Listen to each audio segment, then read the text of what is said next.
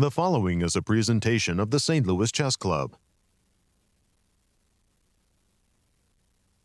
A candidate has become the challenger at the FIDE Candidates in Madrid, Spain. With victory out of reach for all but one, the battle for second heated up. American Hikaru Nakamura won his game, defeating Jan-Krzysztof Duda to secure sole second place. After dominating the field, tournament victor IM Nepomniachtchi will now prepare to battle it out for the World Championship title against reigning world champion Magnus Carlsen. The final round of the 2022 FIDE Candidates coming up next.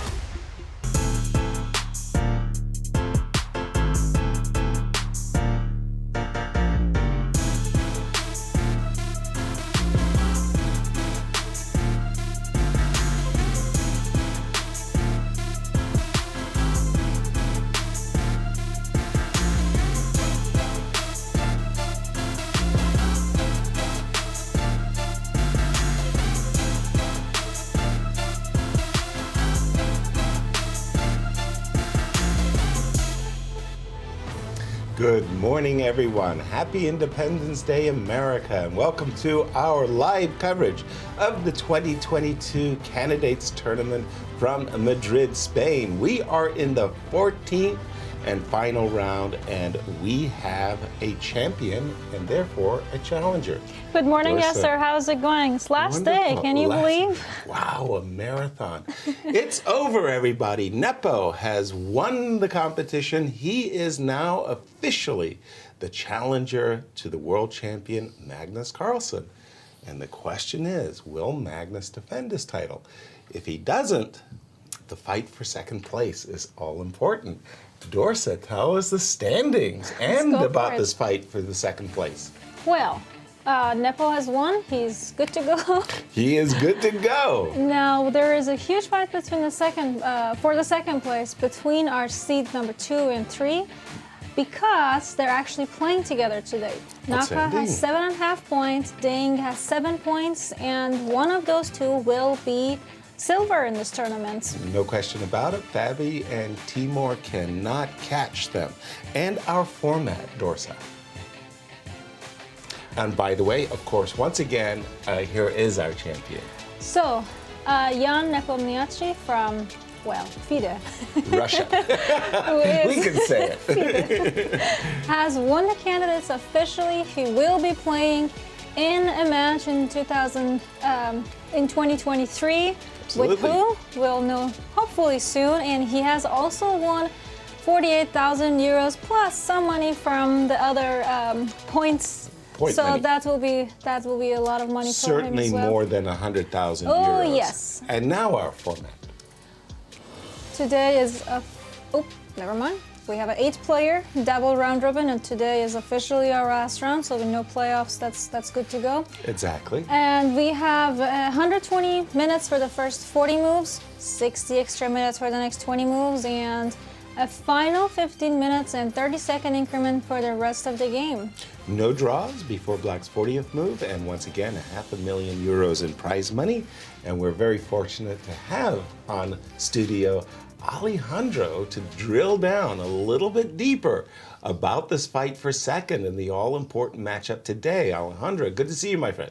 Good morning, Yasser. Good morning, Dorsa. Happy Independence Day, everybody. And of course, you've mentioned it, Yasser. It's all about this fight for second place. Now, the tournament, it's over. Jan Nepomniachtchi is the winner. But will Magnus defend his crown? Let's see this fight between two players, Hikaru Nakamura and Ding Liren. They're the only players that can obtain second. They're playing against each other, which is why this match is so relevant. 7.5 points for Hikaru gives him the lead. This is their current head-to-head. They had a draw in round 6 in the first half of this event. Lots of draws between these two players. I know that favors Hikaru fans, as Hikaru has the only decisive win between these two players in classical chess. Let's take a look at how Ding Liren got to this position. He had a miserable first half of the event, started with a loss against Jan Nepomniachtchi with the white pieces.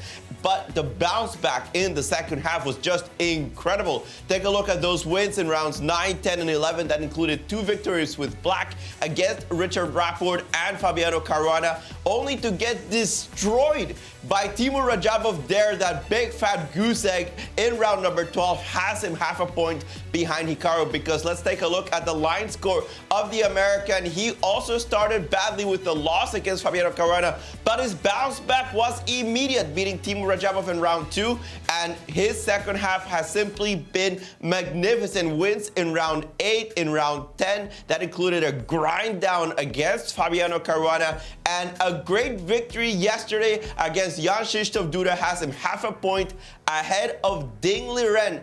We know that Hikaru is a very solid player with the black pieces. I'm sure a draw is all he is looking for. The Chinese superstar has to go absolutely all out to claim second. What a great fight we have in our hands to finish the tournament, guys. Absolutely. Thank you, Alejandro, for that. And Dorsa, set the stage for our audience and tell us about the pairings for round 14. Of course.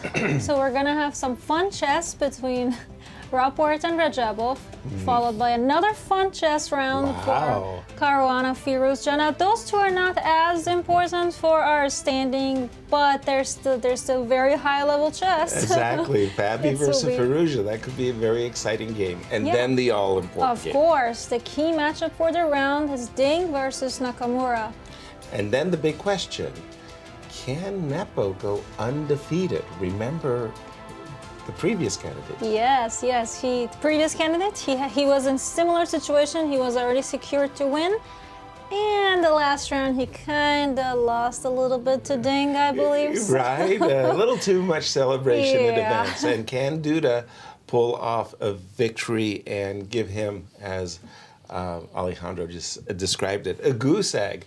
But it's all about Ding Liren putting some pressure in the opening on Hikaru, and then for Ding fans, grinding it out. I noticed, Alejandro, in the head-to-head, you had one victory for Hikaru.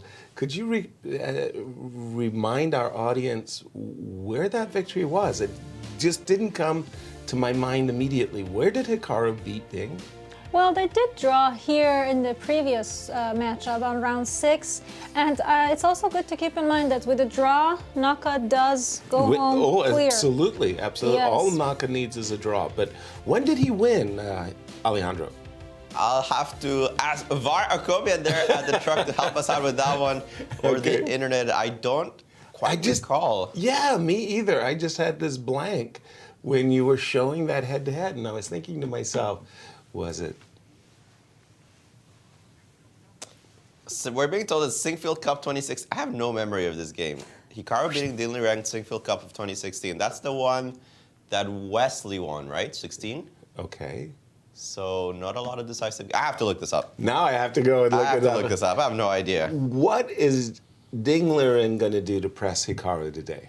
He's been a D4 player traditionally, and I think that he's going to employ some kind of D4. He's not a super sharp, let's go get them type of D4 player. He likes this positional approach to chess with the white pieces. He's been employing this E3 Rubinstein Nimzo Indian in this tournament. I would be surprised if he doesn't go into these lines. We're told, thank you, a big shout out to Firouzja, by the way, who works so very well with the production staff and feeds us this information. A Moscow variation, I guess, of the Slav defense with Bishop H4. We'll have to look that one up. But now, having said the Rubinstein variation, the Nimzo Indian, I mean, that loss to Timur. That left a bitter taste in Ding's mouth. He's not going to repeat that line. I don't know, he's pretty stubborn. The thing about Ding Liren as a player, he's a very stubborn player that once something fails but it's part of his repertoire, he just patches it up and fixes it and goes on to the next game. So I wouldn't be surprised if he doesn't lose faith in the variation, just thinks it's a good line that he misplayed. Remind the viewers of the line that he played against Timur. It was a Nimzo Indian. Right. With E3, and then came Bishop B4, C3, E3. Was it with an immediate D5 or castles first? I think it was with D5, but I don't think it matters. Okay. And it was like a CD, ED, Bishop D3, castles. Oof, that knight e2 was played at A3, some bishop point. here, queen c2, and somehow it was like this early knight a6 that threw Ding Liren off his stride, and he never got really anything out of this opening. Where, if you were going to guess, where do you think he's going to deviate? Well, Yasser, if I knew, I think Ding Liren would be hiring me. You're willing to give it a guess? Well, we got d4. Hey, Alejandro, at 6 o'clock in the morning, do you want to refute Hikaru Nakamura's repertoire? Yes. Give it a try. I'm not really sure. I mean, Ding Liren, as I said, likes to stick to d4, c4. He hasn't played e4 this event. Right. So I don't think he's brought it for the candidates. I don't think that these players are just finding new stuff to do, especially trying to break down the Berlin in the middle of the event. I do expect d4. I don't think the English has particularly served Ding Liren well. He lost to Nepo. He got nothing against Alireza, drew that game as well. So I don't think the English is going to be his weapon of choice. It's his secondary idea. d4 has, I wouldn't say it looked vulnerable for Hikaru, but it is the most predictable part of his repertoire. Right. d4 was played on the board, by the way. And speaking of Nimzo Indian, so in like, I want to say like 21 between 2400 level, that Nimzo with f3 is just so tricky and painful and annoying. So I just wanted to get your guys' opinion, because there's also, if I'm not mistaken, one of the club, very strong club players here, Caleb Denby, National Master, plays that's Nimzo Indian f3, and man, it is hard to beat him. Exactly. I remember I went to Bonn, Germany for the match between Viswanathan Anand and Vladimir Kramnik, and that was really debated, that whole line with knight c3, bishop b4.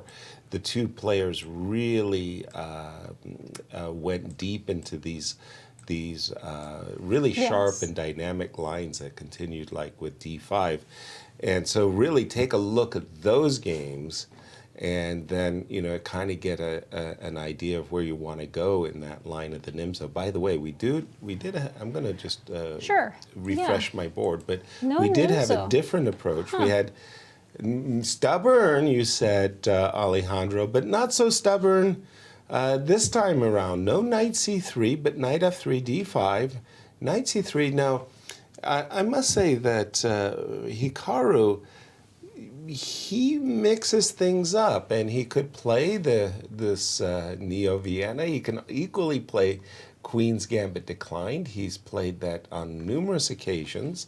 And here with the move c7, c5, he's intimating that he's willing to play this kind of, I guess we could call it a Tarrasch. It's called the semi-Tarrasch. Semi-Tarrasch. Yeah, the semi-Tarrasch, which has become extremely popular at this level of chess. So many players have been playing this line as black, and maybe anticipating that Hikaru was going to play c7, c5, very quickly came e2, e3. And now we can go back into our dusty library. And I used to play the black side of this variation very well, in my opinion. A lot of my opponents really did not understand the subtleties of the move a7, a6, and why in this exact position I chose it. And I would get very, very good games. Literally, the Queen's Gambit accepted variations with the knight having been committed to knight c3. Knight c6, and now a2, a3. And the players have quickly reached this position. Bishop d3, a bit of a rarity. The main move certainly is castle. D takes c4, certainly not the way that most people handle this variation. Most people play something else, including the move a6 directly. The move d takes c4 is a bit rare. Exactly, a7, a6 directly. Remember a game that Tony Miles defeated Walter Sean Brown in a very important Olympiad game as white in this line. Takes on c4, I agree with you. Takes on c4, bishop takes c4, a7, a6. And now that the knight has already committed itself to c6, it's not exactly the setup I want. as black. I'd like bishop b5, bishop b7, and knight d7. Okay, so it could be one of those isolated queen pawn positions where both sides are still jockeying for their setups. I mean, a7, a6 I think is more useful than a2, a3, but that's just my taste for the matter. It's quite interesting. I'm seeing Naka here, and he's just looking up. I don't know how familiar our viewers are with Naka's expressions, but whenever he's like trying to figure out what he's trying to do, he just looks up. He's trying to remember. He's trying to remember. So he's having that right now, just looking up, trying to remember his lines, and it's quite interesting for me that. Well, he just made his move.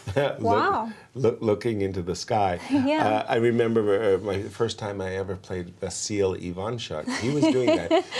You know, for 5 hours, he was looking at the ceiling and he was calculating everything is in his head. 5 hours into the game, I began to look at the ceiling. I was wondering what the heck was up there. Was there a screen or something? We'll keep an eye on that on this game as we do have more moves. Bishop d3, b7, b5 on the board, and like you say, Hikaru just going through the files in his mind. Any trickies here, Alejandro? Because there is a potential for the pieces along the c file. Well, we do have d takes c4, d takes c5, bishop takes c5 on the board. What's our theoretical oracles tell us about this position? Almost no games here, Yasser. No games. Only 4 games in the database. This idea of playing bishop d3 before castling, rather unique. I think that if you castle, you transpose back into some positions. But perhaps the best way of playing here, the end just want to go b4 immediately. The bishop always has this choice, right?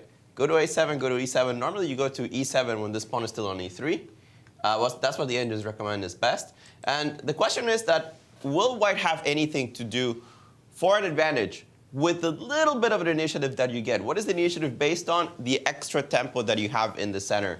You are a tempo up as white. It means that in this completely symmetrical structure, you might be able to get in a trick. You might be able to get a knight e4 in before your opponent gets knight e5. This kind of little details that will allow white to get an advantage. For example, I don't know, something like castle, you have to figure out if knight e4 works with the idea that if you take somehow this pressure on this diagonal does something. It goes to a very much tempo by tempo position in which it's all about this one move, whether Ding Liren can get some initiative or not out of the opening. The next few moves, I think, are rather crucial because either Ding gets a little something or Nakamura just completely equalizes the position. This is the nature of this symmetrical pawn structures. Now, speaking of the symmetrical pawn structure, I want to get your take. Well, Ding is in a I need a win situation, so how do you feel about that? Because symmetrical pawn structure is very, as you said, it's like there's few moves. You're either going to get something or you're going to go home with a half a point. So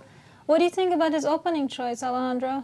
Well, still early, right? We have to see where it gets us. I'll base the opening choice based on how both sides handle it. Still, there's so many ways that both players can do it. No, I don't think there's anything particularly wrong with going to a symmetrical pawn structure in a must-win situation. Mm-hmm. It's just depending on how you handle it afterwards. Do you have the prep in to get your opponent into an uncomfortable position? These players are so strong that you get a bit of an uncomfortable set of pieces, and that might be enough for them to take a point. Right. Wonderful. Thank you. Yeah, it's hard these days to get any kinds of advantage against these extremely well-prepared candidates.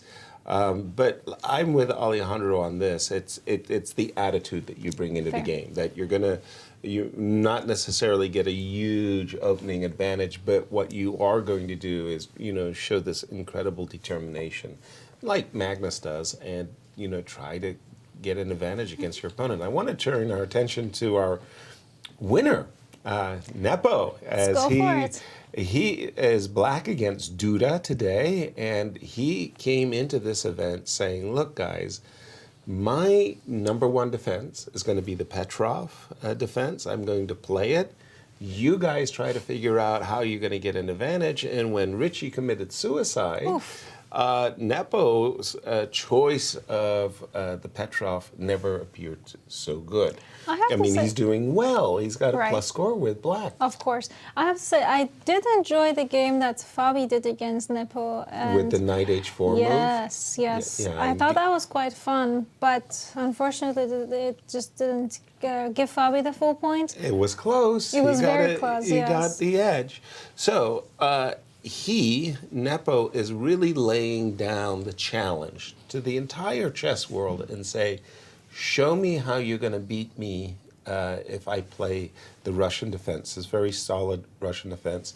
Duda and his team, has been working on this problem not just for today or yesterday, but for, the months prior to the candidates. And Duda plays this with black. Pardon me? Duda plays this with black. Also, yeah, absolutely. D4 takes. Now, in the old days, bishop d3 was the automatic move here, that they would attack, and now they would consider, moves like knight takes e5, for example. But these days, takes is the choice, which I think, the older guys were kind of reluctant to do because they didn't consider the pawn on e5 as being an advantage, and rather it could easily be a liability in the sense after the move d7 d5 if it was black to play, right here right now, the move bishop c5 would simply be a very good position for black. So that was why this position was not popular in the 80s and 90s. Now, after the move knight d2, the next move looks really peculiar. Queen d7. But I remember this has some very interesting history, and I think Nepo was the guy who came up with Queen d7 first. Alejandro, am I right about that? First, I'm not sure who came up with Queen d7 first. Right. But it was played a few times. Let me see. I want to say that it was Fabi. I see Fabi has quite a few games. I don't know who came up with this first, but I remember the first time I saw this game, this move was because Fabi showed it to me back in 2018. Yep, okay. I see a few He thought Fabi it was games. a very interesting idea. We prepared this we were supposed to play tennis, and instead we ended up preparing this the entire afternoon. And then he used it against Vitugov and won. I remember that about this variation. So who did it first, I don't remember, but I think Fabi was the first one of the top that played it at that level. Kind of borrowing a page from the French defense. It looks very, very peculiar to step in front of the bishop, and you might think to yourself, well, gee, I should just be developing my bishop and developing my knight, and I should be playing a move like bishop f5. But there are very concrete reasons why you don't want to be walking into tempos like knight to d4. And conversely, what looks like a very desirable and normal move, bishop e6, runs smack into captures, queen takes, king takes, knight g5, and suddenly, oops, there are issues that black is facing. So this move, queen d7, essentially puts the kibosh on knight takes e4, because now black is simply fine. He can just recapture, and he's ready to equalize easily with the move knight takes e5. So after queen d7, bishop d3, knight c5, this would be what we might call a strategic howler. All you're doing is ask yourself, why are you helping your opponent develop, right? Yeah, exactly. You don't want to do that. And the move knight c5 returns the favor and asks the bishop, well, are you going to remain there? No. Bishop e2. And the players are actually still following the dictates of theory right to this moment. Spoiler alert. Spoiler alert. Rook e1. Alejandro, jump right in. That move looks uncommon. Well, it's never been played before, but there's not a lot of games in this variation to begin with. Okay. The move queen d7 is not that popular. There's nothing actually wrong with knight takes d2. It's the main line of the position. Oh, shoot, really? Yeah. I hate that move. I despise knight takes d2. But go ahead. It's okay. Knight c5 is also quite common. Bishop e7 is fine. Knight c6 has been played plenty. But queen d7, the thing is this whole variation is just not very popular at the top level. And the move rook e1 already has not been played. But it's a logical move, and I think that Duda still has prepared up to this position. Just play the move bishop d3 without thinking about it. Try to test the structure a little bit for Nepo. The engines are liking developing with the knight to c6. I think it's very logical. Somehow they like the move rook d8 first. Think it's a little bit more accurate. What is White going to do? They're trying to put the pawn on c3, hide the bishop on c2, play knight g3, knight f5. You can see the attack brewing on the king side. You see the long-term potential for Duda on this side of the board. Where's the counterplay? It's going to be these two pawns actually rushing down the board. There's not that much that will stop a pawn that goes to d4 and then to d3. You might need to block it with the bishop, but the bishop itself might be vulnerable. Fascinating struggle here. It's a double-edged position. Black is going to have some issues developing this bishop on c8. It's going to take some time while you develop that bishop. I'm going to develop my initiative on the king side. So still a lot of work here for Jan to prove full equality. I like this little prep from Duda. I have to say, yeah, me too. For me, like going bishop d3, bishop e2, bishop d3 is a little out of my comfort level. I don't think I would do it if I didn't prepare it. But I like that attack. It's a nice king side attack, you know. If I can start going queen up, bishop c2, a little checkmate. Make the battery and knight g3 to f5.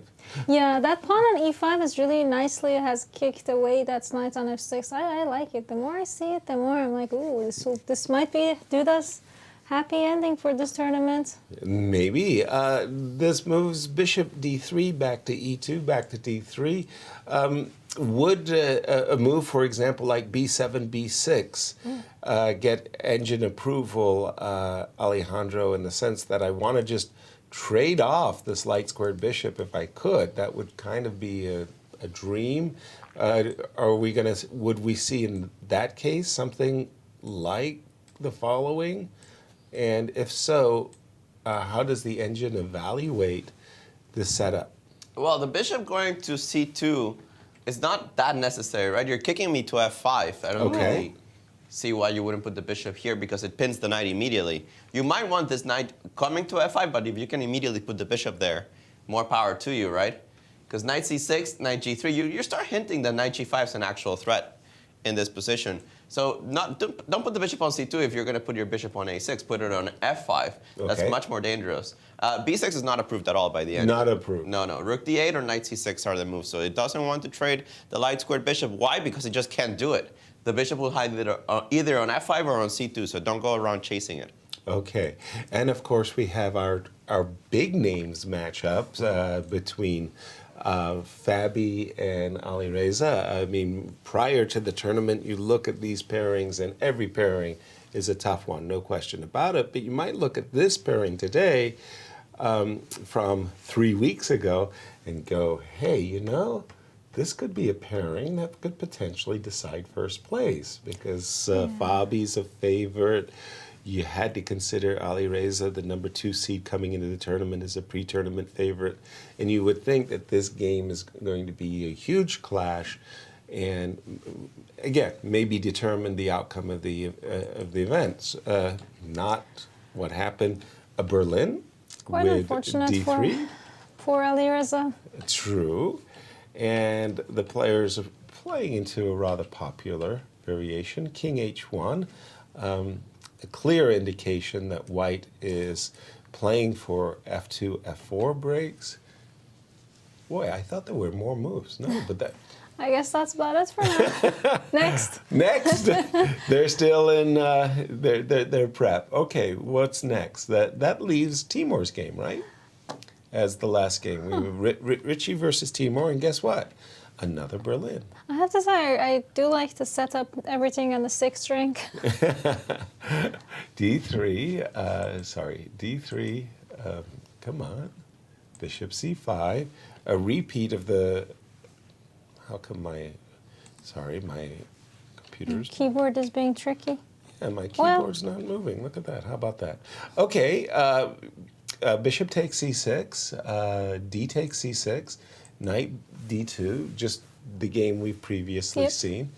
And instead of the knight d7 from that game, we have bishop e6, castles.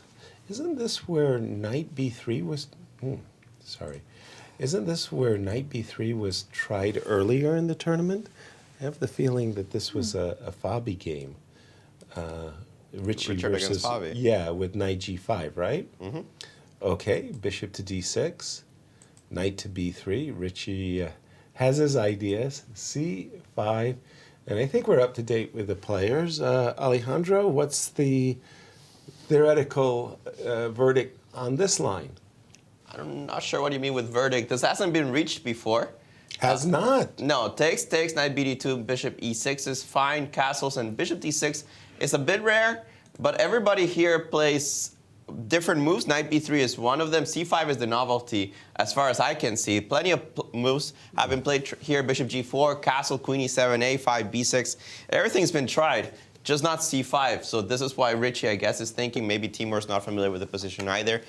It's just a Berlin. You can play any move and you're going to be okay. Mm-hmm. It doesn't really matter which move order you do or which variation you actually choose. As long as you have the understanding of where the pieces go, there's different approaches to the Berlin, which is what makes it such a flexible opening for black.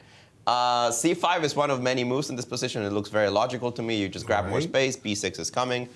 Absolutely. This bishop, yeah, it's a little trash on d6. It looks like a big pawn.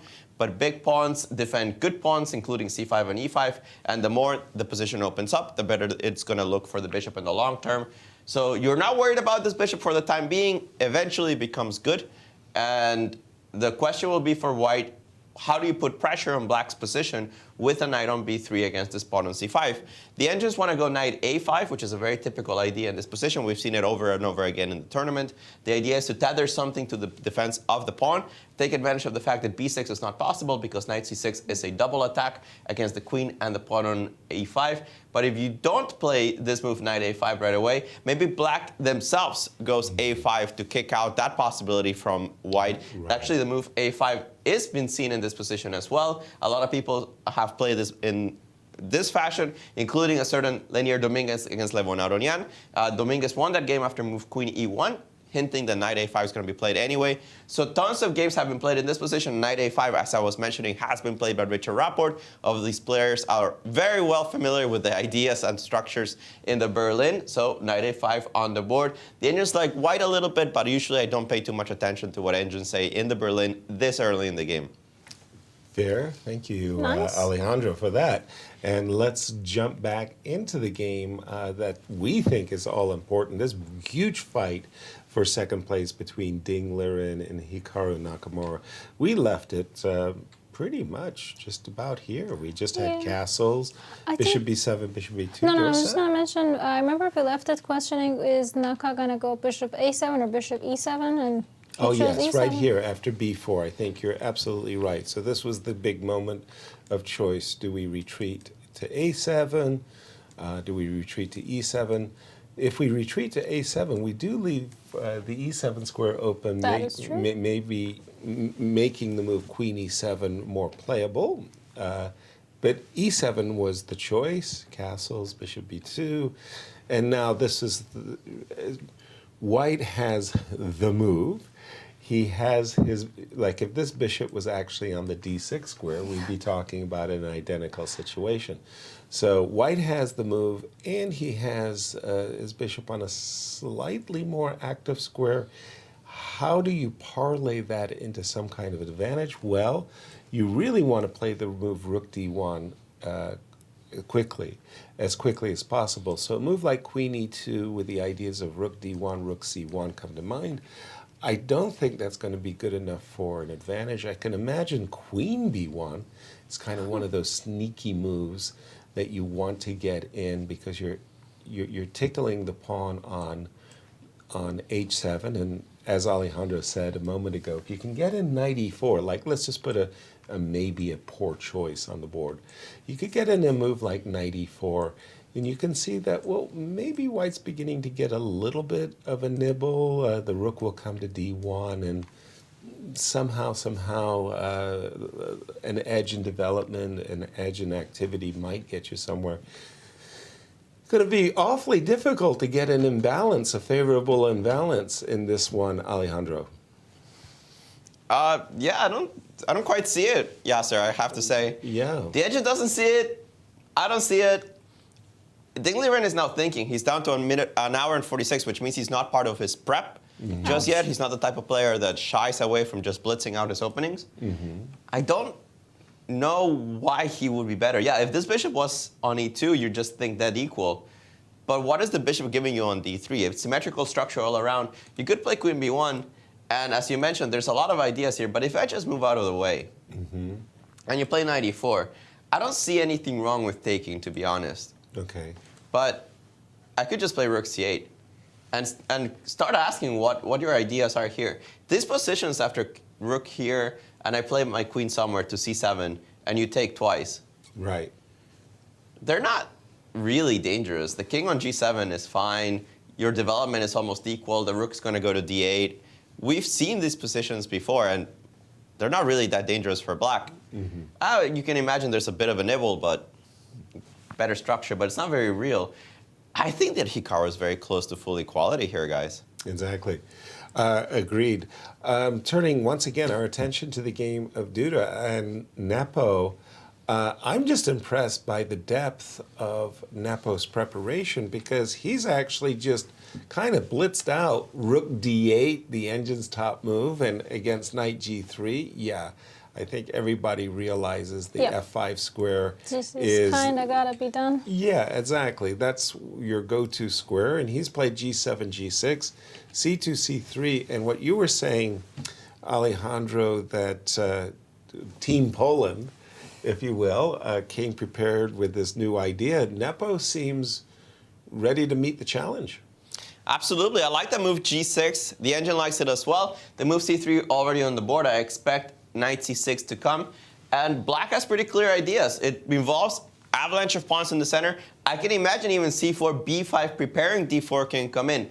What is white going to do on the king side in the meantime? You have let's say, forced me to make a weakness with the move g6. It forces me to weaken some dark squares. It gives you a hook with h4, h5. But is this sufficient? Is this going to be enough to scare me into anything? I do have a lot of defenders on this side of the board. The moment I get the bishop to f8, I cover a lot of important dark squares. Not so easy to reach f6 for any of the knights. e4 is covered, h5 is covered. So I think there's still a lot of work to be done for Duda to prove that there's real threats on the king side. As you mentioned, Nepo very well prepared, finds the best moves, rook d8 and g6. I'm expecting the move knight c6 to come as well, just because it's so logical. And Team Poland is going to have to show us where the attack is exactly. Exactly, yeah. That's my feeling too. You mentioned, and I always like those moves, by the way. Even when I was in the expert masters class, I prided myself on a move like h4, and in my imagery of what I was trying to do was pry open the king side, you know, like you're opening a tin. And I like these kinds of moves, h4, h5. And it was played. You know, every time you're talking about a move and players do it, I just want to do a little better. No, I do. And again, I'll get in the comment once per broadcast. These guys are good. They're really good, Dorsa. Pay attention to how they play. But what else, right? Alejandro, I mean, the setups with the knights on f3 and g3, the setup with the bishop on d3. If you're not playing h4, h5, what are you doing? You're not playing e5, e6. So you're more or less forced to go down this line, and where will it lead us? You gotta go for it. I don't actually know exactly where it's gonna lead us, because black also has a lot of ways of trying to bounce back into the center and the initiative. You don't want to allow h5 for free. Right. Now, h5 is never a good move in this type of positions. It's not absolutely terrible, but weakening g6 so early just benefits white. What ends up happening is that any sacrifice on g6 now means that you get 3 pawns instead of 2. So h5 would be a strategical mistake because of the move queen c2, immediately targeting this pawn on g6. It does force a defense because, again, the sacrifice now nets 3 pawns, not 2. So queen c2 immediately threatens bishop takes g6. You need to defend of this a little awkwardly. You could consider h5. The engines don't like that move. Instead, they want to immediately start pushing pawns in the center. 2 ways of doing it. d4, I think, is one way. You might shy away from that because you think that you have this blockading move, c4. Right. And I think that's what would scare most people away from it. The edges think that it's okay anyway because of tactics. You go knight b4, you try to take this bishop, you go b5 very quickly, you get this bishop to b7. Engines think this is okay. Black gets enough play because of b5, bishop b7 so quickly that you counter this move h5. See how the game kind of moves away from the king side? This is what these kind of moves, d4, knight b4, do. They move the attention away from the king side to another side of the board. Was it the best way? I don't know. Nepo has shown that there is another way. This is the other version of the pawn pushes that the computer wanted to do. c4 first. And this is important because now, when I push the pawn d4, there is no sidestepping the pawn. Blockade. That blockade on the center. So I'm attacking this bishop. It has to go somewhere. The more logical way, this way. Right. Why is this the more logical way? Because you already put the pawn on h4, which means that you're going to put the pawn on h5. If you're going to weaken my king side, this bishop needs to be on this diagonal to actually exploit that. As I said that, bishop c2 played. Grandmasters, they sometimes know what they're talking about. d4, I expect to be the move. Why? Because this is why I played the move c4, to allow me to make this break without you sidestepping it. Now, what am I threatening? I'm threatening to just close down your bishop with the move d3. If you take on d4, I'm going to be super happy. These structures are well known. Yes, this pawn on c4 doesn't have a defender, no worries. I'm going to play b5, solidify this pawn, grab space on the queen side. This bishop comes to b7. You have this great diagonal for it, and you can start to see the coordination of black's pieces. White, a little bit underdeveloped when things start to blow up in the center. The computers think this is still equal anyway after bishop e3. I think that black is the one playing for an initiative. But instead of that, I think that, first of all, let me interrupt you and say, I think you just made a brilliant explanation of why d5, d4 is the move. That's the most critical move. Yes. And if you're not playing d4, I understand you're going to play b5 and then d4. Absolutely, but you're getting in d4. And now, Alejandro, I'll throw it back to you and say, a7, a5, okay. Discuss. Good morning, St. Louis. I mean, explain that one to our audience, boy. It's Independence Day, right? I can ask for a coffee plus at this time of the morning. Independence. Oh what is A5? Thank you. I wanted to ask you that, but I'm going to just let you enjoy the moment. Was it just me, or did Alejandro's face just change color? He did, yeah. It looks like you're it's like way too early for this. Well, A5. because he had made such a passionate plea for d5, d4. It was like, please, play the obviously good move d4. I think everybody would have played d4 there. I'm completely. I mean, the engine thinks a5 is fine. No way. I just don't get this move. Because, okay, let's go ahead. Spank down h5. That's the entire point of White's play up to this moment, right? Okay. Yeah, I mean, I guess, right? Of course. Like, what else were you going to do with White? Now, go ahead and play b5. Let's just have some fun with just a moment. And let's take on g6.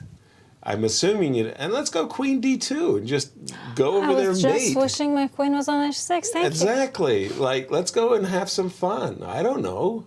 This looks very logical to me. This is a real threat. I have to defend. Yeah. Right? Bishop f8 is actually kind of forced. Exactly. And then you go typical stuff, knight h2, I guess. Right. Knight h2, knight g4. Well, you mentioned that we could get a knight to f6. Life would be good. I agree. I mean, I don't understand anything. I don't understand. I'm done, guys. This is round 14. I'm going loopy. This guy plays a5. And the engine thinks, by the way, the engine thinks black's better. Like, what you've done as white is not very good. Crazy. That you can play queen e7, and it just does not care. It just simply, literally does not care. You go here, and it thinks the knight f6 check accomplishes nothing. Wow. and that you just put the king on h. I'm Wait, done. am I saying knight going to h5 on your there's an arrow? Yeah, knight h5 is the top engine move here. And then you have to play bishop e7. This game is just wild and complex, and I don't get it. a5 doesn't make any sense to me. I'm sorry, Yeah. but Yeah. Nepo doesn't need to do this, right? He can just play chess. He doesn't need anything. He doesn't need anything from today. Ignored maybe that's everything. why. He can just show up and play chess, right? It doesn't actually matter how he plays today. Right. Okay. The engine even thinks that a5 might prepare rook a6 to defend the third rank one day. I don't know. I would never have thought of the move a5. The engine thinks it's completely fine, that it's a good move. Wow. It would not have been on my top 5 moves radar at all. Even why do you start with a5 instead of just going b5? Right. Is there something wrong with this move? Nothing wrong with this move. Right.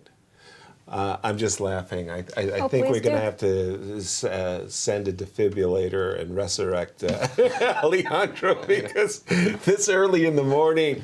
And obviously b5 and d4 must be played. These are like the old guys would say, come on, what the heck is a5? That's hilariously fun. We'll definitely keep an eye on this. Once again, I do want to go back to the Of Hikaru course. game just to see what may have happened. I tell you, if I didn't know better, I'd swear that Ding Liren was, securing first place, With a trying to draw his wife. Thank you. It's such a tame version of anything, right? Right?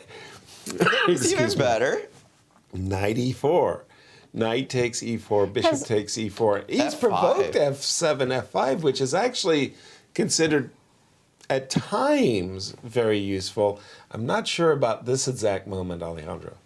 That looks fine for me, What guys. was- Really? After, for example, bishop c2. Let's go. All right, let's try trading stuff. Just because, I really want the draw. You want the draw. I Queen want a draw. takes, rook takes d1. Sorry? Oh, hold on. I'm playing bishop c2. What are you doing? I took on d1, and you took, I took assume, with with the the rook, f rook, yeah. and I went rook f d8. And rook f d8. And I went bishop e6, and you went king f7, I assume. Bishop b3, I guess. Bishop b3, pardon me, hitting e6, Yeah, king king f7. f7 is forced box, but Right. good enough.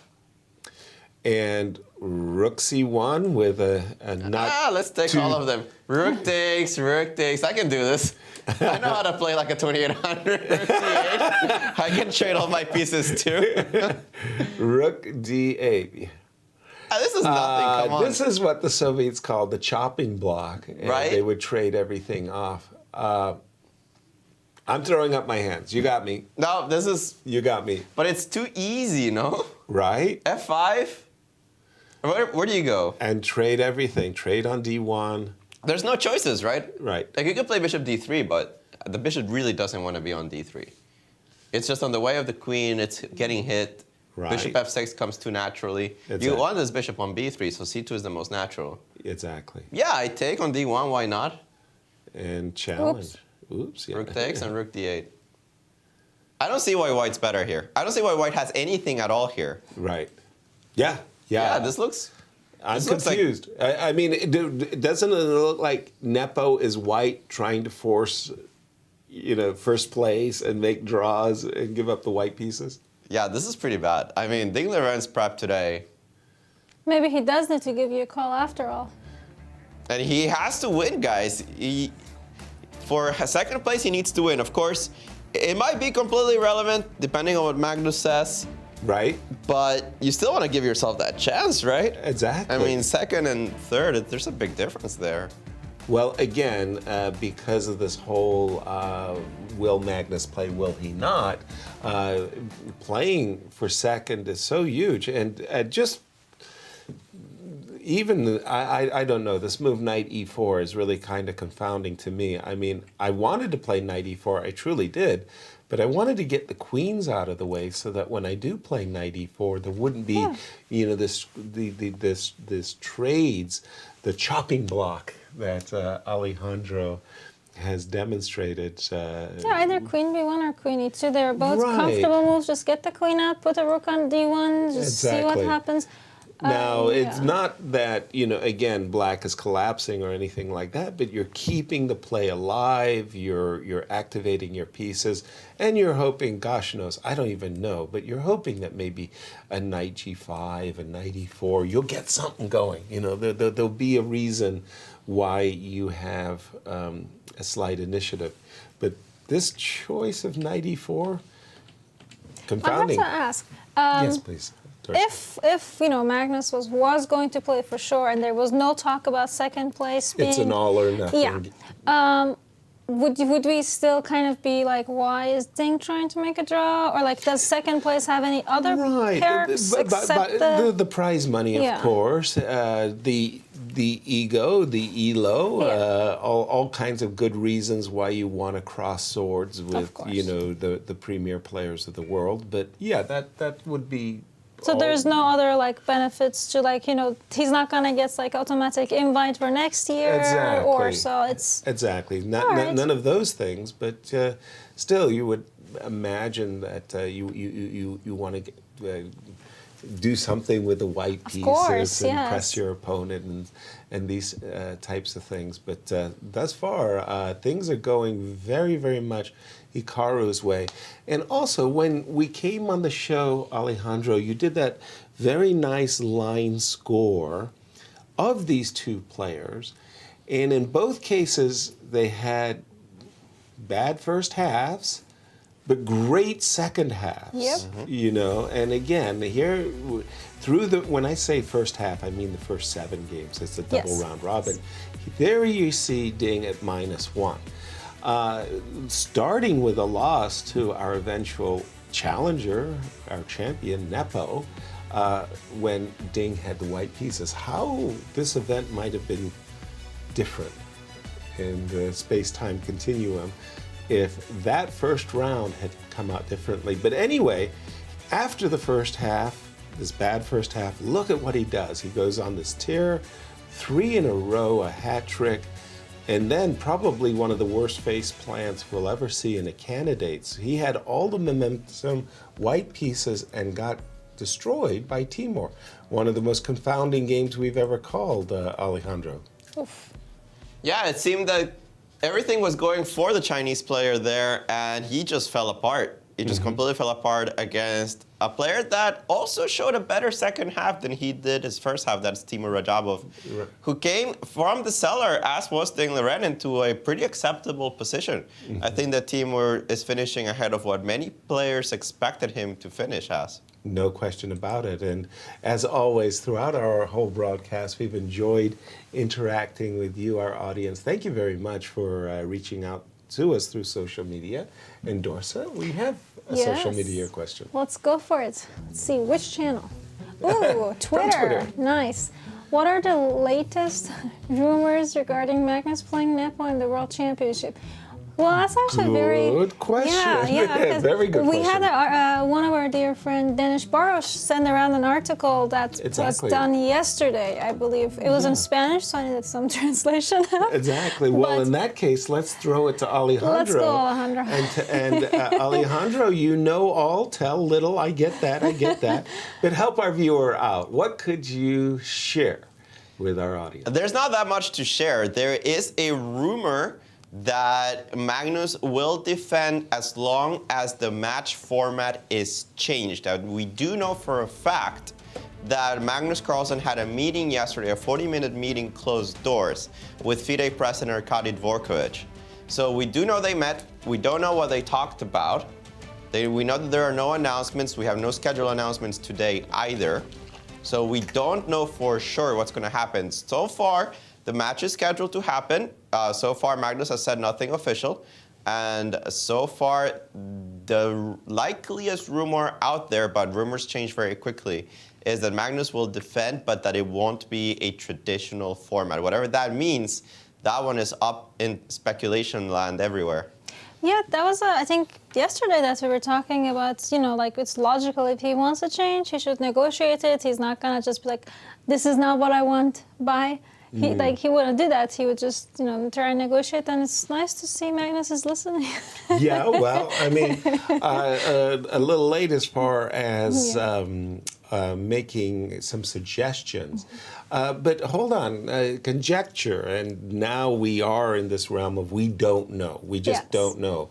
But just to clarify a point that you might made inadvertently, you can't change the match scheduled for 2023 to some different format because all the players have signed contracts about how the regulations have already been approved. In other words, I'm thinking Magnus is going to play against Nepo in 2023 with the traditional rules used in Dubai. Wait, what do you mean? The contract for the candidates doesn't imply that there is a... It implies that you qualify for some world championship, but it doesn't actually say what the world championship is. Disagree.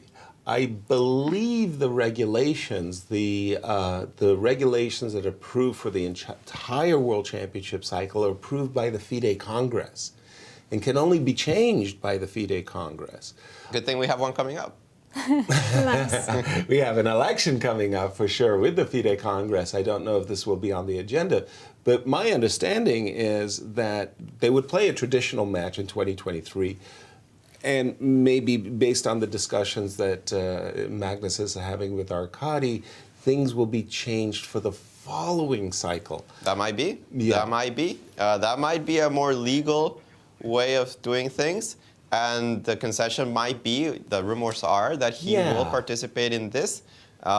This is our conjecture. Yeah, our conjecture. Right. You asked for rumors, that's all we can give you. We don't really know. Nobody really knows. I don't think Magnus really knows. I don't think anybody knows. We're going to have to wait and see as spectators. Of course, a lot of it is dependent on Magnus's feelings. I hope that we get to see a rematch, honestly, between Nepo and Magnus Carlsen. I think that would be very exciting. Now, having said what you said, which was the Spanish, Leoncio Garcia, writing in El País, Spanish newspaper. Alejandro, you're familiar with that article. Leoncio, is mentioning anonymous sources who are saying that Magnus wants to play sets of games like tennis with four games of play, like in the Magnus Carlsen Tour 2019 that was played online. Could you help our audience what Leoncio reported? That's what he reported. Well, come on, break it down. You know, you're the Spanish speaker here. Okay, but yeah, that's exactly what he said. That he would rather have sets the way that the other tournament works. But for them to be sets, it would have to be a faster time control, I assume. 15 minutes and 10 seconds. Something along those lines. Right. But we're gonna have to just wait and see. There was nothing on the Spanish newspaper that said anything more specific than that. Okay. Yeah, but it would be, well, we're holding our breath. Yes. We don't know everything, of course, but every day, if they did play the 4 sets, would be an exciting new day, 4 games a day. And, this would be the greatest changes in the world of chess since forever. Before we get back to the games, I did want to bring something up that you mentioned when we were before we started the broadcast. That if all these changes are set in place, and Magnus is like, "All right, I will play," and then he loses, and then Nepo becomes the new world champion, and he's like, "Guys, I didn't want all these changes. I like the old system, right?" So that's something that I think. I don't know. For me, now that Magnus has a challenger, I think it would be nice if while he was negotiating with FIDE, they also include Nepo. Like, hey, dude, if we're gonna do this change, we would like for you to also give us your okay. It might make things complicated, but I don't know. For me, that would be like the perfect world of rainbows and unicorns and everybody agreeing on everything. Kumbaya, yeah. Now, having said that too, okay, so we think that following a traditional match being played in 2023, it may very well be that they play a faster time controls in the future. Yay. I think Nepo would be the first to agree, and I think Hikaru would be also the first to agree with such changes. Jump in, Alejandro, with what you imagine. For example, somebody like Fabi, who is much more classical chess oriented. Would he be Alejandro's agreeable? Who's the number 3 blitz player in the world, and who's the number 3 blitz rapid player in the world? Fabiano Caruana. Fabiano. I think Fabi doesn't care what the system is. As long as there is a system, he'll adapt to it and he'll just improve in that type of chess. I don't think he's a weak blitz or rapid player anymore. Actually, most of his successes this year have been in blitz and rapid. He's tearing through the rapid chess championships, the one that he plays online on chess.com. He does well on the grand chess tours in rapid and blitz. He's been, him and Levon Aronian just destroy the American Cup. Fantastic stuff. I don't think that he's any weak in rapid and blitz time controls. I mean, they even destroyed the blitz right after that as well. So I don't think that he would mind if there's a faster change. He'll just adapt to whatever it is. I think the only thing he would ask for is that it gets published in advance. Absolutely. I mean, me too. And I just love the idea that we would get a time control that you wouldn't need, 3 minutes to explain. And in the first time control, and in the second time control, and in the third time control. That's quite fun. That would be very nice. But thank you very much for the question. And we invite more social media, and I think we do. Dorsa, let's go for it. Let's see which platform now. From Another James tweeter. Goyman asks, can the expert panel see anything Nepo's playing this time that makes them think he might beat Magnus, or would we expect the same result? Beautiful. Jump right in, Dorsa. I think for me, we'll definitely see a better match, especially since, Nepo's already played Magnus once and he's already had a terrible tournament. So I don't think we'll see that again. But would he actually be able to win it? I'm going to take a page out of my future coach and say only time will tell. Only time will tell. For me, my chess career has always been, I come into an event the first time, my rookie year, if you will. Yep. I don't really have a full understanding. So, for example, my first U.S. Junior Championship, I didn't do that well. Then I won the U.S. Junior Championship. I went to the World Junior Championship. I didn't do that well, but then I won the World Junior Championship, my first interzonal, and my first candidates and things like that. So I think experience is just so huge. Of course. And more than experience, too, I think confidence. Chess, I know it sounds so funny, but chess is a game of confidence. And you really, really have to believe in yourself. The worst thing that could possibly happen to Nepo happened. Of course. And he lived through it. He survived, and he's come back. And he's stronger than ever. Yes. I was a diver, and when you went splat, on the diving board, and you just hit the water, you could just got up and did it again. And I think Nepo is going to be a much better player. Magnus is exceptional. Let's be clear. He is trying to conquer Mount Everest. But, I think he's going to do a much better performance. Alejandro, jump right in. Well, when you say better performance, it doesn't get worse. Exactly. It really does not get worse. Will it be a good performance? That's the question. And I think so. I think that he has all the tools necessary. I think that they're going to learn a lot of what went wrong on the last the last match. You just learn so much. And he's getting the positions that he likes more and more often. Even moves like A5, he's just getting in this prep where he's getting positions in which he feels more comfortable. And I think that's a big part of why he's done well in the candidates, where I feel that Magnus, he finagled him into positions that Nepo wasn't so happy with. There's some dry Rui Lopez positions that Nepo just didn't know how to handle. And I think that Nepo has seen that. He's going to improve on it. He's psychologically so much stronger. Yes. I think that this is going to be a great match, not just a good match, a great match back and forth. Nepo just needs to strike first, and we're going to have such an awesome match in our hands. Also, guys, help me out here. I can't remember, when was the last time that candidates challenged the world champion back-to-back? Yeah, I'm going to say it's like Anatoly Karpov, but the challenger was the same one that qualified twice in a row? Yeah. I think I'm going to say Karpov, but we're just going to double check on that. I just also wanted to say big shout out to Anastasia there in Madrid, who caught up with Magnus and asked him about Nepo's performance and what he felt, who was the Nepo today. And our world champion said that Nepo, what was his words? Criminally underrated? Do you remember exactly what he said? Underestimated. Yes, I believe that Criminally was underrated. correct. Like, damn, that's big words of praise from our world champion. Alejandro, your reaction to that statement by Magnus? I think everybody in the chess world has seen Nepo and thought, oh yeah, we forgot about that guy.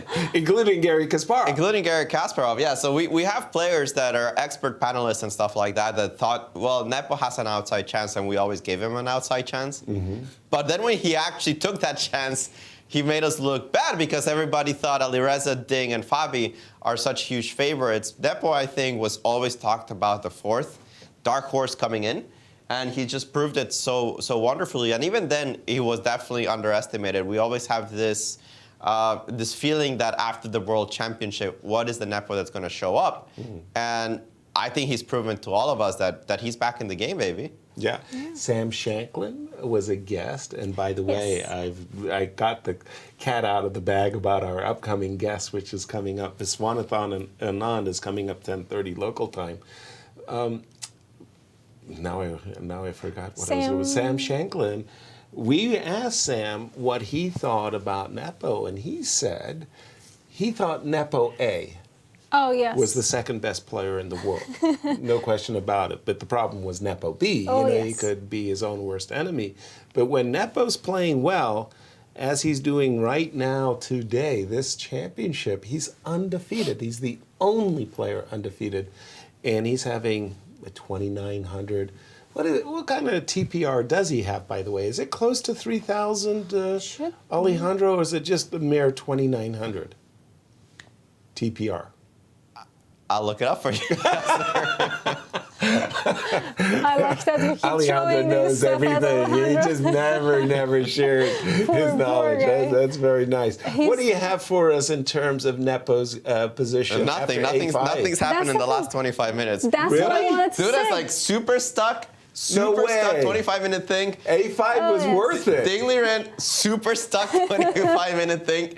Hasn't made a move after F5. Like, we went on all this talk about Magnus. Nothing has happened. 25 minutes. Literally nothing. The moment that Magnus wants to make the World Championship rapid, you know what?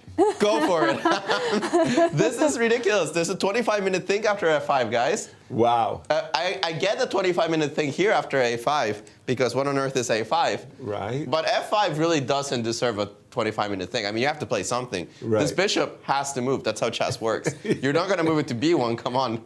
C2 probably. So you're deciding between D3 and C2. I mean, you don't take on C6 and try to play for a win. What is this? No. So you're looking at two moves, neither one which gives you an advantage. Perhaps Ding Liren is just coming to realization that this is 0-0. I don't know. Right. The other games that we have going on, we do have a few moves. For some reason, the engine hates Black's position here. Why does the engine hate Black's position here over any other Berlin? This is the game between Richard Rapport and Timur Radjabov. It looks like a normal Berlin. Sure does. Bishop on D6, Rook on E8, you're defending the pawn on E5. The engines think White is almost like on the verge of winning. Which I think is, I know it's ridiculous, but it basically goes H3, doesn't like taking on F3, thinks that this position is just much better for White if you do. I don't think it's a big deal. I think H3, Bishop F3, you can just play this position on. Bishop H5, and it simply starts with the move A4 to cement this knight on C4. And at some point, you prepare the move G4. You'll go Queen E2, you'll play King H2 even, you'll prepare G4. And the engines say there's not much you can do about it the moment the G4 comes in. This pawn on E5 is very difficult to defend. And if you ever put the knight on D7, then you do go G4 here at knight H4. Do I think that this looks particularly dangerous to Black? This looks like a normal Berlin to me. It sure does. It looks like any other run-of-the-mill Berlin. You know what it looks like? It looks like this position. Oh, yeah. Why is this position 0-0 and this position plus 1.1. Well, it's all of the little subtleties in the position. E5 is weaker. I already got the pressure on it. Black doesn't have a lot of counterplay. This pawn hasn't reached f6 yet, which is kind of important because it does mean that I can exploit some of the positioning of your pieces. Also, your bishop on g4, it doesn't actually want to be on g4. You see how Alireza keeps it tucked in on c8?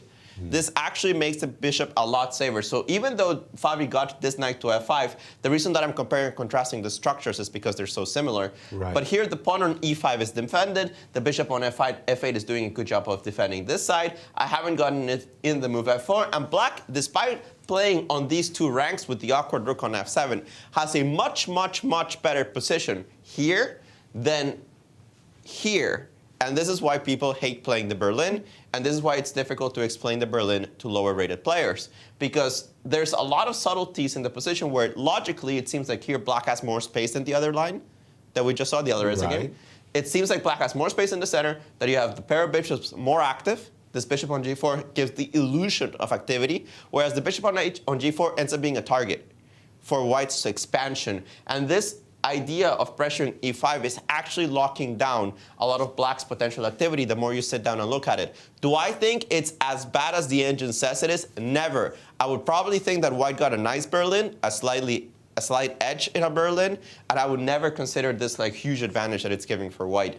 In the Alireza game, I would think, yeah, this looks like a Berlin. I know that this knight getting to f5 in this Berlins with the bishop on f8 is not that dangerous, that even though I cannot kick it easily with the move g6 because I don't want to give up my dark squared bishop after knight h6, that I can live with it. I can live with the knight there. I can maybe chop it off with my bishop on c8 one day, but I don't have to hurry because the knight is kind of lonely in the attack. It doesn't actually threaten anything by itself. Do you want to play g4, g5? That is something that we have seen in this kind of positions, but usually the king is tucked in on the queen side in those kind of scenarios. I want to see what Fabi brings to the game. The move f4 screams to be played next move. Right. For the time being, it seems like we just have a fight in this Berlin between Fabiano Caruana and Alireza Firouzja. Definitely Richie with the advantage. How big it is, I'm not sure. Alireza and Fabi, they are just going head-to-head. Wonderful. Wow, those explanations about the Berlin. I'm hearing the voice of Bent Larsen. Oh. Like nobody believes that that position could be that bad for black, that it's so good. We're getting ready to go on break. We got a lot of things to share with our audience. First of which is Q Boutique. Yes, of course. Let's see. Dorsa, So today it's the check yourself. Check yourself, I guess, not yourself. Yourself. And we do have a 20% off promo code for this t-shirt. And it's as a thank you for watching our broadcast for the 2022 FIDE candidates. Please do enjoy a 20% off all regular priced merchandise, including appeal, chess sets, and tournament merchandise with the code FIDE20 at checkout.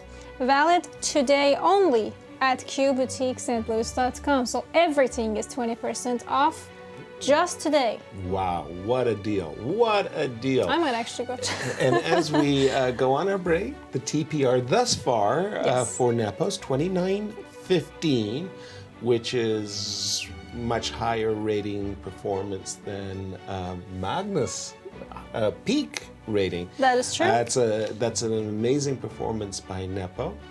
And our colleague caught up with Nepo and asked him a few questions about, well, maybe a match with Magnus. Take care. We'll see you on the other side of the break.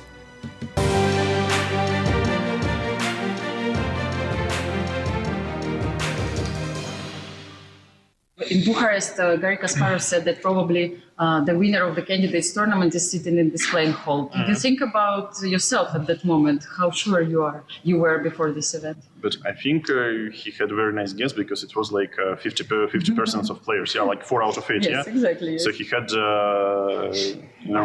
good chances. Yeah, I mean, even like if he would like call 4 random names, it still like would be 50% because somehow I believe that before the tournament, okay, everyone has like about, let's say 8 players, so everyone has like 12 and a half. And due to some, I don't know, aspects like, okay, for me it was second candidate and so on. It was, maybe I had slightly more, but I never thought about myself as a favorite. Yes, maybe this also like helped me quite a bit because somehow through all the tournament I I mean, also because of the tournament situation, yes, I took some early lead, but I just was trying to play chess, not to play for result, not to win games. And I think it's quite a smart, mindset. I would say comparing, especially to the second leg of Yekaterinburg-Yavin, I was just trying to hold my +2, and then I was basically very lucky to get some easy, relatively easy games against Kirill Alexeyenko, and then against Hao, so some surprising win with black was completely unexpected. But anyway, I was trying only to keep my lead, and it was no place, no space for for creativity, for for enjoying. But here, of course, when you're leading the tournament, you can't enjoy it because you're too much afraid of losing the leadership. Here, somehow, I think it was corrected to the right side. Also, Magnus didn't think that you are a favorite because I just caught him today on this playing venue, and I asked him are you going to play the match? He said maybe we will see. He said actually. So what are your thoughts? You know him well. Maybe we will see. The same ones. Yeah. Yeah. Okay. So how are you going to celebrate your victory? How special it is for you? It's quite a mixed feeling because last year I also managed to win one round in advance. And then they had a disastrous last round, so hopefully I won't spoil my own party. So tomorrow I should play a good game. And in case if I won't spoil it, then I will celebrate. Okay, have a good game. Thank you very much, Jan. And once again, congratulations. Thank you.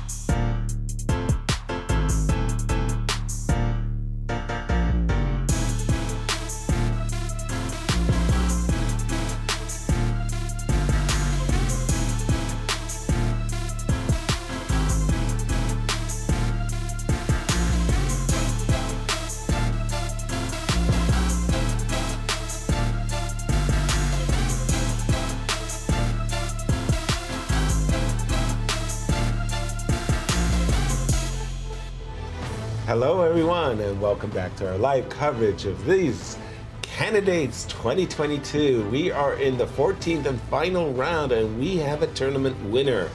Jan Nepo has scored 9 with 1 game to go. Can he avoid his debacle of the final round that he suffered in the previous cycle? We will see if he gets undefeated. But the big story of today's round is the matchup between Hikaru and, Ding Liren and Hikaru, as those two players, one of them is going to be clear second. And as they go into today's match, this is their head-to-head, Dorsa. Well, Ding has, there's been 8 games between them, 7 draws, and Ding has lost 1 of them. So it's pretty close, but he must win today if he wants that second place. Exactly. Now, considering everything we've been talking about, the opening and the position, I'm not so sure if that's going to happen. We're not enthusiastic about his chances of winning because it really just feels like he came out of the opening rather flat. A lot of trades. The queens are going to come off the board if they haven't already. I believe they have, in fact. You know, Yasser, I was... So one of my students asked me to start giving her more stuff to do from my book, and one of my chapters is the power of preparation, and I was like, you know what? Read that one. The power of preparation. Yeah, I don't think that, unfortunately, I don't think Ding had a great prep here. It's just such a equal and just... Yeah, and then it's not only that. Not only is the position equal, but it's so dry. Thank you, dry. 4. That's the word I was looking for. And we're going to see very quickly the rooks are going to be traded and the rooks are going to be opposed. Furthermore, now that the king is already on the f7 square, the move bishop f6, inviting more trades of this long-range bishop. And it just feels like with each trade, Hikaru is coming closer and closer to that coveted draw because, once again, all he needs is a draw. He finishes the tournament in clean second place, and he starts to wonder, will he play or will he not? It's quite interesting. To Magnus Carlsen, of course. It was 2 days ago that we were before the rest, they were sitting here talking about what if there's a 3-way second place. Even yesterday, there was a moment that Hikaru was worse, and we're like, ooh, you know, what if there's... right? Yeah, so... Then, in that case, the Timur Radjabov game would have been very important, as would Fabi's game. And there was, like you say, this potential of a 3-way tie. We've just seen what I thought was a kind of a cool move. After the move a2, a4 by Richie, I like this move by Timur, bishop h5. It's kind of like anticipating this idea of h3. And after queen e2, he could play this knight d7. Once again, you know, you want to get the f6, knight f8, knight e6. I've seen so many of these stodgy Berlins, I've come to think of them as, you know, mush. They all kind of merge together. As Alejandro was also saying, this is very close to, this is like the dream position for this position would be Firouzja's position. Right. So that's also quite interesting, that how everything can be. Because in Firouzja's position, we do have a pawn on f6. Already? Okay. Yep. The bishop is on e6 instead of h5. Okay, and it's easy to imagine the bishop being there. Yeah. The other bishop is on f8 protecting, which... Okay, easy to imagine that one too. But the pawn is not on c5 though. The knight is on c5 instead. Let's have a look at it. We got to reveal, you know, like, okay. So what you were saying is things look really, really similar, but the pawn, as you mentioned, is already on f6 defending e5. Queen d7, bishop e6, a slight rearrangement of the pieces.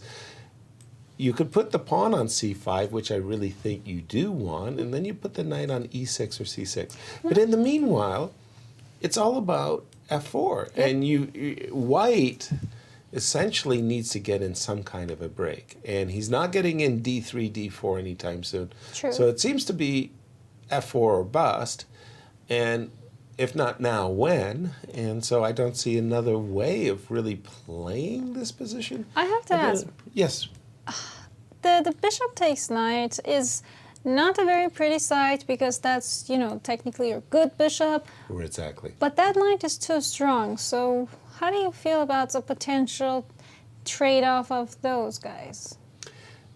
I think it's just position specific. I would be adverse. At the moment, I'm just looking to see if something isn't wrong-footed in White's camp. If you play the move f4 immediately. So, for example, imagine I take. Now, I think the desire is to recapture with the bishop, but I just want to make sure that something hasn't gone astray. G6, I always had been counting on the move knight h6 to kind of bail me out. In this case, I don't have to protect the knight. I can actually just swing back. And then I'm happy with White. I've created some weaknesses. So I think it's f4, and I think it's takes and bishop takes. Now, sorry, Dorsa, let's take a look more seriously at what you proposed, which was bishop takes f5. That might just bugs me. I just want to get it away. Get rid of the, exactly. Get it out of the way. Lazy grandmaster chess. Lazy grandmaster chess. Now, if I trade queens, I'm not so happy. I don't think this is what White wants to see. Unless there's a move like b3, b4 that's disturbing. I don't think so. I mean, I don't know. This is a weird line. I mean, it's certainly not a structure you see every day. But I just don't know if Fabi doesn't play f4. I just don't know what he's supposed to do. Let's get Alejandro in on this conversation. How is Fabi doing, Alejandro? Equal. With this move, bishop e3. Now, a lot of ways that you can play the Berlin. In certain variations of the Berlin, black ends up slightly better according to the engine, like this one, 0.3. Don't pay any attention to this. It doesn't really matter. What matters is where are you going to put all the pieces and what are the plans that the players are going to follow. There's so many ways to play this position for both sides. It's not very clear which one's best. You can take on c4, ruin the pawn structure here and get rid of this knight, but to check it out, you can do the same thing on f5. Which one is better? You can move g6, force me to go knight h6 and get rid of that knight for the bishop on f8, or you could go king h8, preparing g6 so that knight h6. You see the Berlin? It has so many moves, so many resources. The one that you guys mentioned, f4, this one I didn't like. And I'm going to tell you why, because after bishop takes, pawn takes, I didn't like pawn takes f4. I think this is the human approach. And if you take with anything on f4, I think you take with the bishop. Black stars play rook e8, rook f e7, controls the e file, and this pawn on f5, a little bit more of a weakness than anything else in this position. But the edges thought, you know what, even more direct, the move b5. This knight doesn't have a lot of good spots, and if you return it to d2, it looks logical. Looks like black is now forced to take on f4. There's this shocking move e4, taking advantage of the fact that there's queen d4 tactics, attacking the rook on a1, and whatever lands on e4, probably a pawn eventually. And actually, White is in very serious trouble. Wow. It's not a mystery because you're not very developed. And if you're stuck with these two pawns, doubled pawns, then you can imagine your structure is just really bad. This bishop is not playing. It's going to run into granite here in the pawn on f6, and the pawn on f4 is stifling it on this diagonal. So the bishop becomes really bad. f4, not a very good move. Bishop e3, probably better. Long, drawn-out type of Berlin. Similar to what we have in the Timur game, but as you mentioned, Dorsa, this is a better version for White. It seems that Black has misplaced a lot of his pieces. The move bishop h5, I agree, it's a clever move. I like it, but this queen on c8, not very good. This knight on c4, it's unkickable. You don't have this resource of b5 like Alireza has in his game. This knight on d7, you want to maneuver it to a better square. But because of the weakness on e5, you can't do so easily. You play f6 here. I'll probably play knight h4. It's very similar to the other situation, but you'll see that move by move, Black is faced with threats. Knight f5 comes with the tempo on d6, might come with the tempo on g7. It's a different situation altogether. Meanwhile, this is just a game that if it had less interest for the tournament, we would just talk about it for 2 or 3 minutes and say, is this eventually going to be a draw? We'll come back to it when the tournament is over. Right. This has no interest at all. What Hikaru has done is perfect. Yeah.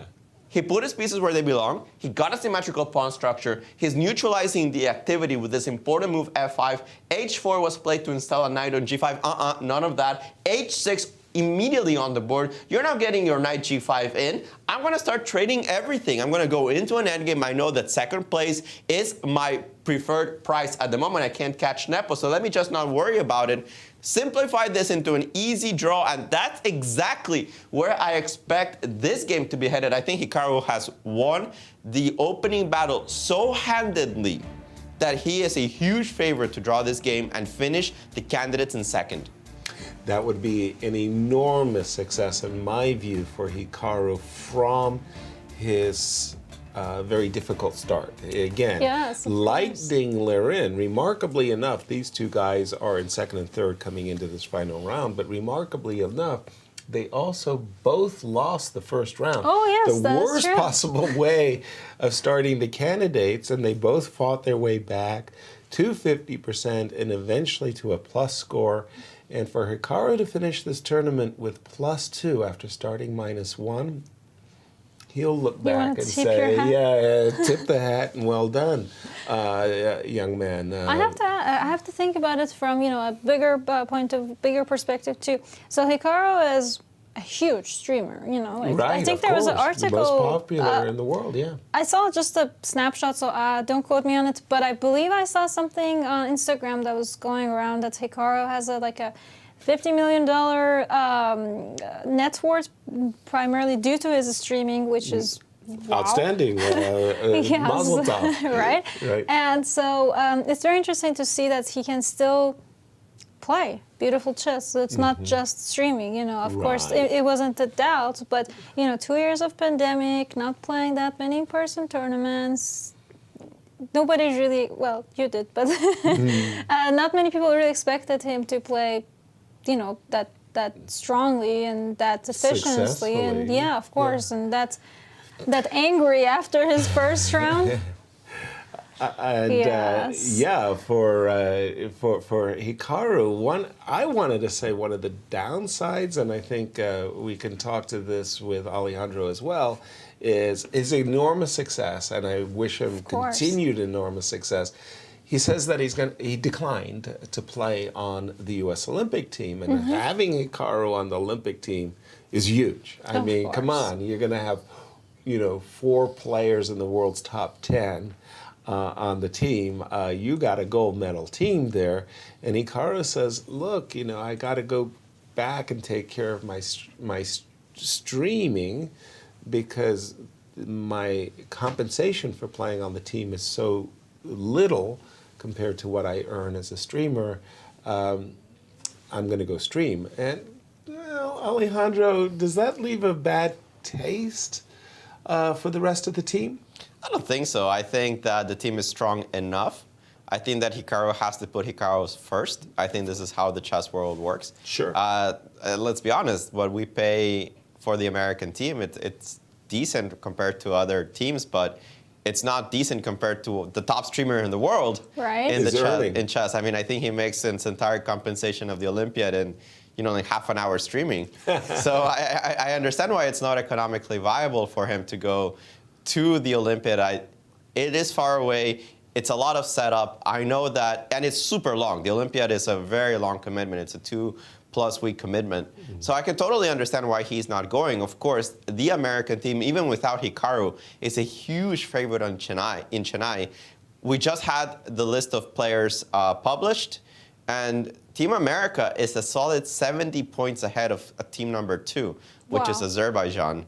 By the rating Russia list. Is not playing. Even with Hikaru not playing, and I don't think that Hikaru would have actually changed those ratings too much, because he would have been 4th board just by list of rating, not saying whether strength or whether he would be put in 1st, 2nd, or 3rd. Of course, the team captains decide that, not by rating. But whatever Hikaru would have been, he would have been top 4. His replacement, Lenier Dominguez, I mean, he's pretty high up. Not bad. He's not bad at all, right? He's the top, 15 player? So certainly America will miss Hikaru, especially with the form that he's currently in. But still a huge favorite to take that gold medal in Chennai. Yeah. Wow. Could you just, Alejandro, the Russian team was banned from playing, or that was a decision they chose themselves? The Russian and the Belarusian team are not allowed to participate in Chennai. Okay. The FIDE made that ruling. I don't want to say that it was FIDE. I have to check on that. I believe it was from the Olympic Committee, but again, I have to check. Okay. Now, while we have Alejandro here, let me also brag a little about my coach. Guess who's doing the head coach for the female team? That'll be me. Just a second. Let me think about it. I can guess. Alejandro, looking forward to that duty, that I am responsibility? definitely looking forward to that duty. Working with the women has always been cool. I actually coached them in the 2019 World Team Championship that we had in Astana, Kazakhstan. We overperformed with a slightly weakened team. I'm very much looking forward to this Olympiad. We're going to start 9th seeded out of 100 and some 27 teams. So very cool. Looking forward to trying to get some medals. And always fun to go with Team USA. It's a big group. We hang out with the guys as well. There's a lot of team camaraderie there. So looking forward to the trip.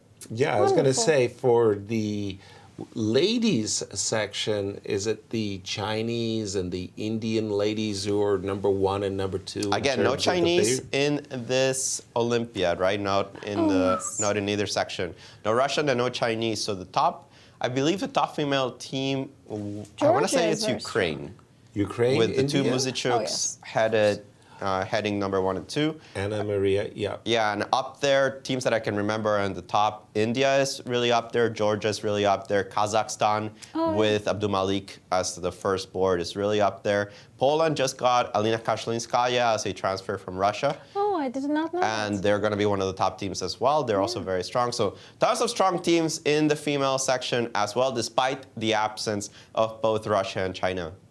Wow, Well, okay. it will That sounds certainly like be Chennai is going to just be a lot of fun. We'll be following all the action from afar. Yes, Absolutely. and I will Wishing the be- team well. I'll be asking Yushi a few questions about the upcoming Indeed, Olympiad in India as well. Again, for those of you, get your social media questions as 5-time world champion. Viswanathan Anand will be joining us at 10:30 local time. He actually won about an hour. 9 FIDE World Championships, but 4 of those titles were not the classical title, but they were like the Rapids and the Blitz. Yes. So he's a 9-time world champion, but 5-time classical chess world champion. He will be joining us, and we'll be asking, him all your questions. So be ready. Yes, and Yasser, for me it's funny because you have the other Berlin position. I saw that. Yeah, well, like I'm making a contrast, compare. I just want to bring up that if we can get Fabi's game first to just take a Sure. quick look, Let's and then do I it. want to switch it to Rapport's Radjabov because that's such a wonderful comparison. So they didn't to the F4 as you He were did hoping. the Bishop E3. Yes, they in went fact. Bishop E3 and Firouzja just went King H8. Now Right. I just wanted to point out the pawn structure and the similarities. So would you like to go deeper in the position, or should we jump No, ahead? sure. So we can just freeze frame this picture of the pawn structure for a moment, and then compare it with the Timor game, Oh, yes. right? Okay. So you just see that the difference is we're going to move this pawn from C6 essentially to C5. Pretty much. That was it. But it was, as Alejandro was explaining, it's all about the piece configuration Yes. and which player can get their pieces into their best positions. Now, immediately, by the way, I think we do have a few. No, that's actually. Sorry, that was. No worries. But I think it's just interesting that before we were talking about how in Fabi Firouzja's position there was a nice attack going, potential for a nice attack going on. But if G6, there's knight H6 and so on. And wait a second.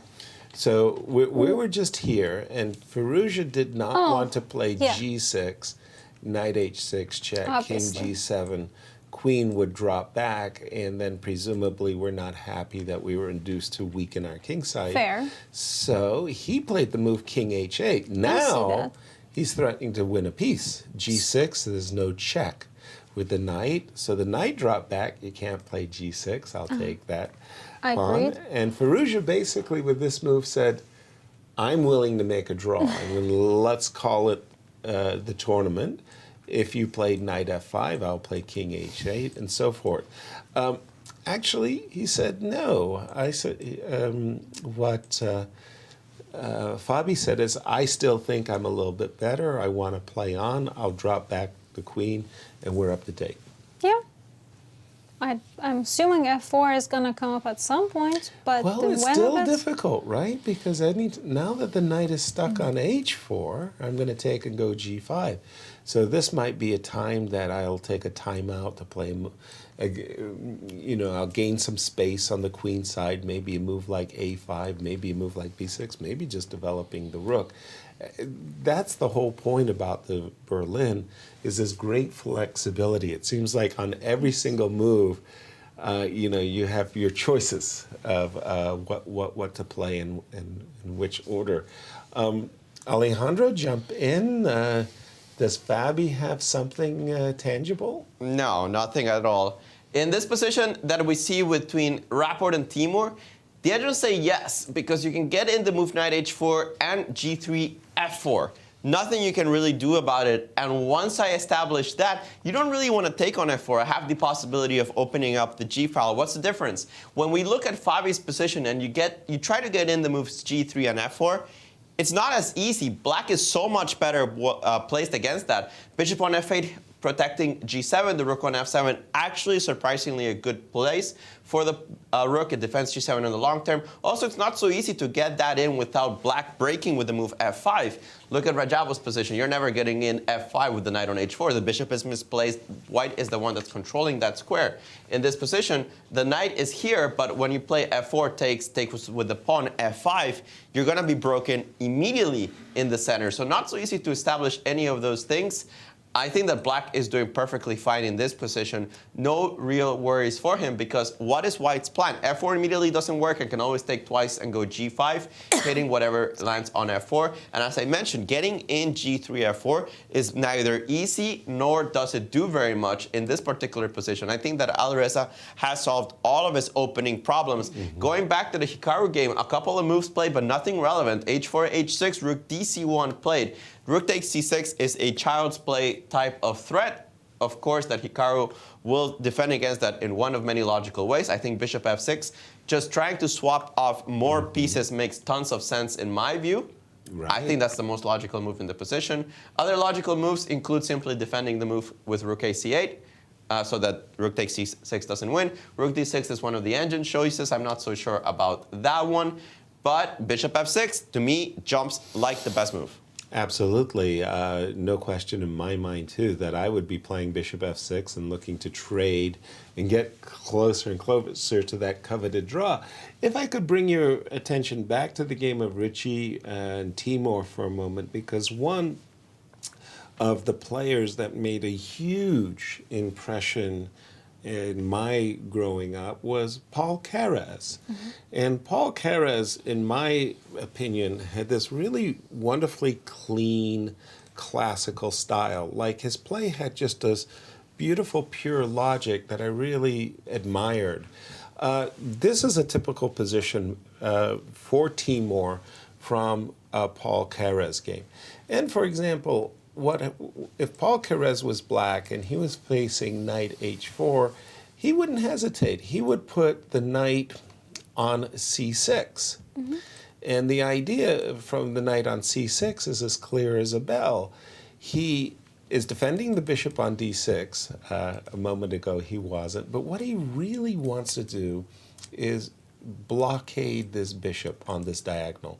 So whenever you play moves like g3 and f4 and you're hoping that this bishop's diagonal will open up, blossom, if you will, the knight's just going to land on d4. Lots of trades. If you try to go and harass the king's side, the bishop will just drop back and stop that frontal attack against the pawn on g7. So for me, I mean, Paul Keres would play a move like knight b8, and he would just say, your king side attack isn't going to go anywhere. I'll put my knight on c6 and d4. And Alejandro, his opponents couldn't impact Paul. That's fine, but Paul wasn't playing Stockfish, so it's kind of a moot point. Okay. Knight of b8 is fine. I think it's illogical here simply because to do the same thing, you have a better route, in my opinion. Yeah. You could go knight f8, knight e6. Okay. If you want to go to d4. Okay. I think the knight is just better on e6 than on c6. I don't know if you agree with me. Maybe. I'm not sure. But yeah, I like e6 too. All right, let's go knight f8. Knight f5 in this position, and let's go knight e6. Right. Something along those lines. I don't want to exploit the move knight b8 because I think this one's a bit awkward because the engines here is just say here, g4. G4. Let's go. That feels like a move right out of the Ali Reza playbook. Like G4 or G5 The good Ali anytime Reza you playbook, can. right? Right. Right.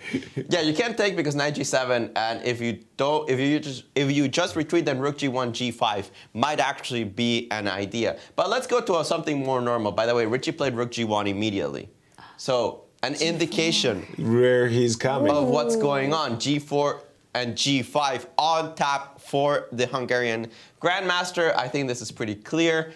And I think this is also why the engine doesn't like black so much, is because these threats actually do present some problems. Now, the engines don't love to move rook g1. They did prefer knight h4. They thought rook g1 was unnecessary because of so many variations. You can play g4 without prepping it. Okay. But rook g1 seems logical. I still think that you either retreat with the bishop on f7 or you go knight f8. Again, I don't think that black is doing as badly as the engines think. But I think knight f8 looks logical to me. You could play g4, bishop f7, g5, and we get this style of positions where you block with something on g6, whether it's a bishop or a knight, probably a knight in this one, and then we see if white actually has anything on the king side. The more I throw the pawns forward, the less the engines like the position, but this is how humans play chess. You don't play rook g1 without playing g4, g5. In the other game, let me see if there's any updates. Queen e2, yeah. It speaks volumes to Fabi's fighting spirit, right? He's really not playing for very much in this game. He could have just made a draw with knight f5. Right. But he said, nope, no time for a draw. Queen e2, gotta put my foot down while I can. Alvareza's having a bad tournament, and Fabi wants to take advantage of it. Yeah, especially for Fabi, since he hasn't won a game in the second half. So if he can finish the tournament... Is that true? Wow. I was talking with my brother yesterday, and we brought that up. But Oh my gosh, he had such a marvelous first half, and he hasn't won a game in the second half. We talked about that. We thought it might have just be a complete loss of energy. Yeah. That he's been Fabi playing experienced. back to back to back, and he's gonna play in Zagreb, then Yep. he's gonna play in Olympiad, Yep. then the Sinkfeld Cup, And yep. St. Louis as well, and Rapid then and the Blitz. I think he's skipping Rapid then and the Blitz, Fisher right? and Rand, and then the Fisher 960, And the then US He's skipping champs. Rapid and and then Blitz. wow, he's got a very busy. Yeah, I think he's gonna be able to take his next vacation in November with Alejandro. Now Alejandro's Think of already somewhere warm. let the cat out of the bag. He's going to go to Croatia. He's going to Rijeka. He's going to have a wonderful 3 days of rest and relaxation. Very deserving, I might add, Alejandro. Before the big Zagreb and Olympiad, right? Those are the big tournaments coming up, and those are the ones that everybody's going to be watching. Nepo versus Magnus Carlsen. When does it happen next? It's at our event, the Grand Chess Tour in Zagreb. We're going to have that great matchup. Don't miss the other great matchups. Fabi Magnus going to have Ali Reza in the tournament. That's going to be an awesome one. And they fly straight from Zagreb to Chennai. Wow. Good for them. There is no break there. We finish on Zagreb on the 24th. People are grabbing their flights on the 25th or the 26th. The Olympiad starts on the 29th. There's no break here, guys. Yeah, it's just constant, in fact. By the way, sorry to say that how could we have done this, but we kind of lost track of Duda versus Nepo in all of this good stuff that was going on. And again, our shout out to Nepo for an absolutely stellar performance, a 2950 TPR, tournament performance rating, coming into this game. He's won tons of rating points.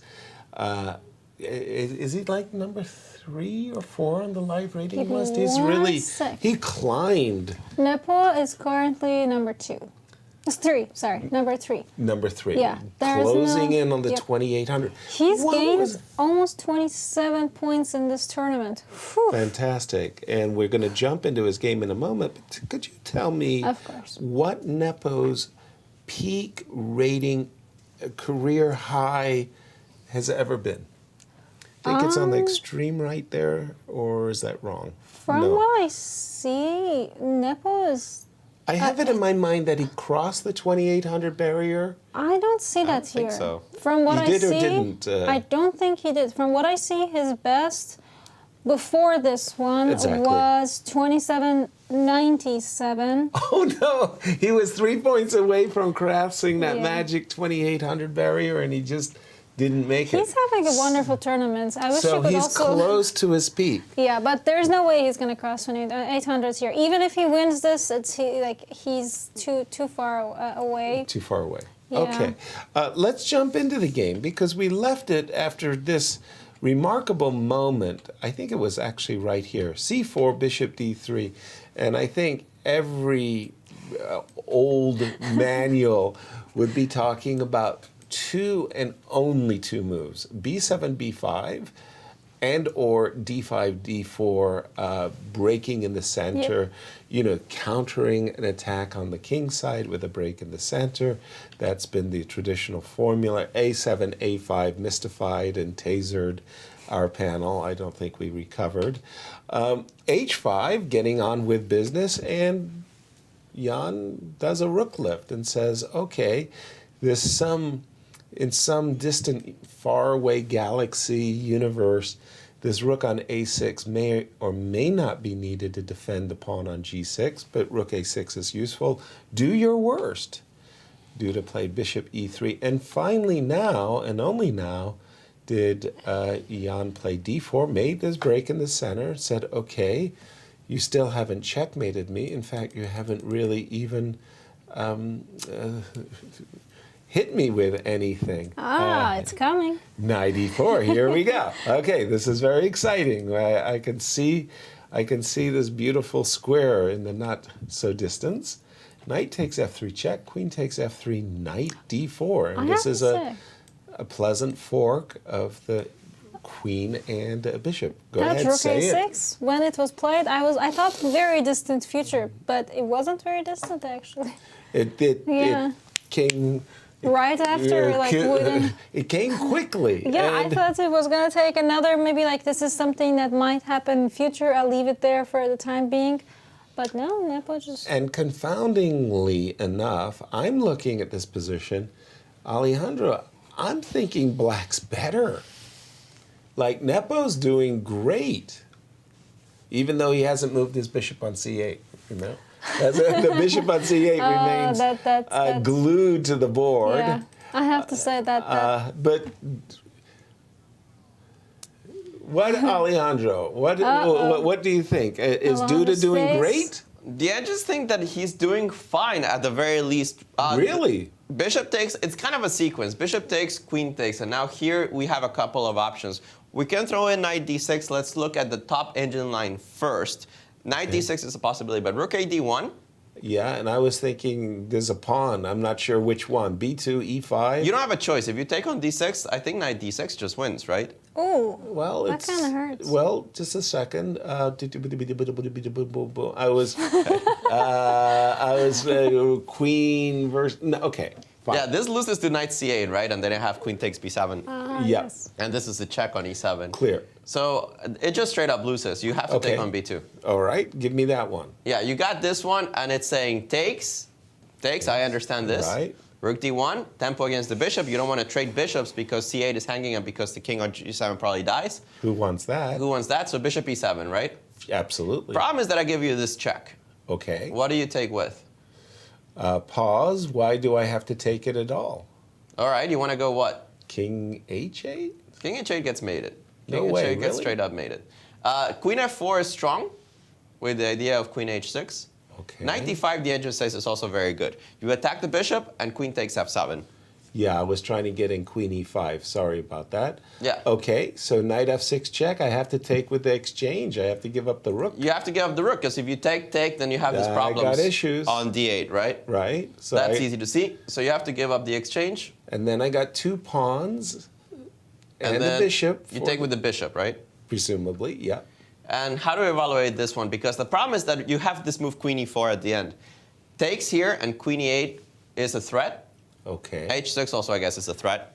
Yeah. So there's still things to solve in this position. I think that if you got both pawns for free, you're happy. If you don't mind, just continue. King g7. King g7, queen takes. Bishop e6. And then I assume it's queen e2 or d3. Hard to see these moves, honestly. Queen c7 also But looks intriguing. aren't I getting 2 pawns for the You would exchange? think so. The problem is that I get in this move h6. Oh, I don't want you to have h6. I mean, I'll do anything I can to avoid that. And I think that's the issue. If you maneuver the queen to somehow get this move in, I mean, you don't want to take on h5. Yeah, it's annoying. It's annoying because you'll go queen d3 and take on h7. Right. It's annoying, and that's where it's at. Is it bad for black? I'm not so sure. And it's really down a lot of variations. Right. But this position is maybe not that great for black. And the edges do think that white is a little bit better after bishop takes d4, give up the pawn, and start the complications. The question is, will Duda evaluate this as favorable for him? If he doesn't take, though, he is a little bit worse. And I think that a lot of the moves that he just played don't make sense. Right. I think bishop takes is very logical. And after that, I do think that you kind of have to play rook a d1. Knight d6 was the only other version I was looking at, because bishop takes, I think rook a d1 is strong. Okay. If you take, I had this idea of taking, and I was hoping queen f6 works. Wow. With the idea that you attack this and you have h6. Not the hardest line to find, and it can be very dangerous for the black side. That's why I thought maybe knight d6 is what Duda is looking at. But I definitely think that he has to chop off this knight on d4. Yeah, if you don't mind going down that line one more time. Bishop d4, queen d4, because it's a very forcing rook Yes. d1. Queen b2, rook takes, bishop takes, rook d1, bishop e7, knight f6 check. Yeah, and then rook takes f6. I mean, I'm feeling Peter's fiddler around, you know, the Grunfeld specialist who would play bishop takes f6 here, and Peter would feel good. Yeah, I think that this. the initial impression is that black's doing great. Right. 2 bishops, 2 pawns, especially a pass pawn here. But some specific problems with the king. It all comes down to whether the king is fully safe. And it turns out that because this pawn is getting to h6 so often, the king actually feels a little bit vulnerable, especially with the fact that in the last rank, there's no longer any defenders. Right. Wow. Okay. Thank you for that. I mean, again, these engines can be so confounding. Sometimes they will just take that ending and put that pawn back on h2, and they would say, you know, black's fine, and maybe Right. black's even a little bit better. Put the pawn on h6, and the evaluation goes whoop, and very, very big difference. What are you looking at? Oh, Dorsa? I see you got I'm looking at the beautiful screen. I am. I was trying to look at Duda's facial expression, yeah. and he knows there is something fishy here, but I don't. He's thinking very hard about it, and of course, you know, he's got to, because everything that Alejandro just showed us. But I don't know, his face doesn't look like, I just found something. But on the other hand, Nepo is just chill, walking around, enjoying his life. Why wouldn't he? He's won the tournament. Right? Sometimes it's hard to get motivated for these Yes. last rounds when you have achieved everything you've wanted already in the tournament. You've already clinched first. It's hard to get, you know, that feeling like I've really got to drill down and try to win.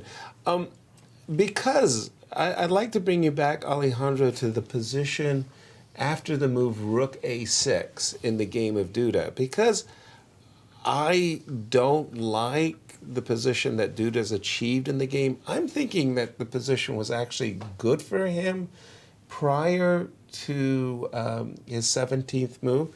Where did Duda go wrong, or has he? Duda? Yeah, I mean, I don't. Okay, maybe the engine says he's slightly better here. Okay. Couldn't he have done more? Like in this position that I have. Wait, but he went from equal to slightly better. Yasser wants more. Yeah. What did you want from the man? well, could he have, for example, gone knight d4? Since Black didn't play d5, d4. The poor guy played every move the best move. Really? You're like unhappy with him. Yeah. I mean, what did you play? Knight d4 here? Yeah, just I was hoping that there would be something more on the king side, like. I mean, this is strategically horrible. You take on d4, take on d4, you go queen g4. Oof. You already trade the queens. Oh, you already traded. And you have this weakness, right? And b5, Right. b4 is coming.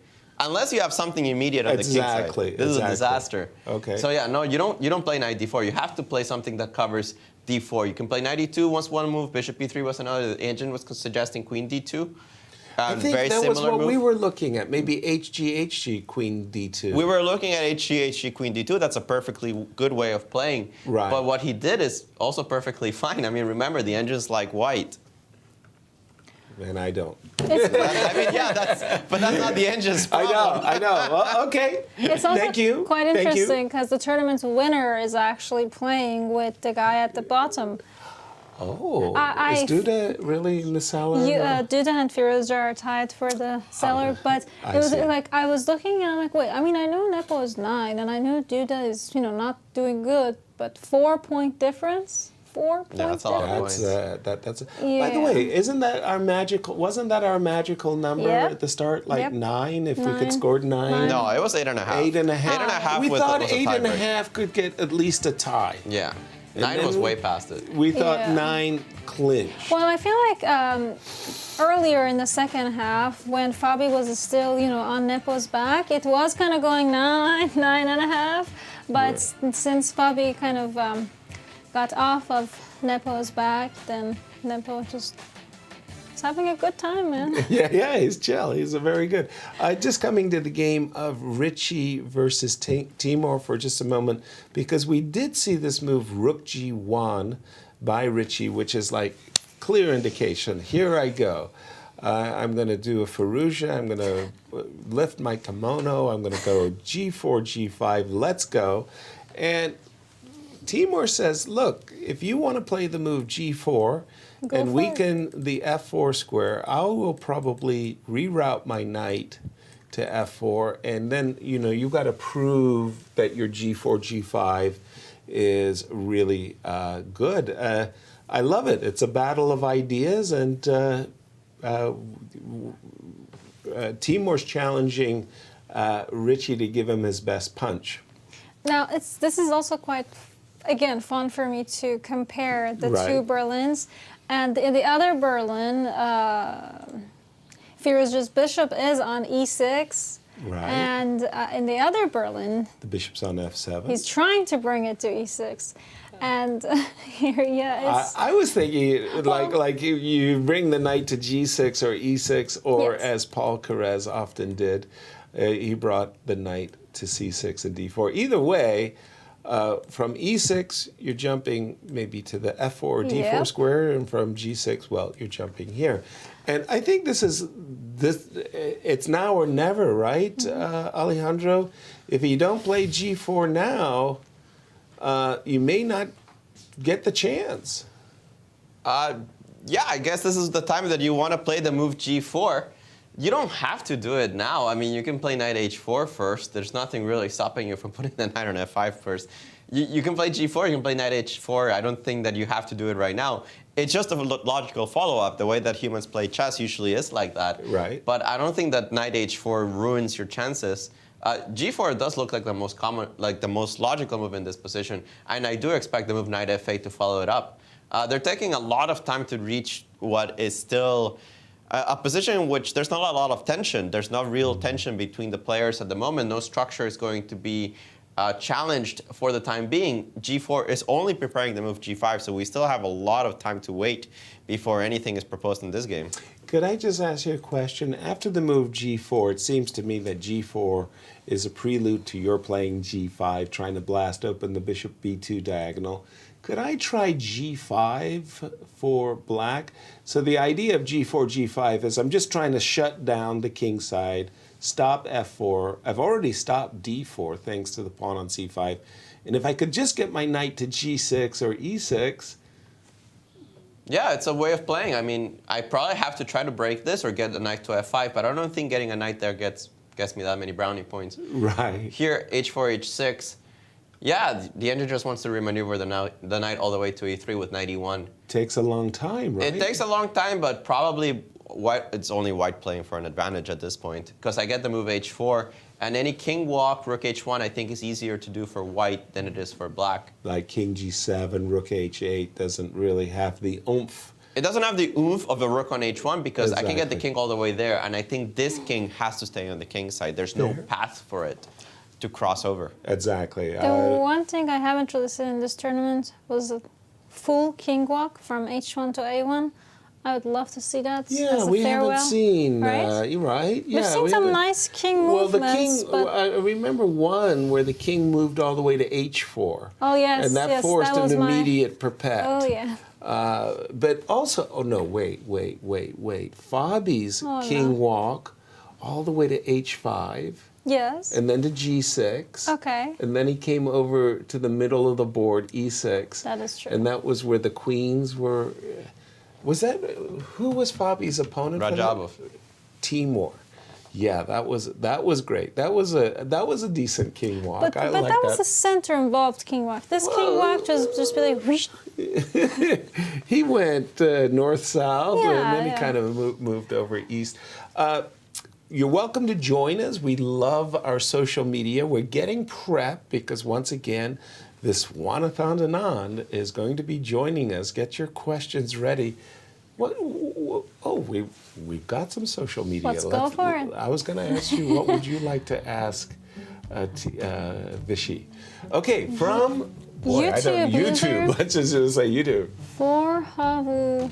That's tough on me. Sorry. You got it. I'm Do you think terrible with names. Paul Morphy would be in the candidates of Alive Today? We always get these questions, different generations, different strokes. I don't know, Paul maybe- Morphy was great. I He mean, he was was. just, he towered, I want to say, above his nearest rivals, much in the way that Bobby Fischer did. And we always get these questions. Yep. Would Paul Morphy, would Bobby Fischer win these candidates if you gave him a database and stuff like that? There's no question. The guy was a genius. He was really, really good. But there's no answer to the question It's really because hard it's a to- different I agree. generations, I mean, different understanding. if you give him a computer, best engine in the world, and like a 3 nice months of team, training, and all then the rest. I mean, maybe if he had some time to catch up and learn everything that everybody else already knows, because Yeah.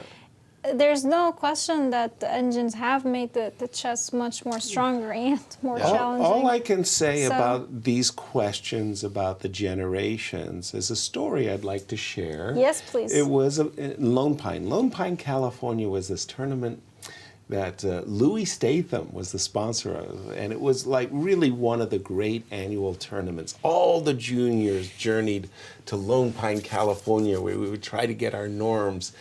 And we met, some of the greatest players in the world, Tigran Petrosian, Vasily Smyslov, Miguel Naidorf. They all played at the Lone Pine tournaments. And we were the young lions, Joel Benjamin, John Fedorowicz, Michael Wilder, Nick DeFermian, Larry Christensen, myself, Michael Rode. We really fancied ourselves. Like we may only be IMs, we may only have one GM norms, but we're storming the chess world. And we were analyzing these great games. So all of these young lions were like, oh, I think you should do this, I think you should do that. No, you're wrong. No. This old geezer, man, he's like watching us, this old geezer standing back. Doesn't say a word. He just reaches over and goes plop. We look. Damn, that's a really good move. We missed it. We all looked at him like, oh, that was pretty good. Lucky shot, Grandmama, and we analyze everything. Bang, bang, bang, bang. Old geezer reaches over and wipes us out with yet another move. Like we're stunned. Like, chess is a young man's game. Who is this guy? Like, get out of here. He's killing us. He's killing all of us. And this continues for like 15 minutes. finally the guy leaves. I'm like, Jesus, we got rid of him. Who was that guy? Max Erva. Oh. Former world champion. Just schooling the boys. Oof. And he was from the 30s. And he was really, really good, and he was in his 70s. What was he doing in? He was the president of the FIDE at the time, and the Lone Pine tournaments had such people as Viktor Korchnoi. Nice. That he, Bent Larson, the FIDE president, journeyed to Lone Pine, California, to literally talk to all the players simultaneously. That's very well. That's such a good opportunity. And this was Max Erva, not a name like a Paul Morphy or a Bobby Fischer that comes readily to mind. And yet, even though there was generations gaps between us, these guys knew how to play. Alejandro, jump in with your thoughts. I forgot what the question was. Would Paul Morphy do well in this candidates event? No, come on. I mean, no. It's a silly question, right? I mean, let's say 3 months of preparation. I mean, you think you give a guy from the 1850s a computer and the first thing he does is look through the chess databases. I mean, the guy's like, what am I got a computer? I'm alive! I'm alive! This is great! Okay, 2 years. Give him 2 years to catch There's up on life. no way. We stand in the shoulder of giants. We've learned too much. I understand that Erva can get in a couple of shots here and there in analysis, but let's be real. The 1850s compared to 2022. If I didn't beat Paul Morphy every single game that we played, I'd be embarrassed. But that's because I learned everything that he did. I know all his games. Yes. I know how he develops. I know what mistakes he makes. I know that he's overambitious in his tactics. I know that he lays strong foundations. But I have opening theory given to me by Anish Giri, by Magnus Carlsen, by Fabiano Caruana. I have 150 years of improvements over his chess, more than that. It's not a fair comparison. I just never like these questions because you can't answer them. Paul Morphy is not a competitive player in today's standards. That's the end of the story. He taught us how to play chess from the beginning. He gave us all of what we stand on. But it was so long ago. I mean... Well, your answer stands in stark contrast to Bobby Fischer, who opined completely differently that Paul Morphy was one of the greatest players. He called Paul Morphy, I believe, his top 10 in the ever greatest players. One more question from social media before we're going to take a break. And here it is, Dorsa, from the Twitter. Oh, this is a long one. For players that were so hyped up before the candidates like Ding, Caruana, Firouzja, what was the main thing lacking? Do you think they can have another shot at the next candidate? No, Firouzja's done. He's done. Hey, he's done? No, come on. No, he's done. You heard it here first. 19 years old. Big X mark, and that's it. Forget about it. Never invite him to another. What is this talentless individual doing? 19-year-old. Get out of here. Get out. No way. It'll never happen. I have to defend him. Sorry, guys. You think? Persian blood, man. I gotta defend him. Don't get Dorsa roused up. It's a tragic sight. Yeah. But first of all, let's just be very clear. Getting into the candidates is enormously difficult. Yes. We hope that the Ding Lirens and the Firouzjas of the world, and they all get into the candidates. But think of how many great players are not in these candidates, including Levon. For me, that was a shock. I mean, Shaq Mamedov. I mean, there's so many players. Wesley, they're just on the outside, and just getting into the candidates is hard enough.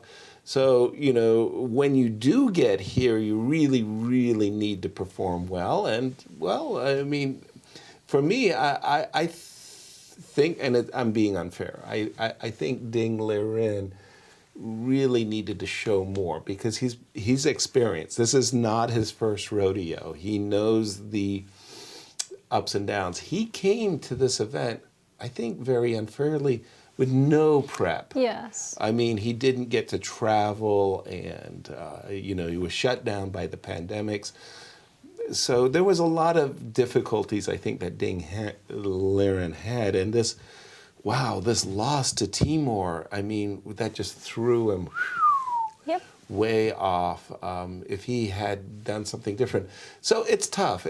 I don't know how to explain it, but you know, it's really hard to qualify. Yeah. It's really hard to qualify, and you never know how they're going to perform. I think you said it best some time ago, Alejandro. Somebody's going to take last. Somebody's got to take last in this That's true. tournament. And Exactly. we didn't expect it to be Firouzja. There was a lot of hope riding on this young man's shoulders. As the challenger, potentially, nobody really knew what his level was. So inexperienced compared to everybody else. Clearly, he wasn't on form for this event. I think it's typical that when you get thrown in with the Lions for the first time, you kind of get mauled. And this is what happened at the rest. And now 19. He turned 19 during the tournament. He was actually 18 when the tournament started. Right. He won the Grand Swiss to get into this tournament. Of course, he did it. Even though he lost to Fabiano Caruana, he had such a dominant performance over the rest of the field that despite that loss, he still won that tournament. He is an incredibly talented individual. He still has a lot of work to show. He's currently number 6 in the world after dropping a couple of spots in this candidates, but I'm sure that he'll be back. He's completely fearless, and that's what you want to see from some of these players. Now, what lacked in Ding and Fabi? I think for Fabi was energy, a little bit of luck. It feels that Fabi sometimes wasn't getting the gifts that Nepo was, not only in terms of play itself, but easier games. Every Fabi game was a tense fight. Every single point that he won, he had to win just sitting down and grinding his opponent for hours. Whereas Nepo, some of his wins, like against Richard Rapport, it's not just that he won with black against Richard Rapport, he won without having to spend energy. Yeah. And that really accumulated towards the end, whereas Nepo keeps finding stuff and finding things. I find that Ding Liren and Fabi both keep missing things in the second half, even though that Ding Liren had a streak there of 3 games that he won. Even in the game that he played against Fabi, he missed this knight f5 takes d6 and actually landed himself in trouble. Against Timur, he just got crushed. And Fabi missed a million things in the second half of the tournament. So we can certainly think that Ding and Fabi are more tired than Jan Nepomniachtchi is, despite the fact that Jan is the one that is leading the tournament. Why? Because look at Jan's quick draws. Where are the Ding Liren quick draws? Where are the Ding Liren quick wins? They're just such grueling tournaments, right? And I think that the stars aligned for Jan Nepomniachtchi. Let's not kid ourselves. He's played amazing. He's played the best. And on top of that, the stars aligned. That's why his performance is so crushing, so devastating. And that's how some tournaments go. And at this moment, Ding Liren, yeah, he started too slow to really put together a fight for first. Everything you said, I just want to re-emphasize that in a interview that Nepo had with Anastasia, she asked him, well, what accounts for your success? And just echoing the words of Alejandro, Nepo said, I didn't get involved in any of those incredibly long games. My games were 4 or 5 hours, not the 6-hour brutal games that Fabi and others were playing. So he basically said the fact that he wasn't spending enormous amounts of energy on each and every round was a key factor for his success. Yeah, now before we go back to Chesovitz, I do have a question. I can't recall. Firouzja is very young, right? It's 18, 19. Yeah. Who is the youngest ever candidate to play in the candidates? It might very well be Firouzja. I know that Gary Kasparov was also very young. Michael Tal was also very young. Fischer was 19, right? I can't recall. I just thought they were all like young. I just don't know the exact. We'll have to ask VAR to get. But those are the names that readily come to mind. Yeah. Michael Tal, Gary Kasparov, and Firouzja and Fischer. Nice. Yep. Wonderful. All right. We, again, special guest coming up. We're going to take a break. We'll see you on the other side.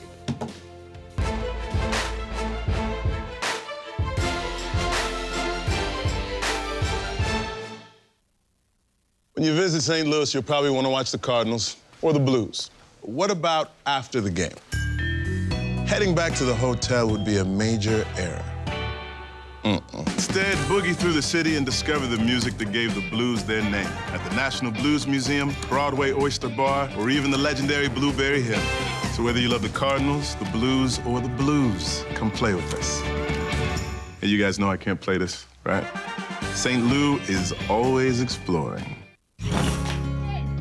We're the Manos. Welcome to our show. Go, go, go.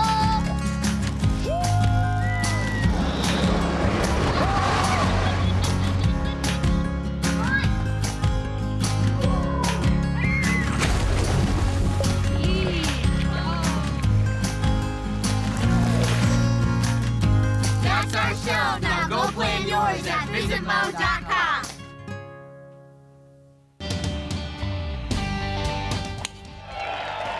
Hey St. Louis, the Ascension Charity Classic, presented by Emerson, is back this September. Don't miss the excitement.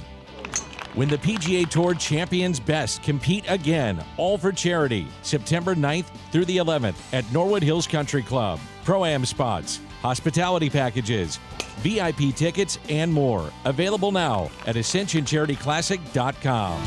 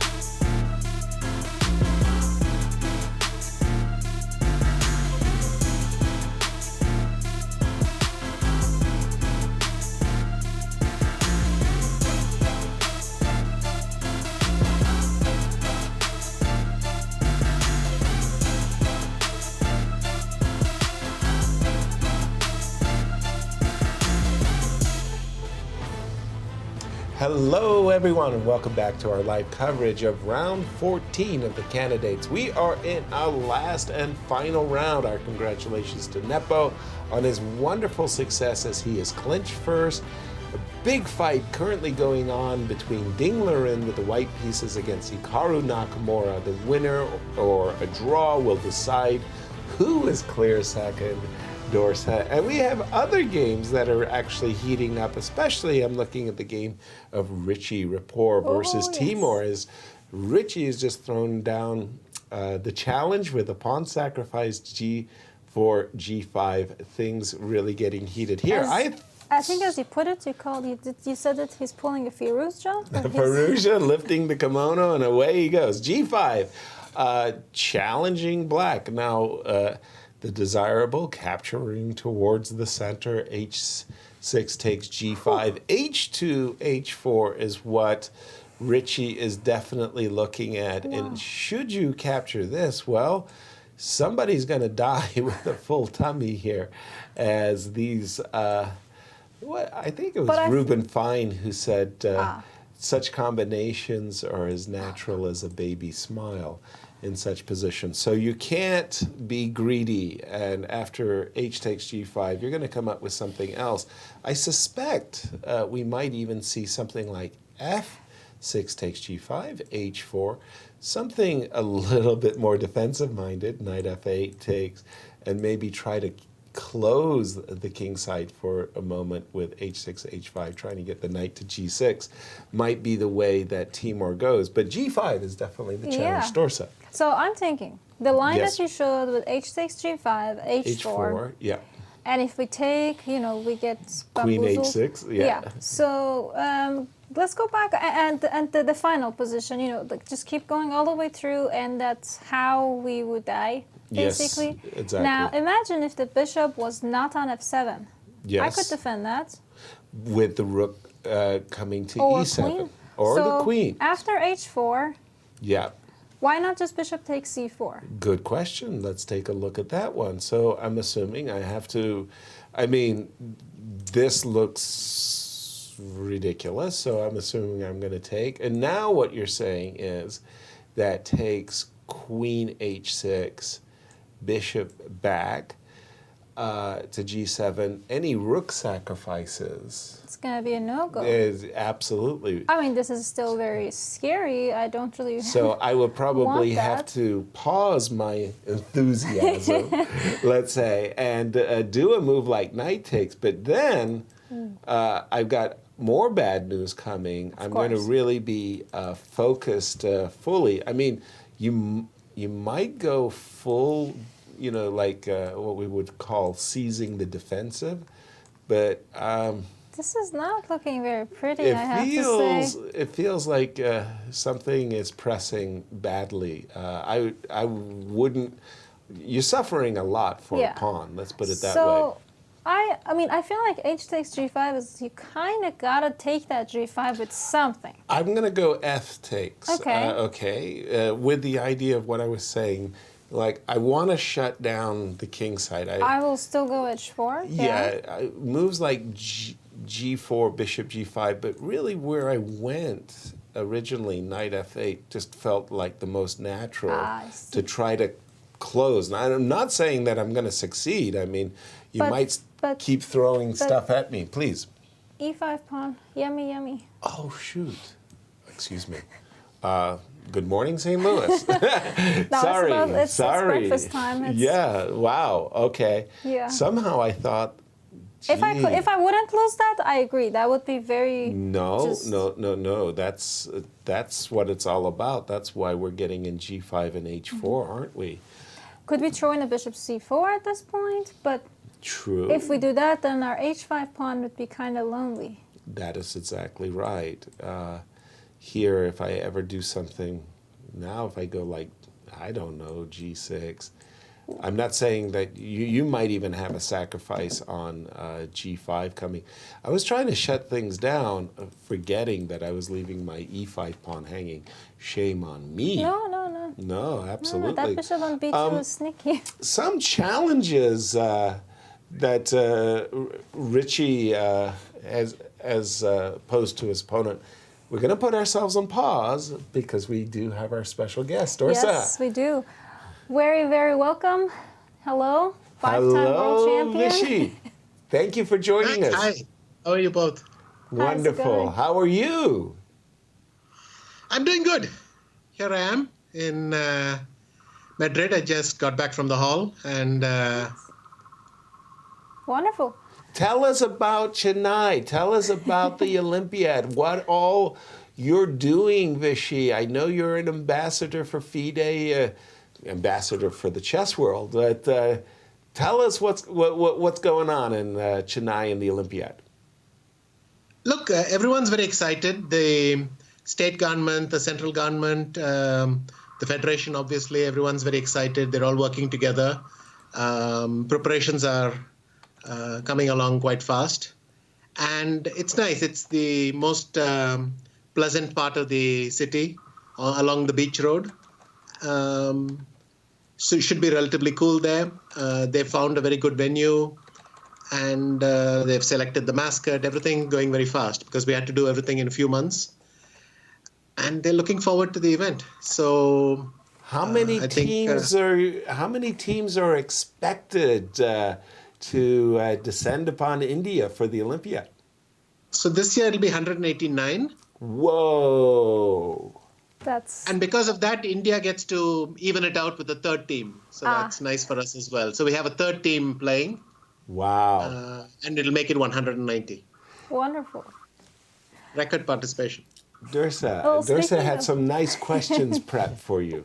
Well, speaking of the Chennai Olympiad, I saw in the news a few weeks back that you were you initiated the, might have to help me out with the wording here, the flame of the Olympic carrying flame? of the torch? Yes, thank you. Yeah, we call it the torch relay, flame, whatever. The torch relay. Olympic flame, torch relay.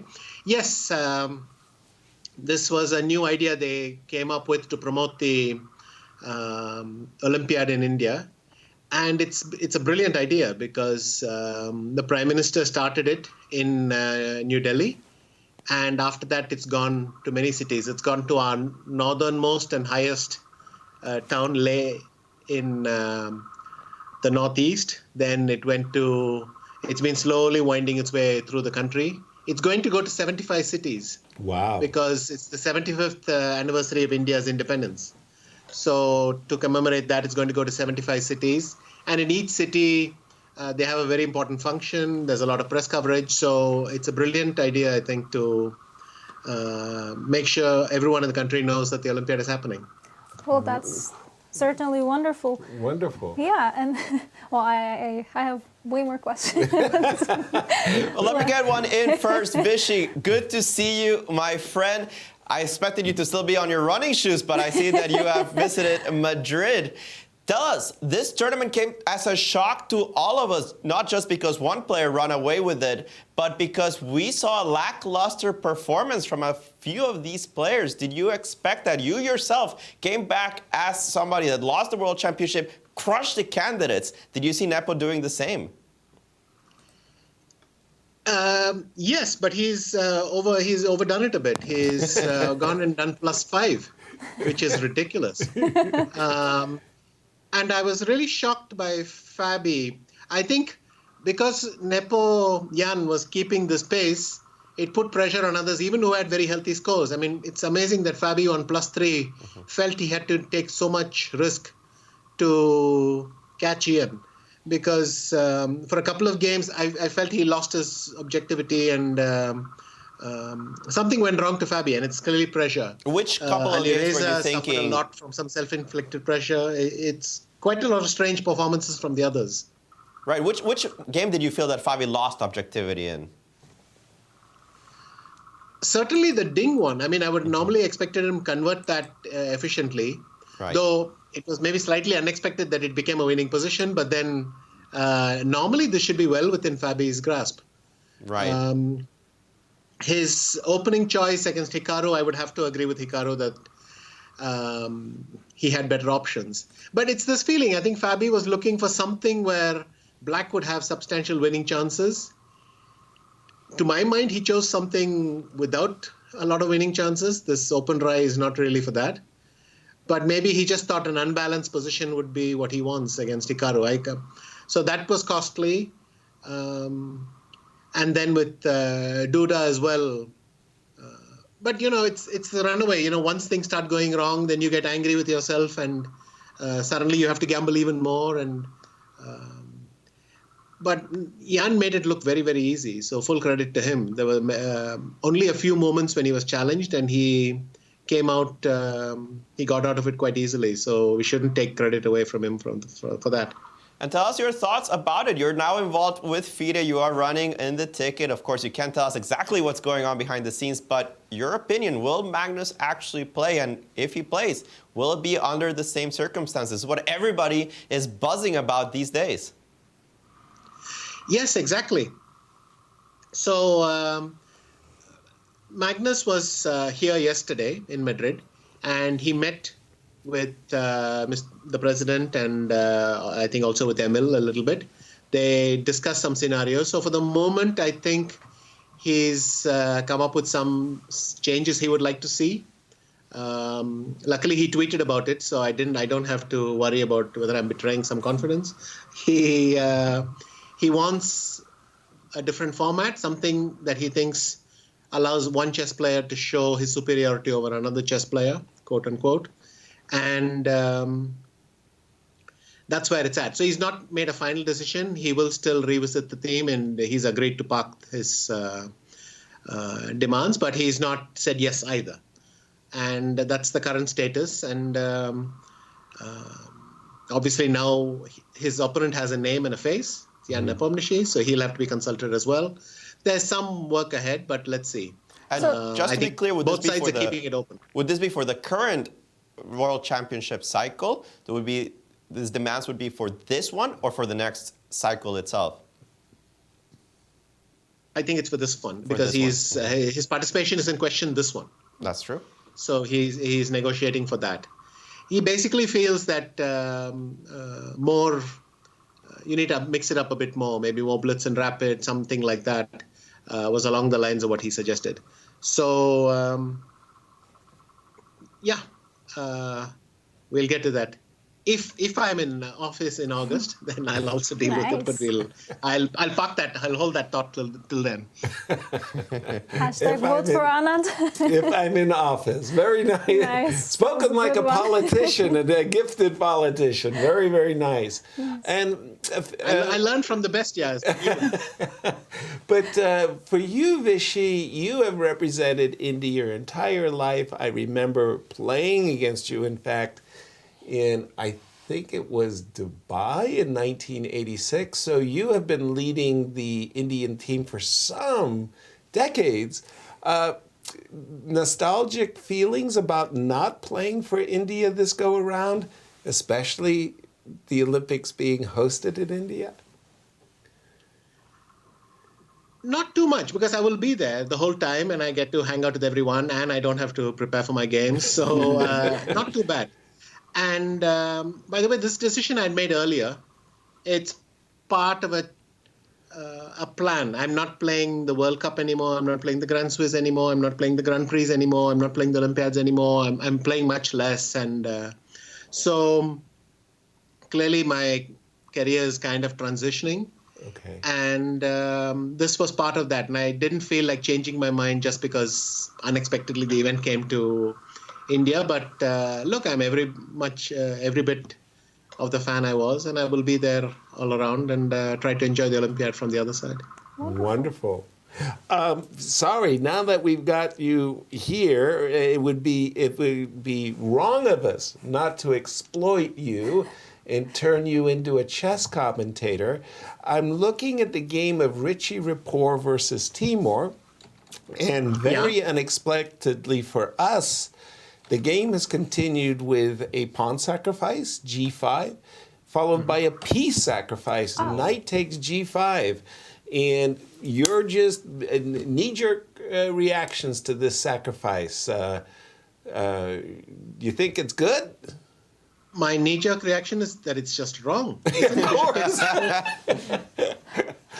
Isn't bishop takes c4 and h5 just great for black? Right. Seems like it. I mean, what else am I going to do just to other than completely rule out any nonsense? I didn't take on G5 first because maybe you'll play Rook takes G7 or Rook G1 first. Right. And this, look, my first impression is this is wrong.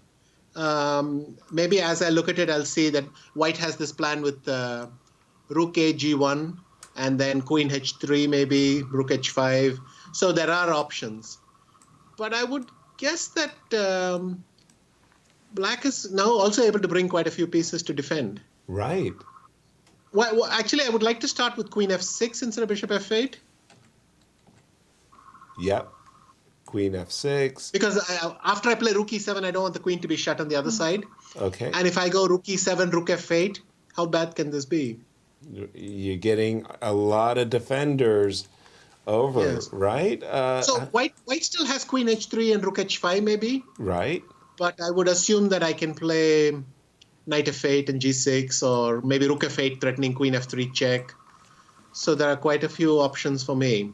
I mean, I'm spitballing, but I could easily get into more specific lines. But my first reaction is I don't believe this. Exactly. Me either. I was like, what the heck has Richard miscalculated? But you've always been super fast at seeing the tactics. So I thought, I took the lazy man's commentator approach. I got this sheet. I'm gonna ask him to calculate the complications. I'm gonna sit back and applaud. Wow. Because we were talking about pawn h4 before the move was made. So that was. So your first reaction is this should not work. This is like ridiculous. Yeah. And we will see if that's the case. Dorsa, Alejandro. More questions? Well, we have him here. I mean, come on, with the Nepo game. The Nepo game is so fun, so cool right now. Send him to that one. Okay. Put a camera on me. We got Vishy on to calculate this crazy position. Whoa. Yasser, if you could bring that game on your board. I do have it on our board, and we left it around these parts with Queen takes B2. So far, the players have played like Engine's top choices up until this moment. I think Vishy... Alejandro was saying Rook to D1. Without HG6, just...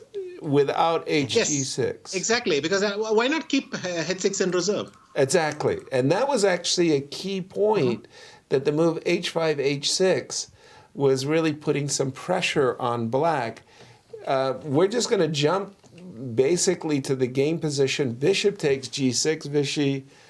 F takes G6, Queen E4 on the board, and once again, just your knee-jerk impression. Is this good for who? I want to play Rook takes D6, but Queen G6, you start with Queen G6 check first. Yep. So that's a problem. If I go King G7, then you have Rook B1. Rook B1, yep. Oops. And that is not going to be good. Kind of crashing through, right? Well, hang on a second. So King G7, Rook B1. Let me go Bishop D5. Wow. Cool. But I even have Rook takes B2 and Knight takes E4. So what's the body count, though? Oh, well, maybe good for... Now we are about equal, but... Yeah, maybe good for White, actually. Yeah. A slight edge. Yes, Rook B6, Rook C2. Maybe it's equal for Black, I don't know. Okay. But if you don't have Bishop D5, then you're lost. So that's no problem. But yeah, Bishop G6 and Queen E4 was clever. In fact, I was checking this at a few moves ago, at the point when he went Queen takes B2, or right before that, we were trying to find scenarios. And Bishop G6 and Queen E4, we didn't examine. We kept trying to make H6 work with something or the other, or Bishop A4, E8. And we were not really managing to get this work. But Bishop G6 and Queen E4, very decent try. And what should Black play? Yeah, I was thinking Bishop F7, perhaps? Yeah, but then I can take on F7 if I want. I mean, just simple king f7, e6 check. Exactly. And now you either have to blockade it with your king, which is not a good idea, or feels like I'm on the precipice of defeat, right? Yeah. Now queen h4 check, queen h7 check, etc. No, I'm not a happy camper at all. Not at all. No bishop f7. Oh, for me. Sorry, queen e4.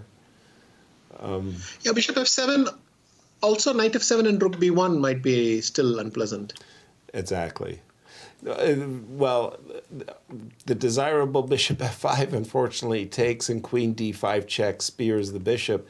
If not anything worse, you're definitely not happy there. This looks frightening. Maybe all we have left is this king g7 and bishop d5. I don't know. Yeah, this could be very, very frightening, actually. Your impressions of Duda's event, the candidates. It says there were 3 players coming out as rookies, Vichy, including Duda. He came in with high expectations, having just won the Warsaw Grand Chess Tour, Rapid and Blitz. What do you think about Duda? I think Duda and Firouzja felt a lot of pressure, mainly from themselves. I think they really wanted to do well. They were very motivated. But sometimes in the candidates, you also have to see what happens after the first few rounds, what situation turns up. Especially Firouzja, I think, had this mix of just feeling that he could take a lot of liberties and things will work out if he just went by willpower or something. It doesn't work like that. He got punished multiple times. And then it feeds on itself. His form dropped, and once it starts to go wrong, as we both know, you find ways of making life difficult for yourself. Rapport for me is harder to say. What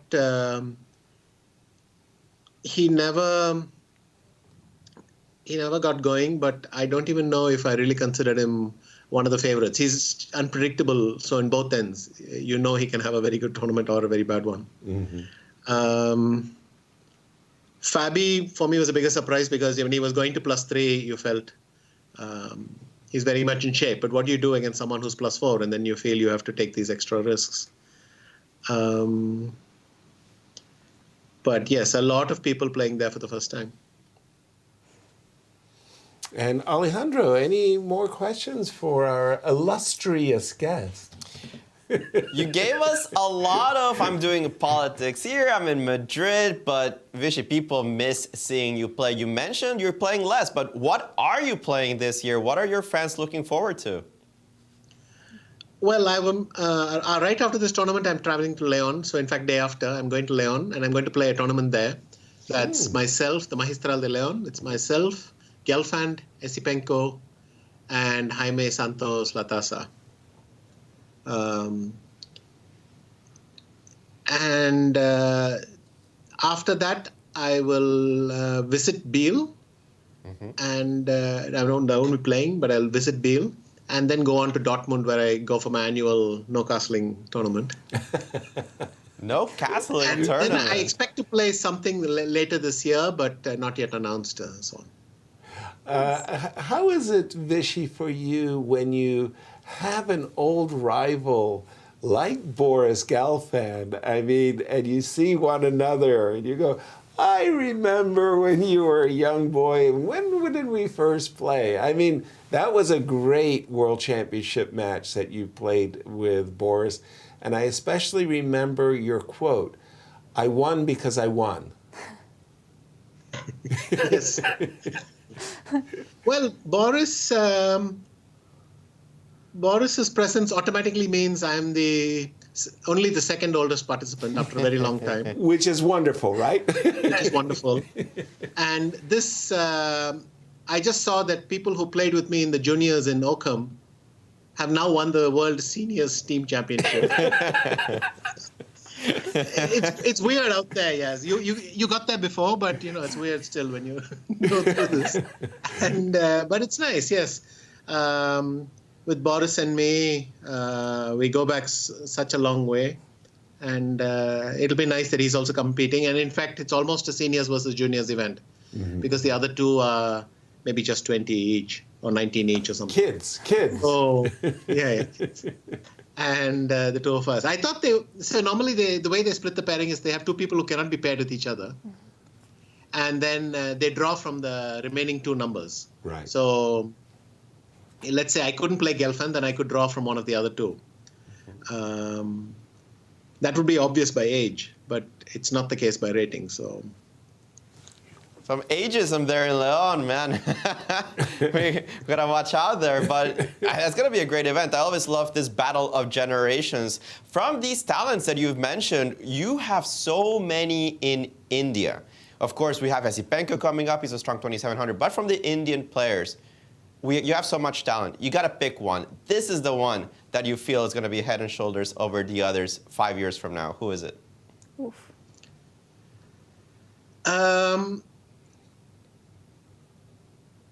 I want to say two names, but you're really putting me on a spot. Okay, I'll go with Praggnanandhaa. What about the women? Women, Vaishali is doing very well right now. And then I think we have a slight gap amongst the juniors. So we need to work a bit harder to have some top talents there. There are two girls. There's girl Divya Deshmukh and Vantika Agarwal. Both still juniors, but some hope, some talent there. And I think our bench is much stronger on the male side in juniors. There, I can easily give you 6 names who are very, very strong. We have now 2 of them are in the top 50, and Praggnanandhaa is just a little bit behind. So there's quite a few of them who are just very strong and very competitive. But in the girls, we still have to work a bit. All right. Vishy, we all, on behalf of the whole panel, we really want to thank you for taking time out of your day to join us. It was a really great pleasure. And to wish you and India the greatest of successes for the upcoming Olympiad. It will be an event the whole world will be watching. Thank you, Yas. Of course, worth knowing that the dream team is from the US again. Right? The dream team. Yeah. Yeah, 30 years later, and you guys have a dream team again. It's just in chess this time. So, but, it's great that you're coming full strength, and it should be a great event.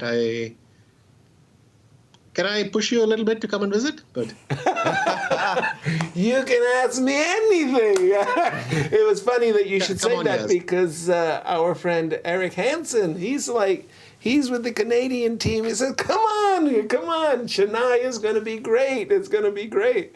But I, for one, seriously, I have never visited India.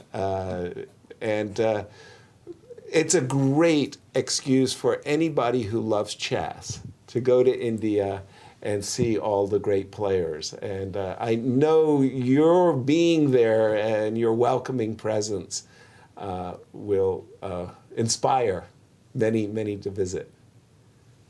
I'll take you to some nice places. I'll throw that one in. Thank you, Vishy. Ali, are you coming? Yes, I am going to be the coach for the Olympic team for the women, so I'll definitely see you there. Hey, fantastic. Good. All right. Thank you again, Vishy. Always a pleasure. Yeah, thanks. Cheers. Bye. Wow.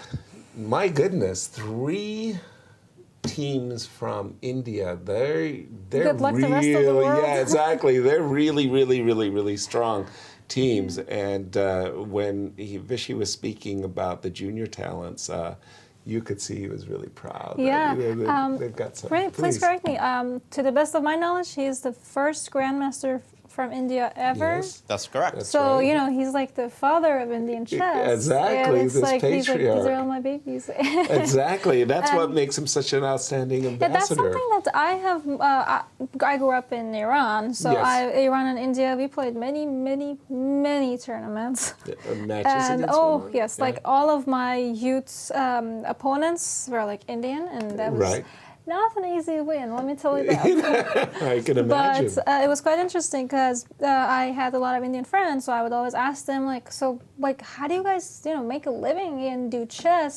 And to the best of my knowledge, this is again like 5 years back, they were telling me that they have these amazing sponsorships with different like oil companies, not just, but I'm paraphrasing, and that they would just be fully financially covered as long as they're, you know, they do what they love and they bring more pride back to their country. And I think that's such a great support system that, you know, sponsors you to just go play events, Right. enjoy your life, do what you want. Dedicate yourself. Yeah, and to the best of my knowledge, I know virtually nobody who's a grandmaster or a woman grandmaster and transferred out of India.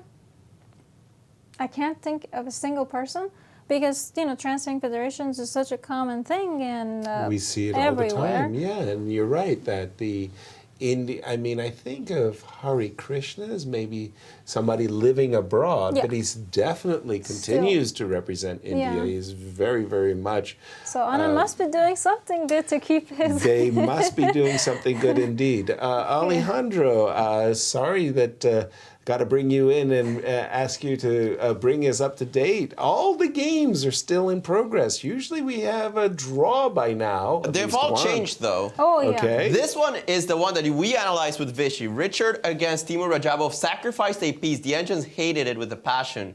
But they did think, because H4 was so strong, by the way. Right. They thought that's H4 was the super Lubiansa strong in we're this looking position. at. They do not understand why you wouldn't go H4. Richie said, give me the sacrifice.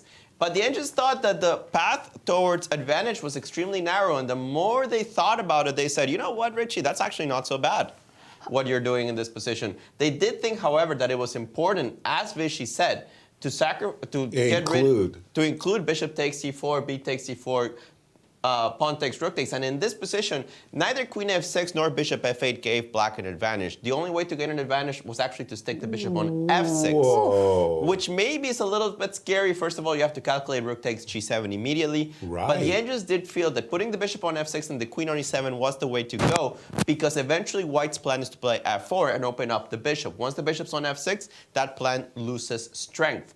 The way that we have it on the game right now, with this bishop still on f7, you have this pressure on g7, rook takes g7 is actually a threat here.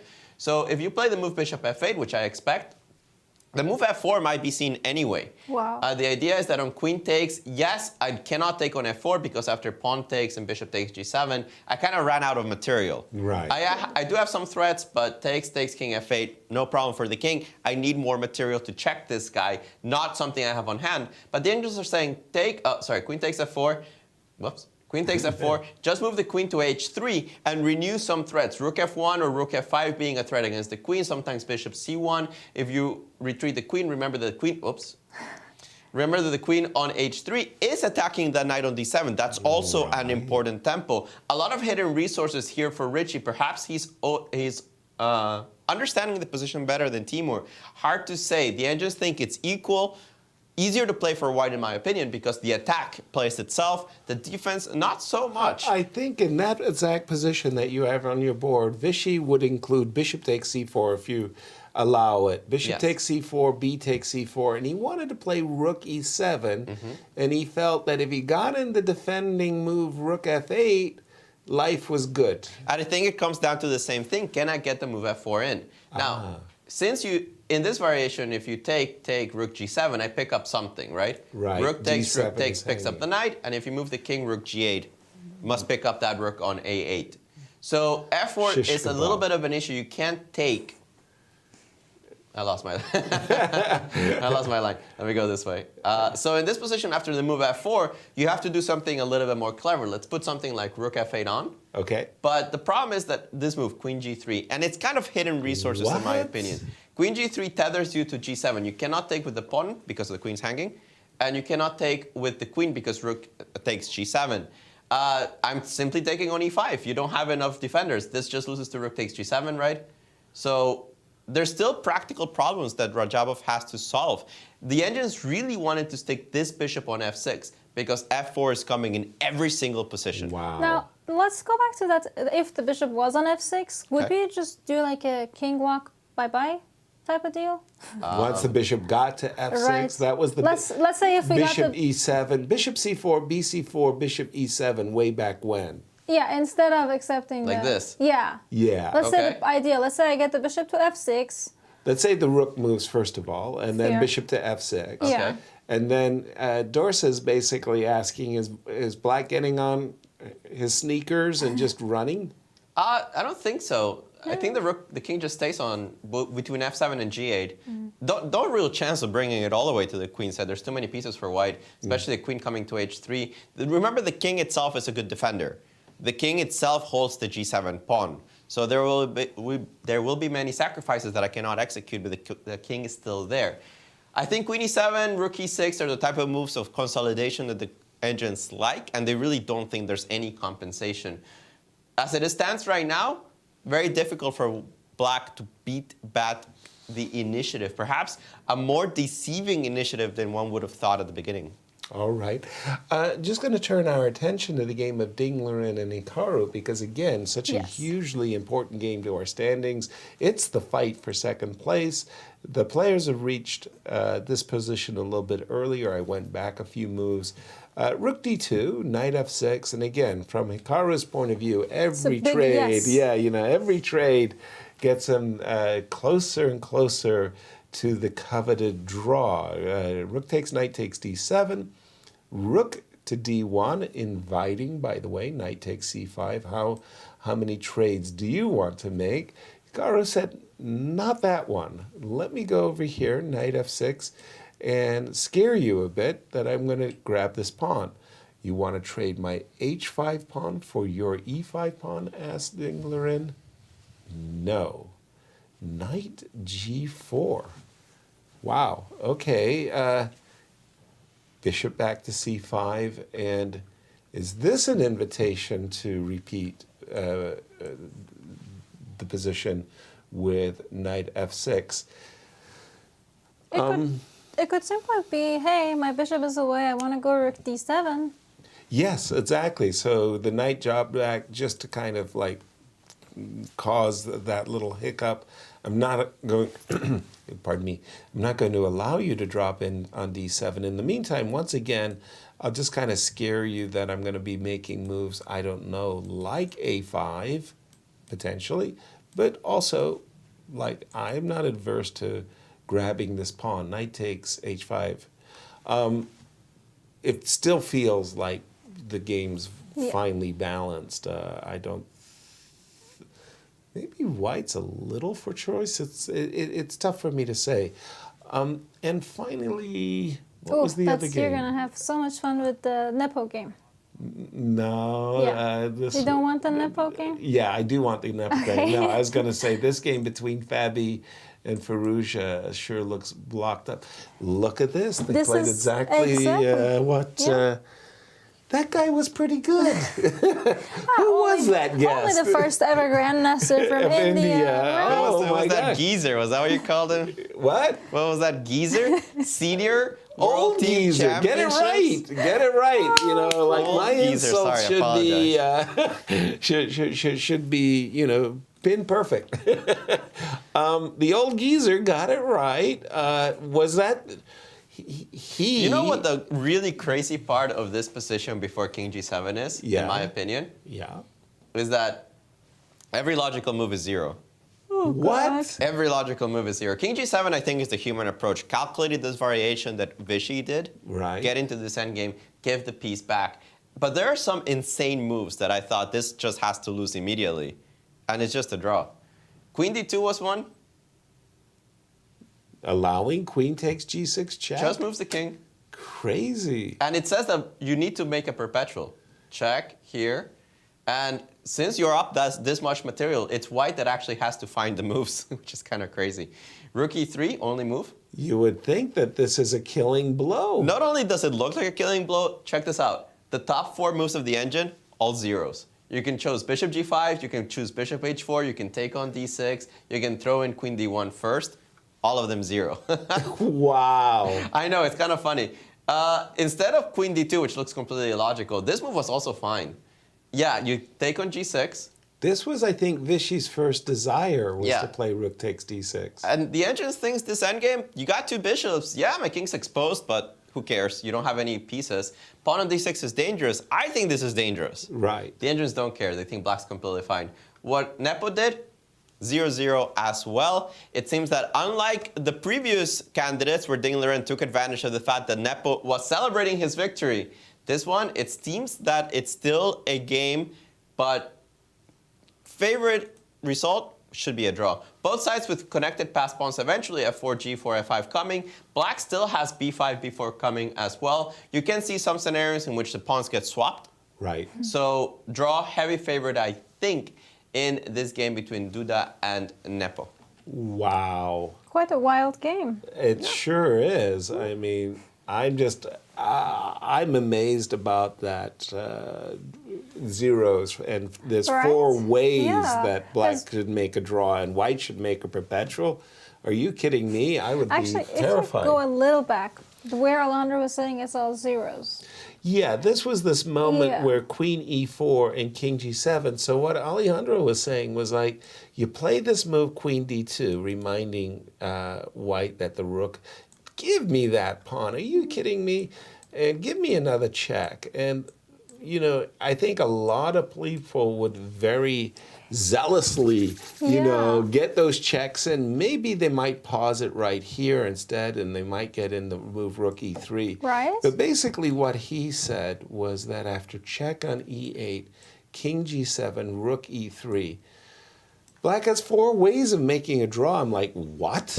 Right. And they include bishop g5, just getting ready for a rook check. They include bishop h4, gift me the pawn, stopping rook takes g3. And if you want, this check also draws a game. And I'm like, every single move, I'm like, really, really, really? Wow, Alejandro, that's crazy. That's just insane to me that black has 4 different ways of forcing a draw. Like, I'm tasered. I would be terrified to allow queen takes g6 king. G7 looks very logical, and the players quickly went to this position where a draw is the expectation. Yeah. Well, I mean, my world is rocked. Nepo is strong. What can I say? Exactly. He just won the tournament. Really, really amazing. Dinglerin, Hikaru.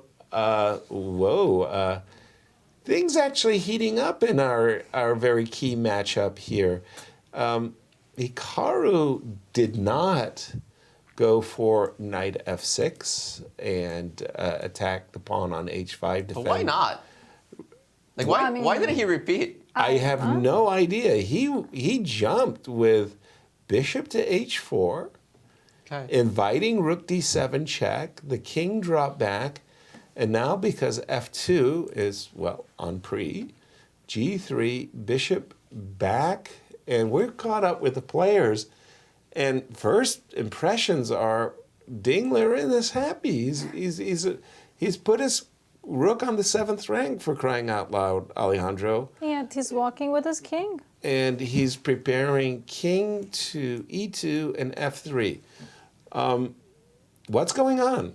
They just think this is still 0-0, but you got to find a move here for black. I think that if you get the move king e2, then the moment that you move this rook from a8, rook a7 is a reply, and then you start bothering the pawns. Right. So probably you have to play rook d8 right now. Okay, so that looks logical. Yeah, so that on rook, for example, here, you have rook d3, and you start harassing on the 3rd rank, something you don't have if I get my king to e2. That's why I think this is a tempo-dependent move. Okay. But I think that if he does play rook d8, black has no problems. Like, if rook d3 is pretty strong, it's kind of an annoying idea. And if you take, I think you have absolutely nothing. Yeah, the engines don't think you have anything at all. I have to ask, Wow. if not rook d8, Yes. is there any other tempting ideas? Not a lot that- of logical moves, in my opinion. The only thing I can think of is knight f6 attacking both pawns. Yeah. But once you see rook e7, it's an awkward move at the beginning. But once you see rook e7, this pawn on e5 is much more valuable than h5. True. Right. And if you ever push this pawn, this knight just loves life. Right. This knight is currently stuck on b3, would love to be on d4. You do not want to push the pawn on e5. You start realizing, not so easy to defend this guy. You can land on the move rook e8, but since the rook is not on the d file, it's on the passive e file, here I can go rook a7, harass this guy. Rook d8 is neither a difficult move, nor do I think there's too many options. Hikaru has this still well within drawing range, but he does have to play this move. I just don't think it's a hard one for him. Exactly. I completely agree with rook d8. I love that move. Rook d3 as an answer to rook a7. But rook d8, and if I can get rid of this guy, Right, that's a strong guy. then I'm really happy. My king will make a quick dash to the center of the board. Knight f6 will harass the h5 pawn, and I wouldn't feel at all uncomfortable as black in that ending. So I think rook d8 is an easy find. Let's just jump back to the game of Fabi for just a moment, because again, a couple of games easily kind of got away from us, and these two players, again, if it was a different tournament, it would be very easy for us to imagine that this game could be for first place. Very decisive in a different universe. it could have been, yeah. Exactly. And first impressions are that Fabi's a happy camper. He's got a majority on the king side. We like And this knight on e4 is doing a great job protecting f2, stopping the bishop from moving. And first impressions are that he could play like f2, f3, nail the knight in the center of the board. He's got a number of moves, rook d3, rook d1. I think a trade of rooks. One trade of rooks would benefit white. And on a really good day, Dorsa, you put a pawn on h4 and a knight on g5. That does look nice. And the king could easily come under duress. So I like white's position, but it's still, there's a lot of converting to go. I mean, I don't think it's anywhere decisive, but I would prefer white. I have to ask, because of the pawn structure, I don't play Berlin as black. I tried, not my thing. I always dislike the endgames. And so for me, the one thing that Berlin had as black was that the pawn structure. Yes. What do I do in the endgame? Right. I don't like this pawn structure. Sure. So now that this is a stuff, it's a little bit more traded off, Right. less pieces available. Now, my thinking is I would love to play a pawn endgame as white. Absolutely. So it would probably be a good strategy to just get pieces off the board. Trade, yeah, but also, one of the things is you have this static advantage. You have this majority, this long-term advantage. So it's a trump. And it's a trump that you can look forward to. But at the same time, you don't have to necessarily rush and say that's the only advantage I have in the position is this majority. You kind of look around and you kind of say to yourself, okay, maybe I could, on a good day, go h4, knight g5, put my rook, I don't know, on e8. Maybe black's king is vulnerable. So in other words, look as deeply into the position as possible. Say, what can I do? What's good for me about the position? And conversely, from black's point of view, I think black might be looking at his bishop and saying, how can I, redirect my bishop? Should I be looking to bring it to, I don't know, the e5 square? Should I be playing for h4 and h3? And, you develop these ideas. And for me, that's what chess is. There's this great battle of ideas and whose trump is better than the other player. So I like this game. I will definitely keep an eye on it. And I wanted to go to the peace sacrifice game. Yes. Richie's game. and to see what has happened. So they did the things that No, I mean, we were actually thinking that we've got to somehow get rid of this piece. And then Bishop f8, rook f5, Huh. and we didn't see f4. Why F4 didn't we? felt comfortable when we were looking at it, but That looked okay in this particular case because the bishop is still on the board. We don't have this automatic and very nice. it would be nice. Yeah, the knight on d7 is not hanging in this case. We could go king f8. So the desirable f4 was prepped by the move rook f5. Now, What is going on here, but queen? yeah, exactly. So what I was thinking was instead of rook f5, why not queen h3? I'm preparing f4. I might want to do That rook looks f5. nice. That's a nice piece that I'm Tickling. eyeing. Thank you. And so I'm trying to see like Maybe Yeah. something like rook e7, preparing more defenders. Well, first of all, defending the knight. There's also bishop e. But one of the things that rook f5 definitely I find attractive. Why? Because I'm a pawn grubber. If I could get the queen to go to I'm picking an incredibly bad square. I'm doing this purposefully just to express the laughing point. about the pawn grabber. Yeah, exactly. I've won a pawn. It's like I've played f4. I've opened up the diagonal, and I feel like I've got black on a back foot. Queen g3, rook g5. Again, queen a6 is a really, really egregiously bad move. But this feels like white's getting some good comp And going Queen here. h4 was played. This reminds me, on our rest day, I had one of my students. He's a 9-year-old kid, very nice, and we were doing in person instead of Zoom, and we're talking, and we get to a position, and I'm like explaining to him how there's always a but. There is whatever you do in life. There's pros, there's cons. It's not that different in chess. And this, and I think I broke the kid a little. Oh. But he was just like, what? There's no perfection? But that's a different story. Here, rook f5 is like that. You are kind of kicking the queen away to eat the pawn, but you're giving that queen h4 to the opponent. So it's such a hard balance to figure out, well, where's my,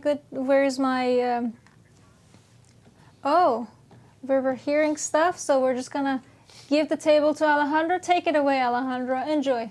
Enjoy. Thank you for that transition, Dorsa. We have Anytime. this game between Ding Liren and Hikaru Nakamura. We expected the move rook d8. I thought that solved all of Hikaru's problems. Sure Instead, he did. played the move bishop. Very awkward, in my opinion. Bishop d8. What? What? Strange. I guess the idea of bishop, I really don't like the idea anyway, is to play a5. I'm still trying to decipher this move. The agent was adamant about it, but even if you didn't play the move, you can play f4, try to simplify. I didn't like that either because it gave access to the d4 square, as I had said for the knight. Knight f6 I found weird, and I thought just rook d8 has to be the move. Really, the only thing that you're scared here is that this endgame is bad. And it does require a little bit of finessing. Bishop d6 here, and once you realize that this knight lands here and that pawn is on a6 attacked and this king can't really walk in, maybe you get a bit scared, but, well, you realize a5 is a move. If you're Hikaru Nakamura, one of the best calculators in the world, you realize that knight b7 looks really dangerous, but this pawn is just running. So you can't actually play knight anywhere. You don't catch the pawn. Yeah. And even if you didn't have the move a5, this actually works as well. Just swap the bishops, and when you take on a6, Put the king on d6. This king is on d6 perfectly fine holding this one. And remember, there's a pawn on h5 I can pick up later. Right, it's not going anywhere. It's not going anywhere. It's not going to be defended by anybody. This pawn was on h4. We talk about this endgame differently. Right. Even then, I think that black has plenty of activity. But with the pawn on h5, this should be an easy draw. Retreat the knight, pick up this guy, because this knight on a6 is very far away from the kingside action. Instead, he's played the move bishop d8 immediately. Ding Liren replied with the move rook b7 and quickly f4 on the board, which is the best move by the engine, but the engines already hate black's position. Not a surprise because this rook is locked in. Yeah, it's kind of weird to explain these moves. And not only that, but I like the 14th fact round. you're winning the d4 square. You're winning the, Or maybe even the c5 square for the knight on b3, and every white piece is superb. Right, you have to take, I mean, if you take twice, I think you have to go knight f6. Otherwise, why are you playing like this? Correct. But you mentioned it yourself. Knight d4 takes f5, not a difficult move, actually. Put the knight on e6. I mean, the rook on a8 makes a woeful impression. Yeah, you have a couple of good pieces as black. No, you have one good piece as black, the bishop on f6. When I put my knight on e6, your knight's actually trapped. This is looking bad for Hikaru. This is looking really bad for Hikaru. I don't know, it was yesterday or the earlier in the tournament. You mentioned something like rooks like open files. Right. Yeah. Rooks like 7th rank. They love the 7th rank. I mean, the whole point of the open file is to get to the invade. And our hugely critical game between Hikaru Dingler and that's a huge stumble. It's a huge I stumble. thought rook d8 is so suggestive. It's really hard to comprehend what Hikaru was thinking. Ooh. I mean, I'm confused. My brain hurts. Looking at Ding's face, he's like, wait a second. And, am I having a chance? And also help me, Alejandro, with the game of Timor for just a second.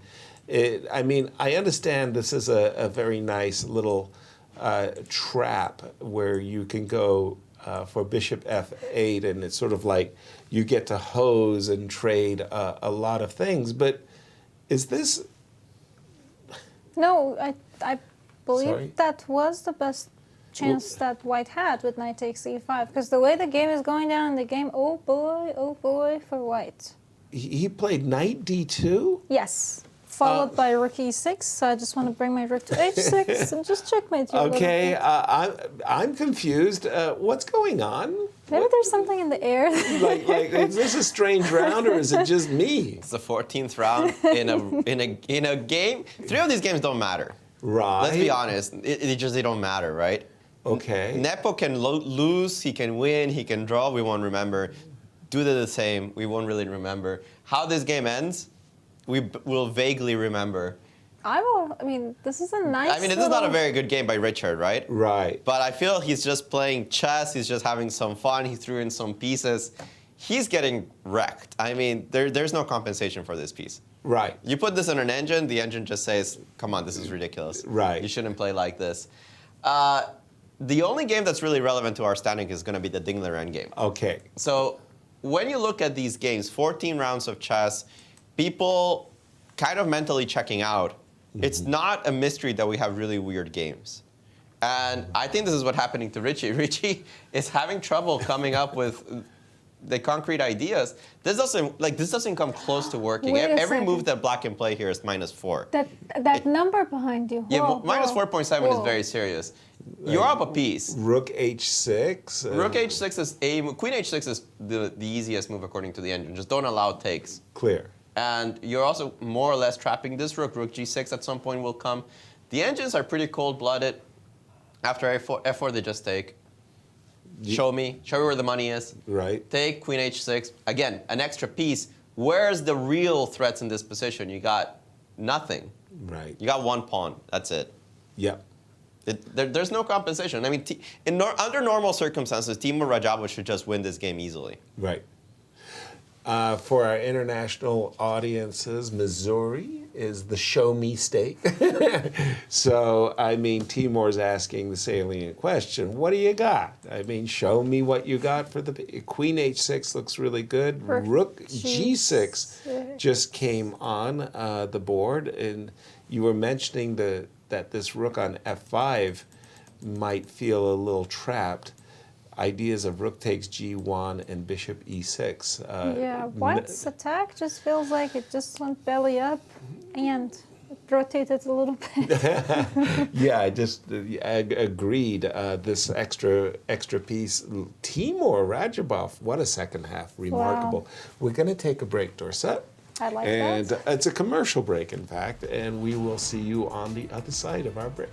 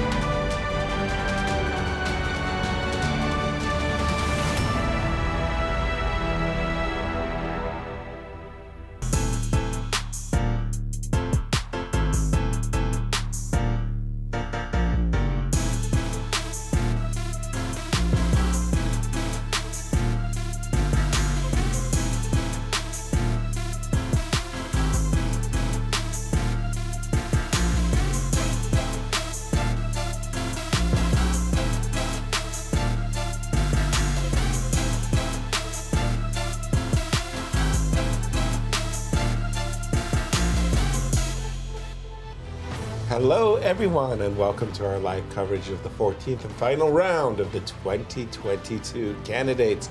We have a result, and yes, we can confirm that Jan Nepo, our tournament winner, went through undefeated. Quite an exceptional result, and our congratulations to him yet again, as he's done something that no other player in the field has done. Undefeated plus 5. Wow. You have to go back to one. Here's our challenger, of course. But I'm thinking Veselin Topalov. You have to go back to Veselin Topalov to find as good a result. Even our guest Vichy said he overdid it with his plus 5. Very, very impressive. Great result. And he makes a draw today with Duda. A very interesting game, actually.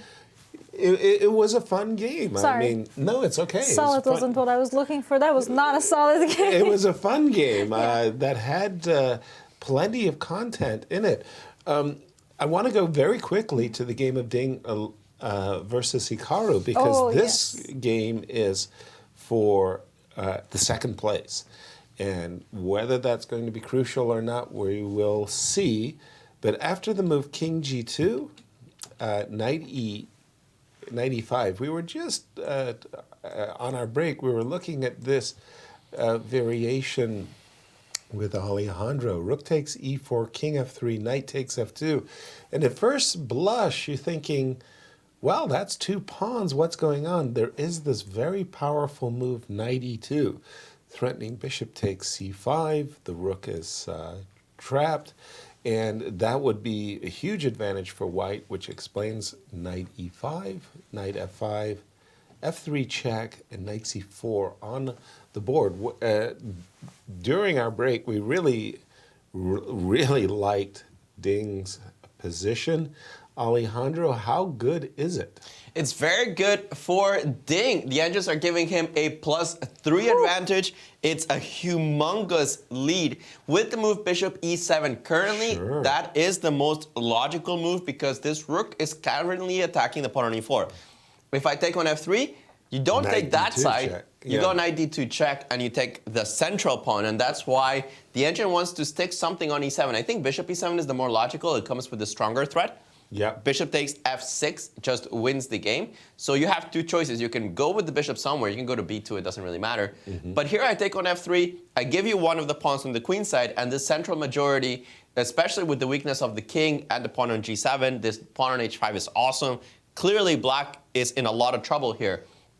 Not just dead, but definitely in a lot of trouble. And if you take on E7, then after knight takes E7, you're going to be checked no matter where the king goes. So king F7, knight F5 is a disaster. King F8 is a little less bad. But after this exchange of this pawn again for that pawn, you can't really go knight D2 in these variations because when you drop this knight on E4, then you have knight E7. Oof. Is that a winning king and pawn in game? Yeah, it's not close. It's not close. And the take, king F5 here. And you'll go here eventually, and because you have an extra tempo with the pawns, wow, you get F3 in this position. You have to go king G8 at some point. Yeah. And we all know this pattern, right? Yeah. You put the pawn on F6, and eventually, as I said, you run to that side. Right. After picking up something on the king side. So easily winning is this endgame, not that hard to calculate at this level. Even if it wasn't winning, you can imagine that bishop E7 is correct. Meanwhile, in the Radjabov game, this one is over. Richie just resigned. He was down a piece, lost the compensation completely. Here, after the move bishop E7, E6, we left it off somewhere here. Right. This move, rook F8, was killer. If you take on D7, I take on F5. And remember, nobody is defending this knight on G5. It's what we talked about, though. If you have more pieces, tactics tend to end up working for you. But knight F7 was played. Bishop takes F7. Why not? Pawn takes bishop E6. And that was the end of the game. Because if you trade off, I'll just capture on D7 the next move. And you are up, you are down a piece for a pawn at this level of chess. No contest whatsoever. Richard just threw in the towel. Another suicidal game by him with the white pieces. And Timur Nom nom nom. Thank you for the point. He is currently in clear. He finished the tournament with +1. How many people would have looked at this tournament and thought Timur Radjabov is finishing with a +1 score? Not a lot. Yeah. Wait, did I hear that correctly? You said clear third? Wait a second. Clear third, because somebody is going to take clear second. Fair. We just don't know who it is, Ding Liren or Hikaru Nakamura. Well, he'll be tied for third, right, if Ding passes him. Yeah, Oh, and that's if a good Bobby point. wins, that will be a three-way third. Two players tied. Yeah. But I agree with you wholeheartedly. If I was a betting man and thinking about Timur's results, say after round 8 or round 9, and you said Timur was finishing +1, you'd go, okay, what are the odds? And I would have thought they were huge. But he comes out of nowhere. He destroyed round 12 Ding Liren with the black pieces, and he wins again with the black pieces. When you force Timur to play, Alejandro, he will bite, right? Oh, yeah. Wow. Congratulations to Timur on a superb finish. And let's just check in on Fabi versus, Ali Reza. Did the board just like disappear? Like, what the heck? We were more or less these parts, and I was trying to explain that I actually liked the position of Fabi. Fabi captured on h4. I'm a pawn grubber, but really? Messing up the structure that badly?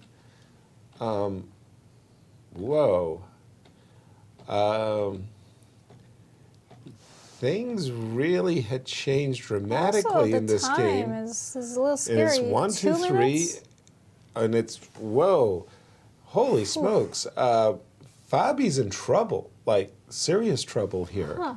What the heck just happened? He's down a pawn, and this A pawn is actually a real bruiser. Hold on, what am I missing? Knight E6, Rook F6. You're not missing anything. Fabi's just in trouble. Really? I mean, he's down a pawn, and that's a bishop against the knight. That's all you have to look at it. Whether you can convert this easily, that's another question. There's material's very reduced. You have to make sure that you keep all your pawns kind of tidy. But it's a pawn, and taking on h4 was just weird. So Did I completely misjudge the position, though? I thought that Fabi was better. F4 here on white is for choice, according to the engines. F4 was a logical move, because it puts the pawn on g3 as the base, which is not being attacked by both of the rooks. Right. That makes a lot of sense. King comes to g2. So, yeah, white was a bit better in this position. You had the majority on the king side. You might as well push it. But this move gh, strange. He didn't have to get in trouble necessarily afterwards, but he kind of lost his way after the move b5. When we were on... Right. Yes, when opponents black played h4, could white just be like, okay, I'll let you be, I'll just go king g2? Sure. I actually liked f3 followed by king g2, but maybe king g2 immediately. Yeah, it's just this move g3 takes h4 that really messed up the white's entire kingside structure, and this could be a very costly loss, I want to say, suddenly. I'm just catching up with the players because I'm still kind of like shocked that things have turned so dramatically here. And it's an extra pawn, and like you say, it's bishop versus knight. This is a very nice combination of pieces. So Ali Reza should be winning. This should be a technical ending. Yep. What's going on with Fabi? I didn't see this coming at all, Alejandro. Falling apart. Yeah. He's falling apart in the second half. Unrecognizable is Fabiano Caruana. Ever since the second half started, it felt that he never recovered fully from this goose egg that Hikaru Nakamura impacted on him, right? Right. And since then, he's not been the same Fabi. And just to echo the words of Vichy as well, that he felt that Fabi had the type of position that he would regularly convert against Ding Liren. Yeah. You know, he's a pawn up. He didn't deserve to have this winning position, but he got it, and then he lost it. Yeah, and he lost it. He didn't even draw it. Wow. So Second half of tournament something is just really. not really. We will ask Fabi when we get the chance. You know when what? he's recovered. I think from next tournament, Alejandro should just be next to Fabi. Right. They're best friends. Right. Kind They of work together. nursing him to Exactly. the very Just- end of the event. We should put Alejandro and Fabi watch. Exactly. Bishop e5 on the board, but we think that this is bad. I want to again turn to the dingler in, because that move that you prescribed, Bishop e7, is on the board by dingler in, as he's eyeballing the pawn on f3 very greedily, saying, give me that pawn, and yeah, later you can have my a3 pawn. So we were sort of like here, and what did we do? We did, I'm not sure what we did actually. I'll just, yeah. And can I eat? Yeah, and this is Wonderful. where we got into a lost rook and pawn, a lost king and pawn endgame like Yes, this. that's how we And got there. I Yep. think Alejandro was going to say, okay, you get to eat over here, but then these central pawns with the king coming to e4, it's all white. And how big a evaluation does the engines suggest white's advantage is? Alejandro? Exactly 3. 3? 3. A whole piece? That's what it says. We went through some of the variations, and you're lost in every single one, so it's Big not number. that Wow. surprising, is it? No, but it's just a big number too. It really is. It really is. Oh my goodness. So, whoa. We were confused. We didn't understand why Hikaru didn't repeat. Just around these parts. Okay, just right here. We saw this move, bishop to d6, knight to g4, bishop back to c5. And we all expected that Hikaru would play knight to f6, repeating the position, securing second place if Ding doesn't play on. Instead, we were mystified by bishop h4. And where did it really start to go wrong? Or has it already, Alejandro? No, you know the answer. You know the answer to that one, Yasser. It was not playing rook d8. That's right. I beg your pardon. You're absolutely right. It was here where we expected this really great rook on d7. You got to trade it off. Gotta trade it, yeah. Because the rook is ready to come down on d3. If you go after this pawn, rook d3 is black's answer with great play. Instead, bishop d8, that was another mystery move. And then suddenly things have gone in white's favor. Yeah, move. If I was playing as black, that knight on f5, I would keep thinking that knight used to be on d3, man. Exactly. What did I do? It's transformed into what I call a Thor, a Nordic god of thunder. I mean, the knight on f5 is just really strong, like terrifyingly strong, and that is why the engines actually think 3, an advantage of 3. And for dingler in, I mean, after this very, very, very painful round 12 loss, that's admirable that dingler in comes back, probably to take second place, Alejandro. It's a crazy tournament. Oh, yes. It is a crazy tournament. Unpredictable every round it feels. Dingler in second, Timur Radjabov third. What? What happened in the second half? Dingler and Timur started the second half in last place. Wait a second. Timur did not lose a single game in the second half. He lost to Fabian round 7, then draw with Ali Reza, won Naka, draw with Nepo.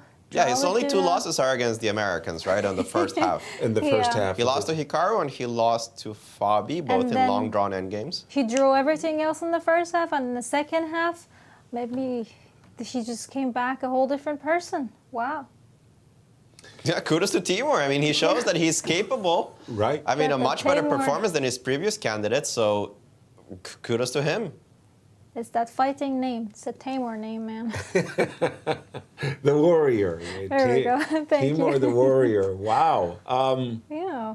Yeah, I mean, this I asked Gary Kasparov a question when he came on air. I said, Gary, let's cut to the chase. What did you have that was right in your predictions? I remember that. Because our predictions have been so off the chart wrong as to who, as to what we expected. But he said that Nepo's performance should not have surprised him. That the preparation that it takes to play a World Chess Championship match, the team is creating entire new libraries. Of course. And that from the Dubai World Championship, Nepo carried with him a lot of understanding, novelties, energy that he didn't get to show in Dubai. And he came and he brought it for the performance of his life. Yeah, it's been a wonderful. I'm so glad to have caught this candidate. Exactly. It was very wonderful, but I don't know what to say. The man just had everything. He had all the answers. Hopefully, he also bought a few lottery tickets. Exactly. He had all the answers. And Bishop B2 on the board as definitely Hikaru is very, very aware how difficult a position he has suddenly. And I'm seeing on your screen that Ding is looking, and there's Hikaru. Hikaru always has these looks, the scowls. It's the 1,000 faces of Hikaru Nakamura. I went to Indonesia, to Borobudur. Borobudur is the site where they have this pyramid with the 10,000 faces of Buddha, right? So they have these Buddha statues on each level of the pyramid as you climb all the way to the top. 10,000 faces of Buddha. This expressions of beatific yoga, meditation. And I'm thinking, Hikaru could have the 10,000 faces of Hikaru Nakamura because he has so many facial expressions, but this is not a good one. I don't know if I'm having a hard time imagining the poker face. Right? We do have more moves. Yeah. I just saw king takes f3, bishop takes a3 on the board as, wow. Ooh, you know what I want? Please. I don't know if it's going to happen or not, but I wish I could put my king somewhere close to their king and just go whoop, rook takes g7. And I'm just dreaming here. Yes, no, it's okay. It's a good dream. Thank you. Yeah, do we go like king e2, f4, e5, or do you? I don't think a5 is any kind of a threat, by the way, because once again, this bishop on e7 is nicely protected, covered. But okay, you just like to move the bishop and go whoop. That looks, well, okay, if we did this, first of all, we got to look at knight d2, but also bishop g7, right? That was why I'd really love, I'd really love it if we could get our king to, out of the way, play f4, e5, and then move the bishop and do what you want, rook takes g7, splat. I think the only thing that black could want is at some point a5, hoping that white is busy playing with the king side so black can just eat some pawns and push him. Exactly. I think that's the only thing available for black now. So, for example, if I went king g3, I'm just moving away, a5, like, I mean, it's not like it's a dream or something like this, but I mean, at least black is fighting in this kind of a situation. You might just still be losing, by the way. This knight on f5 is so strong. But I feel like I gave my opponent some chances. Maybe. Fair. That's fair. So... Here I was thinking about checkmate. Okay, how do we do it? What would you like for Ding Liren? I mean, again, it's nice if we could get our pawns to f4 and e5. How do we go about doing that? Well, if you want that, you probably have to go king g3. That's fair. Okay. And I like what you're saying about a5. Okay. Now, you don't have to necessarily react over here because you always have rook takes b5. Nobody's I going believe King G3 was played on the board. Now, what I'm thinking about is I still want that rook takes G7. Okay. So can I just move my bishop away? Yes. Yes. Then. And if it's your turn, I get it. And follow with bishop d4. Whew, now we're talking. Okay. I like it. I love it, in fact. Thank you. I may be forced to play something ugly, but then you're welcome to take. This looks terrible. Maybe that's why it was +3. Right. King G3, but we can see what you're saying. The bishop moves, rook takes G7, bishop D4, and it's shish kebab. I have to ask, have you had Persian food? I love Persian food. And in Phoenix, they have an unbelievable restaurant, the Persian Room, and I had the most wonderful ice cream. Oh. It was a rose water ice cream that was handmade, and it's like some ancient formula from Iran. I'm drooling. And it was just so good. I was like, it's to die for. It was just so wonderful. I love Middle Eastern food. Thank you. Yes. So, shish kebab. Shish kebab. Nice rosewater ice cream. There you have it, guys. Find a local Persian restaurant. Hit it. Yeah, exactly. With the rosewater ice cream. Look it up. It's just, it's killer. Alejandro, jump right in. What's your take on the two games that remain? Well, it seems very difficult for both sides here. The Americans are in huge trouble. I just don't see how Hikaru gets out of this one. F4, E5 plays itself. If you give white a free hand, they're going to go F4, E5, move the bishop, and when this bishop doesn't return to B2, that's game over. A5 is what you guys were looking at, terrible for black. Right. B takes A5 works, bishop C5 even stronger. This is just lights out because of this move bishop D4 you were mentioning. Yuck. It's really yuck. You have to give up the exchange. It's completely lost. So if you play King G3 and you threaten F4, E5, what do you do as black? Hikaru's very busted. It doesn't look like it in the first appearance of the position, but the more you try to make a couple of moves for him, it falls apart very quickly. Once this pawn gets to E5, it's lost. So you can't really let it reach E5. But how do you prevent it? How do you stop it? Right. You can't. That's the end of the game. This one is just going to be a ton of suffering for Fabi because LRS is not even thinking in this endgame. He's bringing in the king. The question is, how do you survive?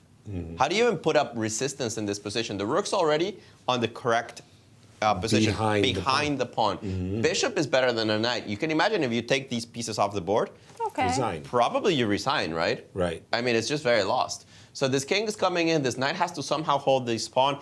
I don't see it. The engines are giving less of an advantage than I expected. I expected this to be lost, the way that Hikaru is. But the engines are thinking it's only minus 1.6. Perhaps there's a couple of ways of finagling difficulties for black to make progress. This is what Fabi's trying to do at the moment. Somehow try to make black not easily step into the light squares and kick out this rook on A4. Once the rook leaves A4, that's game over. So very close to a victory, I think, for Alireza Firouzja in this tournament. Man, I don't understand why the engine is not saying white is just dead. I look at this position from my human eyes. Bishop better than knight, rook in the right place, king closer than the other.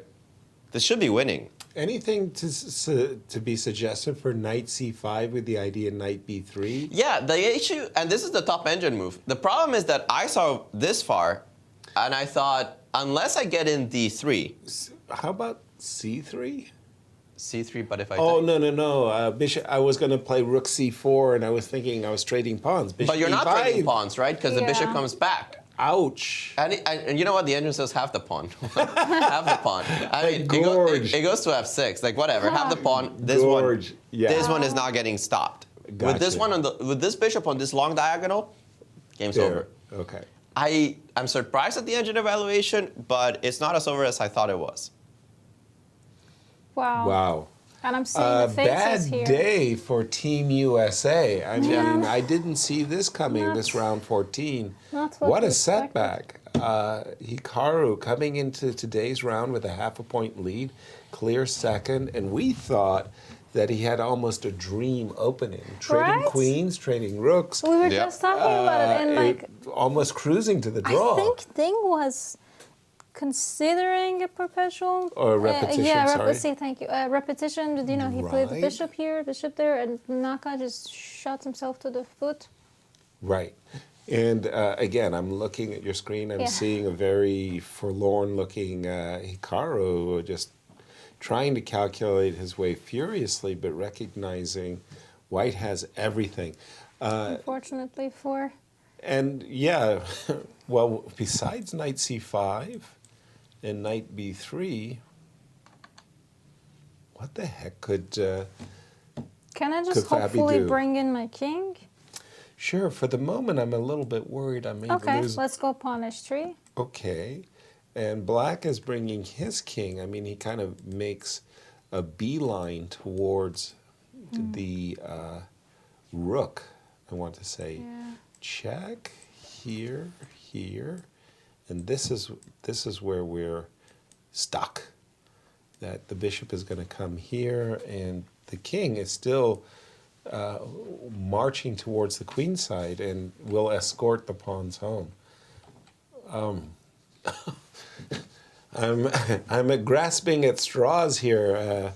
Help me out, Alejandro. I don't see that. This looks terrible. Fabi looks gone. And that's what I said. Yeah. He wants to put this knight on b3. Just wonderful. I mean, remind me to invite him to a party whenever we. I was a student for 5 years. Thank you, Dorsa. Knight f5. Let's play like an engine. Okay. You force, let's say, this bishop here, and then you try to get in with the king. Okay. So this king shoulders this one. Yes, the bishop is a bit passive. Okay. The bishop is making this rook passive. But at the same time, you are kind of tethered to the pawn on a5, because the moment I take the pawn, this bishop is under attack. Right. That's why you would consider a move like c5. But I c5, like C5. c3 right now just trades pawns. Okay. Doesn't really help me that much. Then just want to go for the other way. g5, go rook h8, change these pawns. So not so easy just yet to make progress. There's even check and king f5.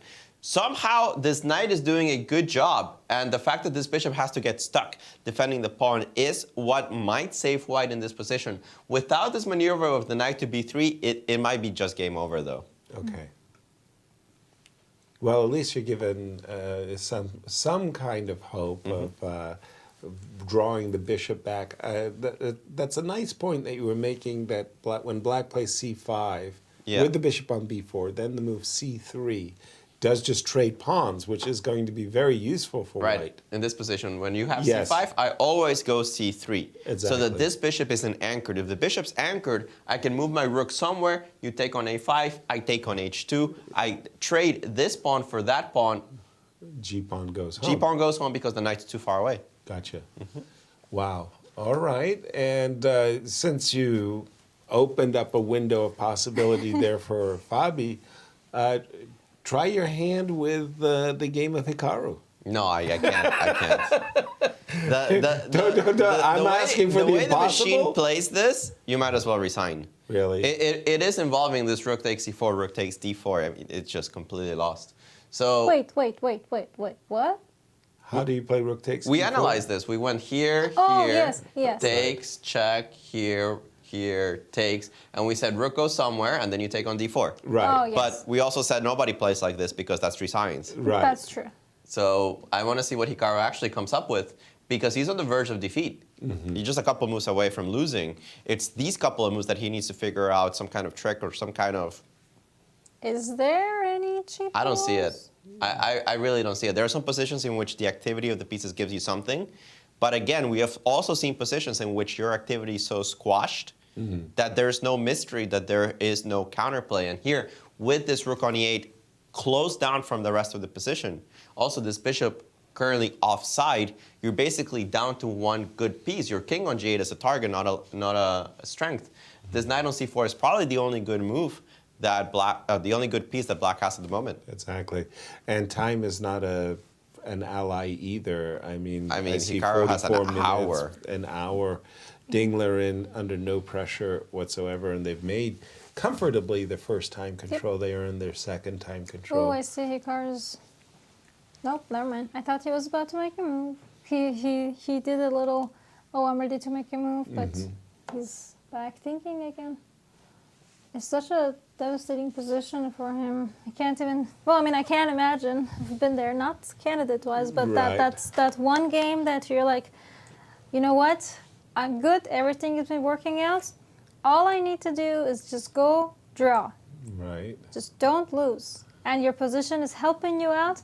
And that reminds me of, I told you, I played in that the World Youth Championship 2014 in Durban last round. I needed to win, different situation, but I made my move and I didn't realize I had made my move.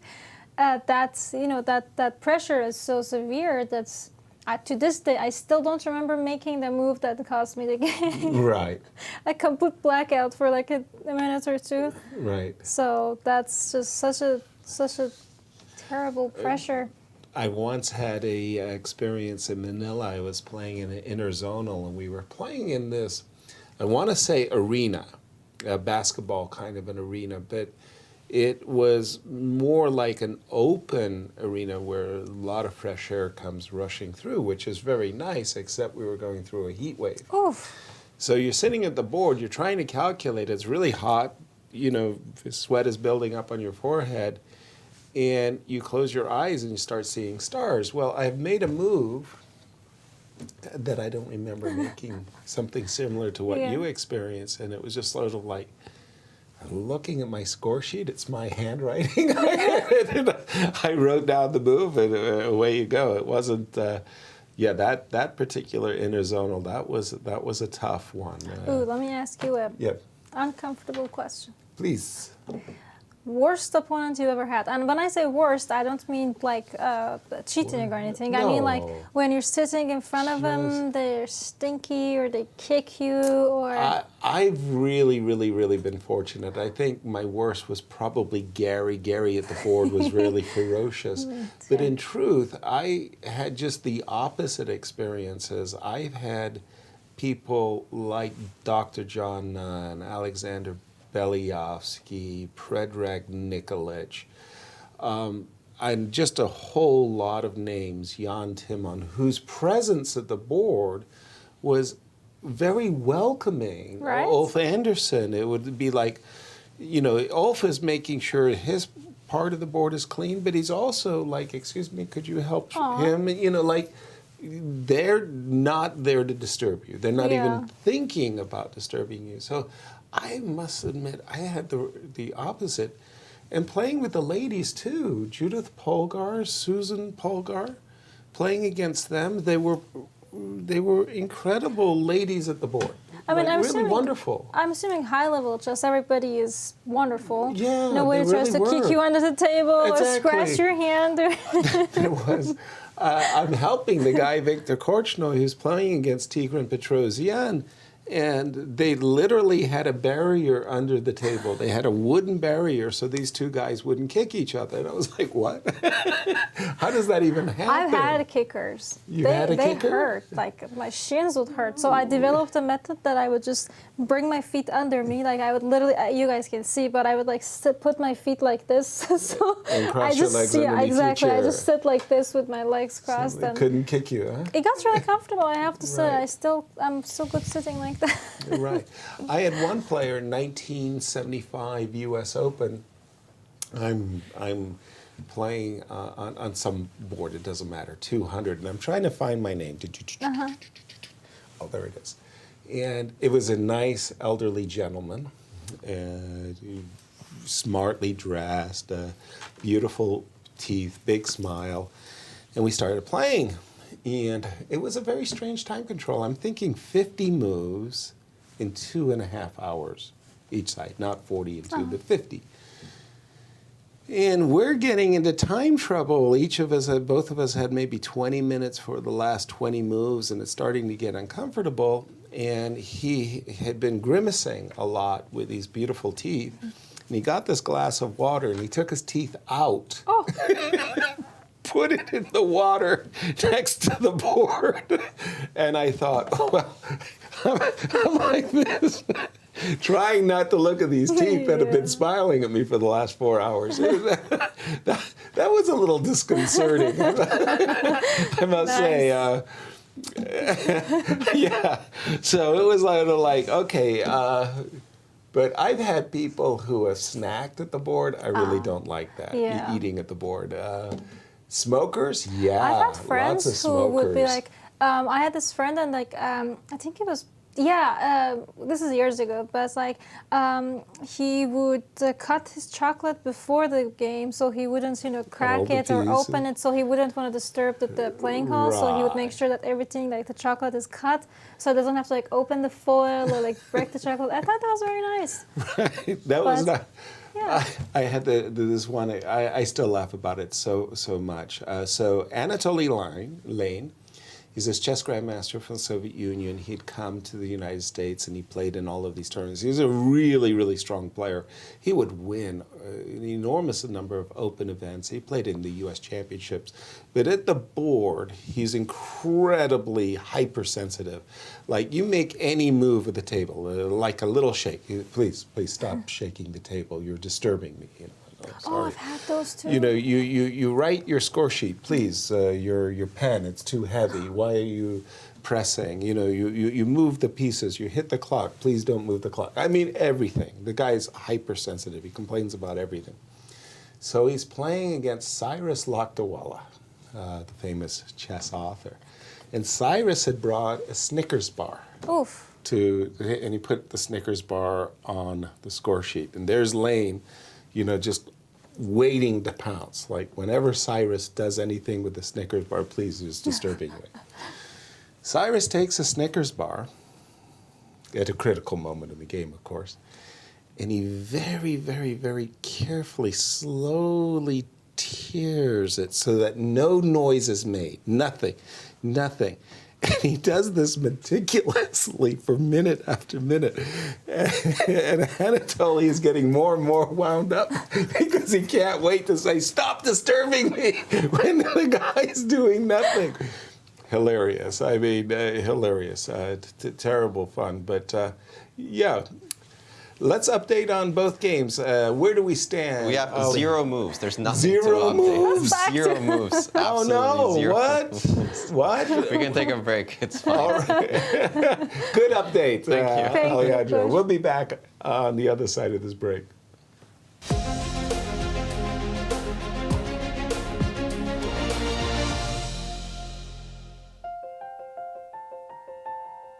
St. Louis University is celebrating its 200th anniversary. Offering world-class education in the heart of St. Louis, SLU attracts students and professors from around the globe. In 2015, SLU partnered with the St. Louis Chess Club to start a top-tiered collegiate chess team. On the very first year of the team's inception, SLU obtained second-best university at the Pan American Intercollegiate Chess Championships. Higher purpose, greater good. St. Louis University. Founded in 1839, the University of Missouri is steeped in tradition. The recently founded Mizzou Chess Program is a partnership between the University of Missouri and the St. Louis Chess Club. Collegiate chess has been experiencing a meteoric rise at the national level. Through its tradition of excellence, Mizzou has always strived for the best. Mizzou Chess is working towards raising the bar by bringing our institution's ethos of respect, responsibility, discovery, and excellence to the chessboard.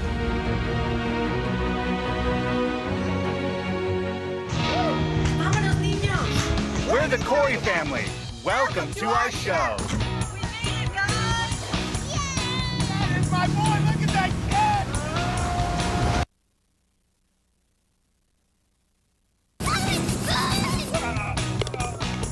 You guys gotta see this. That's our show. Now go start yours at visitmo.com.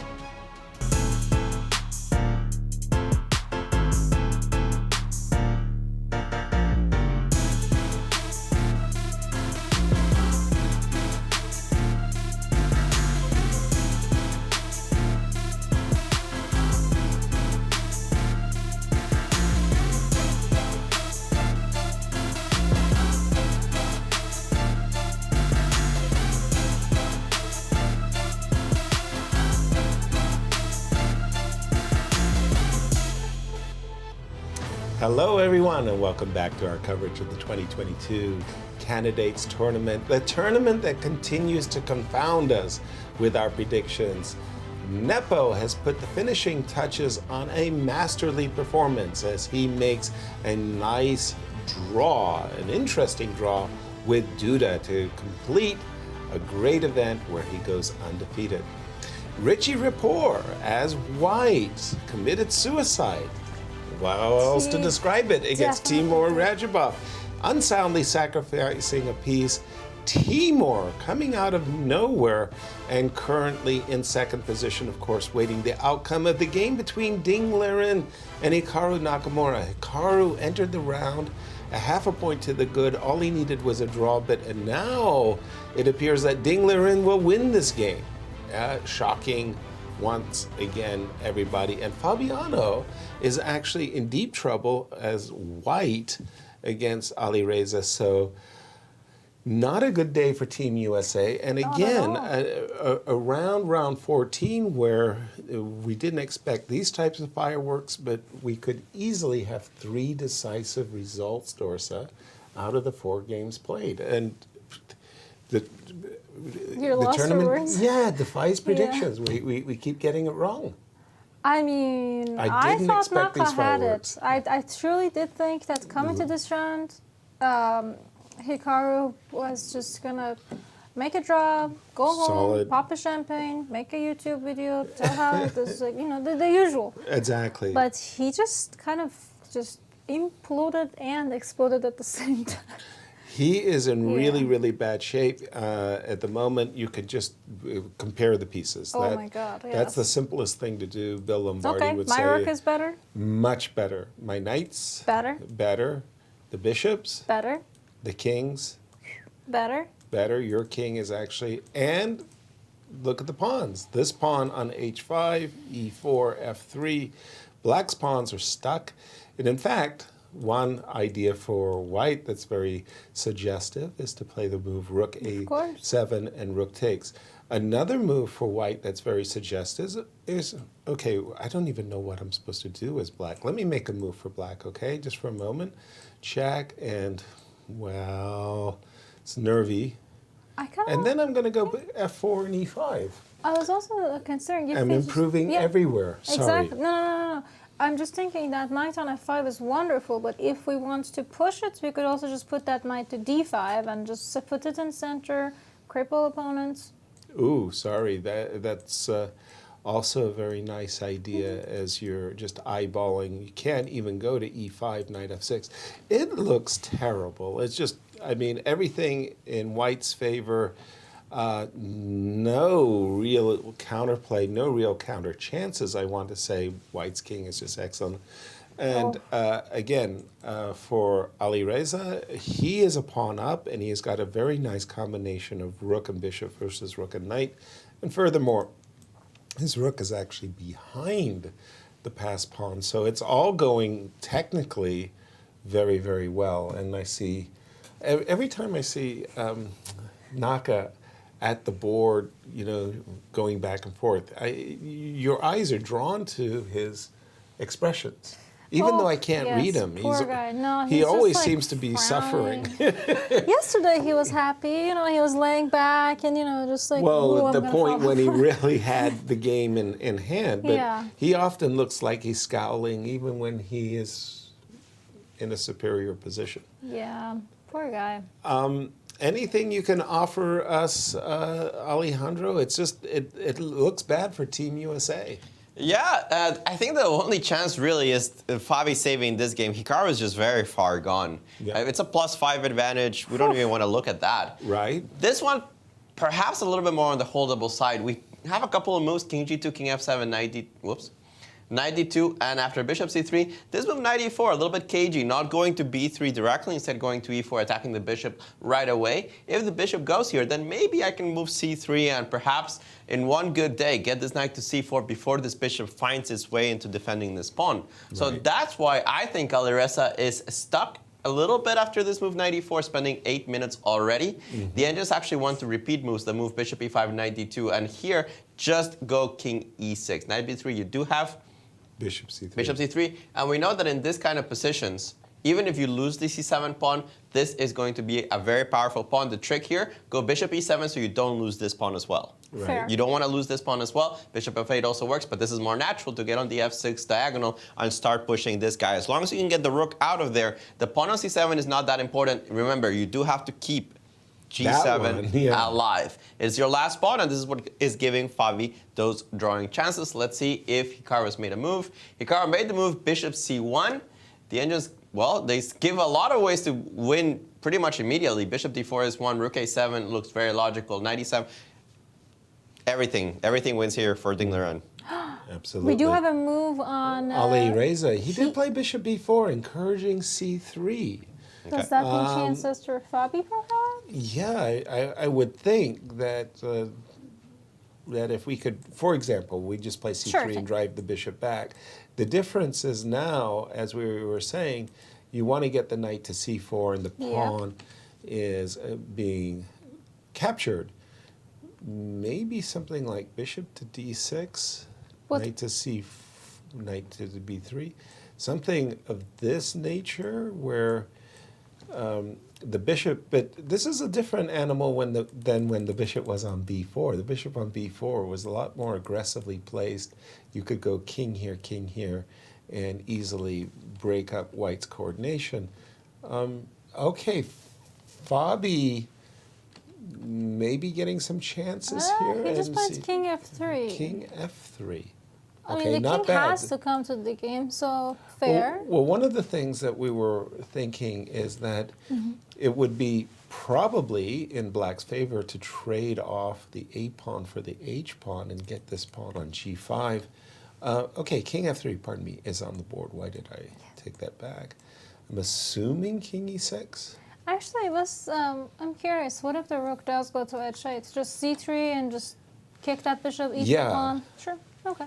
Okay, I thought that the king might be over here by the time you were trying to push this pawn. So pawn trades, definitely White would be happy about. King F3, King E6 on the board, C3 also. Sorry, King F3, King E6, C3. We've caught up with the players. I don't think the time is a factor, no. I don't believe so, no. I believe they have, what, like 40 minutes? Yeah, Fabi has 40, Firouzja has 36. Okay, so this bishop is coming back. We don't know where. Let's just put it on a square for now. Logical. And let me make an attempt to try to win this pawn, knight to C4. Now again, you can play C6 and drop the bishop back for defensive purposes. Okay, what else, right? What else to do? C6, knight here, gift, need the pawn. Bishop here. Ooh, I wish there was a check. Pick up something. Hey, nice. Horses well, King E4. It's going to take some effort still for Firouzja to break through, right, Alejandro? As I mentioned, it's not. The move bishop b4 was not the one preferred by the engines. Right. And at this point, it does seem difficult to make progress. This bishop needs to go back, as you mentioned. And I think king e3 is fine. King here, and the thing is, it doesn't matter where this king reaches. The only thing that matters is if it reaches b5. Okay. Because that's where it kicks out the rook. But it's not so easy to get there. Even when you get there are some positions where I will have some counterplay. Here, I think king c4 is the more natural move.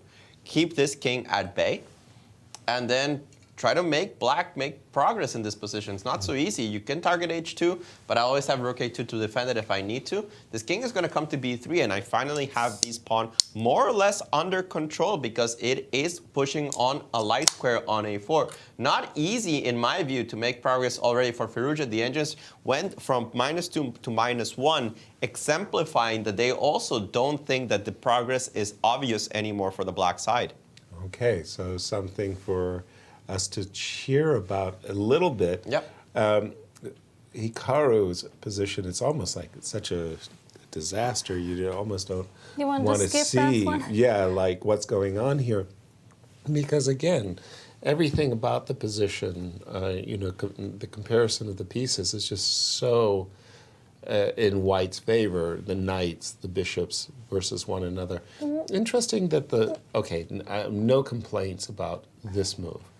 But I must say that for myself personally, it would have been want the other pawn? very hard Well, how not to about play bishop to d4. if we eat a6 first, then bring the rook to g6 and then eat g7?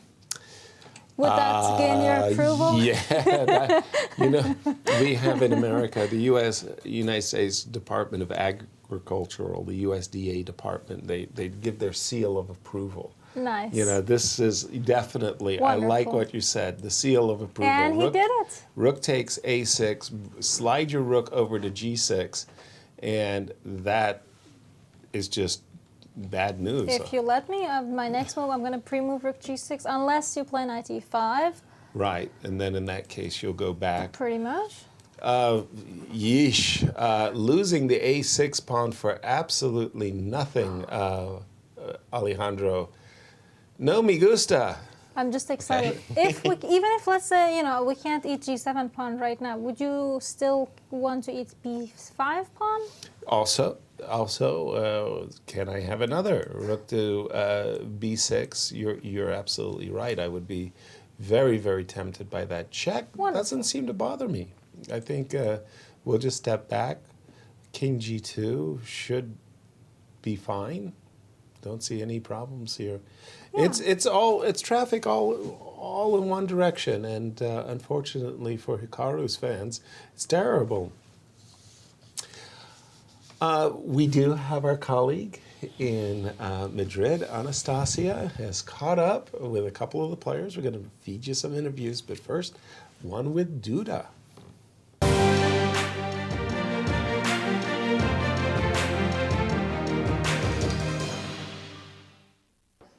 Krzysztof, the tournament is over.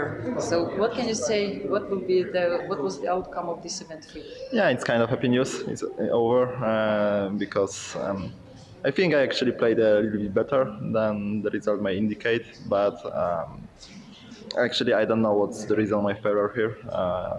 It's kind of difficult to say at first instance. I guess maybe I wasn't withstanding the pressure at crucial moments. Because it was usually like around 14 moves. So, overall there is, I will have a lot of conclusions, I guess, from this tournament. So, in that aspect, it's fine. Yeah, as you mentioned, it was actually the Kenya's tournament. It was the first time that you participated there. So the difference is this enormous pressure, probably. But can you say that you have done everything? You prepared a lot, because we heard the news that you were preparing for a few months. So what do you think? Yes, I did. Perhaps I should have played some classical tournament along the way, because my last classical tournament priority candidates was in Weiganzi, actually, which is in January. So that was, half a year. And perhaps I was playing a bit, too intuitively, like playing in faster time controls. So, it was kind of, I guess, difficult to adjust. So, definitely, I have done something wrong because otherwise, I wouldn't be on -3. Yeah, I mean, but today's game was a very interesting fight, and very happy with Bishop G6 move today. Yes, yeah, actually, it seemed to surprise him, and so in that aspect, it was fine.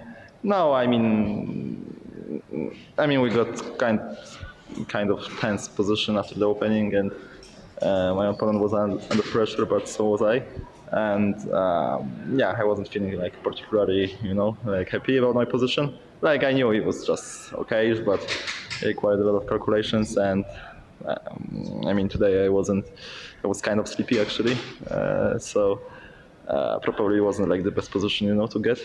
But yeah, I mean, I guess it was probably a very logical game. I mean, relatively, taking into account how complicated it was. Yeah, and what are your future plans? What are you going to do after this event? Yes, I will play in Olympiad in Chennai in 2 weeks. Yeah, Poland actually performed quite well in the Olympiads, and what are you looking forward this time? Yes, we are looking to have a good time again in Chennai and hopefully get some medal. Yeah, thank you very much, and all the best in the next tournament. Thank you.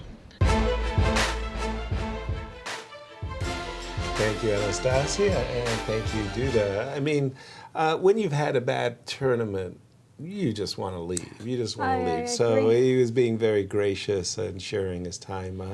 But the Polish team, Alejandro, that's going to be a very, very strong team in Chennai. I mean, they have Wuchtazek? Yes. Duda? The fellow who's always helping. I'm running. I get his names wrong. He helped Vichy. Gajewski. Again? Gajewski. Yes. Yeah, no, but Gajewski's not playing. I know. He'll be like a coach, a trainer, I think, for the team. Yeah, I actually don't know what the Polish team is. I assume it's Wojtaszek, Duda, I want to say Piorun. Right. Maybe Bartel. Oh, Bartel. I forgot about him for a second. Right. I'm trying to just go down the rating list and see. It's on chess results, so you can see it on chess results already. Never mind. That's much easier. Yeah, the teams have already been submitted for the lineups. Right. So if you're curious on who's playing the Olympiad and who's not playing the Olympiad, go to chessresults.com. There's a dash somewhere between chess and results. And it's got it. It's already got the lineups for the men and the women for both sections. We got the open and the women, sorry.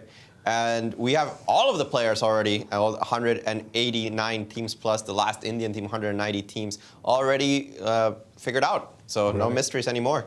I wanted to ask, I mean, with Vichy as our guest, when he said 189, that sounded to me like an Olympic record. It is 189, yeah. An Olympic record. I mean, what? There's only 202 countries in the entire world? I guess it depends how you count them, but yeah, something along those lines. We got most of them. Yeah, we sure do. So that's going to be one of the most well-attended events, and we're looking at the open section for Poland. And, yeah, because we were talking about it. I brought it up, but I might have some pronunciation. Duda? Yep, Radislav? Wuchtazek. Casper. Yeah, Piorun, right? Thank you. Yeah, that's and Bartel. And Bartel. Matus. And for the women's section, it's also quite interesting. I knew that Wuchtazek is married to Kashlinskaya. I remember that from years ago. Right. But I didn't realize that she'd switched federations, and good for her. I think she just switched. I think Alina Kashlinskaya, traditionally a Russian player. Yes. Right. Transferred very, very recently, a few months ago. She's been married to Wuchtazek for like 7 years now, and she's been living in Poland, but... Yeah, they've been married forever. I remember they were married in Qatar Masters. 7 years? That's forever? I mean, not even 40. 7 years feels like a long young kids. She's relatively young, so that's quite a long time. But yeah, quite a lot of fun. Wonderful. Alejandro will have to give us all updates from Chennai when he's back. I'm just looking at the game of Dinglerin and Hikaru. I was a little bit surprised after 97 check, King H8. For some reason, what was really going on in my mind was your maneuver, Knight D5, to just hunt down this bishop, essentially, and try to drive it off the long diagonal. If you could successfully reposition your bishop here, you're super charged. You're super happy. I mean, Alejandro will say, like, it's overkill already at this point. I agree. Yeah. It is totally overkill. Exactly. It doesn't matter, guys. You don't have to put your knight anywhere. Just pick up the pawn on b5. Like, nothing's defending it. It's not. Just pick it up. Then you're up 2 pawns. Yeah. Then what do I do? And then you push them. And then you push them, and that's the end of the go game. Back, you take the pawn, you go back, and you push it. Okay. There's no way to improve black's position. Yeah. I mean, you got your knight to e6, so what? You can't get your king out of where it is. You can't stalemate it either. We know the rook can't leave the 8th rank because of the checkmate patterns on f8 and h8. There's nothing. There's no counterplay. This game is dead. We wouldn't be looking at this game if it wasn't so important for the results. Exactly. I'm still in shock that Naka allowed that rook to come to d7 and stay there a while back after we invaded the 7th rank. Yes. It was such a comfortable, just like, okay, this is a better rook. My rook is kind of sucky. Let's just get him off the board. For those who are joining us late, this is the specific position that Dorsa is speaking about. This, you look around, strategically speaking, this rook is really, really good. This rook is not. In fact, this rook is actually very bad. Therefore, the move rook d8 is very suggestive. If you try to maintain your rook on the 7th rank, instant counterplay after rook d3, hitting the knight, hitting the pawn. If you're forced to trade the rooks, who is favored by that trade? Well, it's no question, it's black, because the rook on d7 is very good. Yeah. In fact, rook d8 is so obviously needed that we didn't look at anything else, and most certainly we did not consider the actual move that Fabi played, that Hikaru played, bishop d8. This was a stunner. And to be fair, for Ding Larin, if this was online chess, I would think, he misclicked. He clicked on d8. He clicked, mouse slip, right? Like, for sure. And it wasn't just a very, very few moves later that everything has already gone south. And the position is so one-sided, there's nothing to talk about. And by the way, Alejandro, the question, has Fabi done enough to save his bacon? Certainly seems that Alireza has misplayed this position. The engine's hating how he's become so passive. In so many positions, we had the bishop on b4 and c3. But not only was the bishop defending the pawn, it was also locking out this rook. Right. Currently, it seems that Fabi got his pieces exactly where they need to be. The king could go to d5, but I assume this knight will return to b3. You could also put it somewhere else, but I like it on b3 because both pieces are now stuck. Right. Defending the pawn on a5. So what is the winning plan here? I'm not sure. I really don't know what Alireza is planning to do, because I can always make a passing move, king d3. At some point I can give a check and return to a4. I don't really have any zugzwang possibilities of black. So I'm not going to be worried about that. I'm just going to put the king on d3, and I'm going to be waiting for you to transfer your rook to h8 to hopefully do something. But even immediately, this idea of just giving you checks is not so easy to repel. Yeah. When simple things like that are difficult to repel, it becomes exceedingly hard to push the pawn. So I'm not really sure where Alireza is going with this. The engines think that the advantage has hugely dissipated. It's now down to minus 0.5, not even a full pawn. So it's pretty high chances, I would say, that Fabi ends up saving this one. Continue that variation. You were saying king d5, knight b3, c5. Yeah, c5, I would just put the king here, I think. And then I want to go rook c8. I want to threaten c5, c4 check. And I assume that after this take, you have rook a8? That was what it's all about. I'm banking on this shot. The problem is the shot doesn't work, right? I have this check, and where's your king go? I got to go to e6. And then here I have knight b3 or knight b7. I don't know if there's a difference. Oh, those tricky knights. Rook takes, knight takes c5 is actually even better for white. Probably not winning, but better. Oops. So you don't have these tricks available. The knight is pretty cunning piece in this kind of position. this king doesn't have that many squares. I understand you want to play the move c4. It doesn't work out.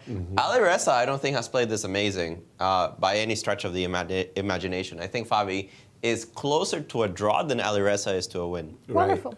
And Yasser. Yes. Another small bow down to you. No. What happened? Remember how like 2 or 3 minutes ago you were saying how you wish that knight came to d5 in Ding's game? Yes. He listened. He checked again and went the other way. I was listening to you. I was very clever. The knight did get to d5. Very good. Wow. Beautiful. Beautiful play. So what we were talking about is this knight, which is a Thor on f5 because it was hitting g7. This bishop patrolling this long diagonal, the thought crosses your mind that if you could drive this bishop, this dark square bishop, away from the long diagonal, then you could take over with bishop d4. Alejandro, with understanding, thumping the table, rook d7, pick up the pawn, then figure out what you want to do next. I like this maneuver a lot. Just kick this bishop off this diagonal. You really don't want to play bishop to f6. I could take that bishop and go bishop to d4. Again, positional overkill. All of White's pieces doing more than their counterparts. And if this bishop is driven away, well, you can just see how wonderful this is going to be for White. Black is going to get himself all tied up in all kinds of knots, and f4, f5 is going to win the game. Well, Naka did play bishop b2 to keep the bishop in that diagonal. Right. I was going to tickle it some more. Rook a2. Another. No. But that one is easy. I know. But it was just perfect timing. While you're saying you tried to make the move, and there we go. Bang. The problem is the e5 square is a landmine. You're just walking into f3, f4, Ooh, I like that. and losing a piece. So that's why the bishop has to go to c1. C1, this horrible square. And then again, many things, but I think the simplest is just to redirect the energy towards the g7 pawn, and that should be all she wrote. I'm a little surprised that Fabi is getting away with what we thought was is getting away. I mean, is this an indication that Alireza really needs to improve his technique, his endgame? Because he was doing really good 10 moves ago. I mean, for me, I just feel like Alireza was checked out of this tournament a few rounds ago, and he already did a few g4, g5 suicidal attempts. True. And I mean, it's really hard to get yourself that motivation that you're literally fighting for nothing. You know, everybody had so much hopes and dreams, and I believe even Anand mentioned that these younger participants really expected too much from themselves. Right. And, it's just really hard to come back from that when you feel like this is my year. I'm the number 2 in the world. I've crossed 2800. Even Magnus wants to play with me. Right. And then you go to candidates and... Exactly. Well, Vichy himself said that, look, somebody like Alireza, he comes into this tournament, he wants to just impose his will on the tournament. Like, I will win it by the very dint of effort of, the fact that, it's my birthright and I'm going to win it because I understand chess. That's not the way it works, says Vichy. You come to the event, you discover your form. Are you calculating well? Are you playing confidently? What is your opposition doing? And you play your way into the event. And that was the voice of experience. I mean, certainly Vichy has played his fair share. There's a lot of the other factors, not just how good you're in chess. There's so much psychological factor, environmental factor, physiological factor. Your training, so many things. Yeah, your mental state, and how bad is the Hikaru game, Alejandro? Are we throwing it? Are we reaching for the towel and throwing it in? I think so. This bishop e3 move looks like a clincher to me because look at that bishop on a3. It's Offsides. trapped. It's just trapped. Right. I'm threatening rook a2. Yep. That picks up a bishop. Yep. I could take on g5 if I felt like it, but this bishop has no moves whatsoever right now. The engine recommended knight takes e4. Trust me, knight takes e4 is not happening. We do have some moves, I think. Okay, update me. I don't have I'm them not yet. sure No, what they sorry, are. I think it was... No, it's not. I apologize. I think, Bishop my e3 broadcast was a little- indeed the last move. Bishop c5 to e3, just exactly what you said. And it looks, I'm seeing a very forlorn Hikaru looking to the side, shaking his head. I mean, this one's over. He knows it. If you don't mind, I mean, Hikaru has had just an incredible roller coaster ride in this event. Could we give that line score again? Because every win seemed like he was pulling the tusk out of a rhino, and every loss was like this long, lengthy, painful losses. I mean, he's had a very, very difficult tournament, and here it is. He lost this game against Bobby to start. He came back with an incredible, I want to say a superhuman grind against Timur, where he righted the ships. He's 50%. He finishes the first half with 50%. Then he goes on he this, resigned. And he does, there it is. Shaking hand. A win, loss, win, loss. What a crazy tournament it has been for Hikaru. It seems like he came back from the tournament after people gave him when he lost to Fabi, a lot of people said, yeah, streamer. Right. Then he came back with a win against Radjabov. A great Didn't win. finish the first half saying I'm a favorite, but important game for him to keep his chances, beats Fabi.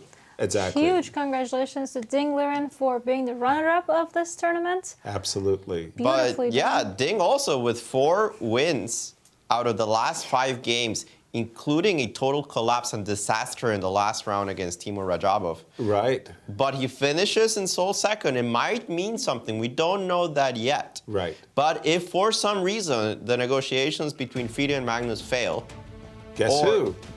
Guess who? This is the man. Chinese superstar Ding Liren is second place in the candidates. Nothing that can be done about that. Fabiano, even if he wins, and he's not going to, can't catch him, and that's the only game that's remaining. 8 points for Ding Liren, starting with a loss with white against Jan Nepomniachtchi. It almost felt that everybody wrote him off of the tournament. And take a look. Not he's up you, there. Alejandro. You did not write him off the tournament. I didn't have a choice. You were loyal just to kept a putting fault. it up there every round. You were loyal to a fault there, even when we were all, chiding you and laughing and making fun of you and joking. What a I did say it's a long tournament, and a long tournament it has been. I'm drained. I'm drained. I am very much looking forward to this tournament ending. It's been fun. It's been exciting, but you can see it in the players' moves. Oh my Everybody's God, yes. tired. Yeah, and by the way, Dorsa, I did want to get this in. You were recruited at the last minute. You came in, and Thank you were you, thank terrific. you very No, much. seriously. On behalf Thank of you. Alejandro, who won't like me saying this, you did really, really He's told me good. Production team likes Thank you too. you, thank you. It's been a wonderful event, and especially since I'm starting med school actually in less than 4 weeks. Scary. It's very scary. I'm moving over the weekend. So it's Colombia? yes, Yeah. yes. So it's been I had a wonderful time being here. I look forward to being around St. Louis as much as possible, and I've always watched you. It was a pleasure working with you. Well, thank I've you. seen And- Alejandro enough. He's my Yeah, coach. get out of here, get out of here. We're jaded with him. But we're going to jump over to Madrid as Anastasia caught up with our tournament winner and now challenger, Nepo.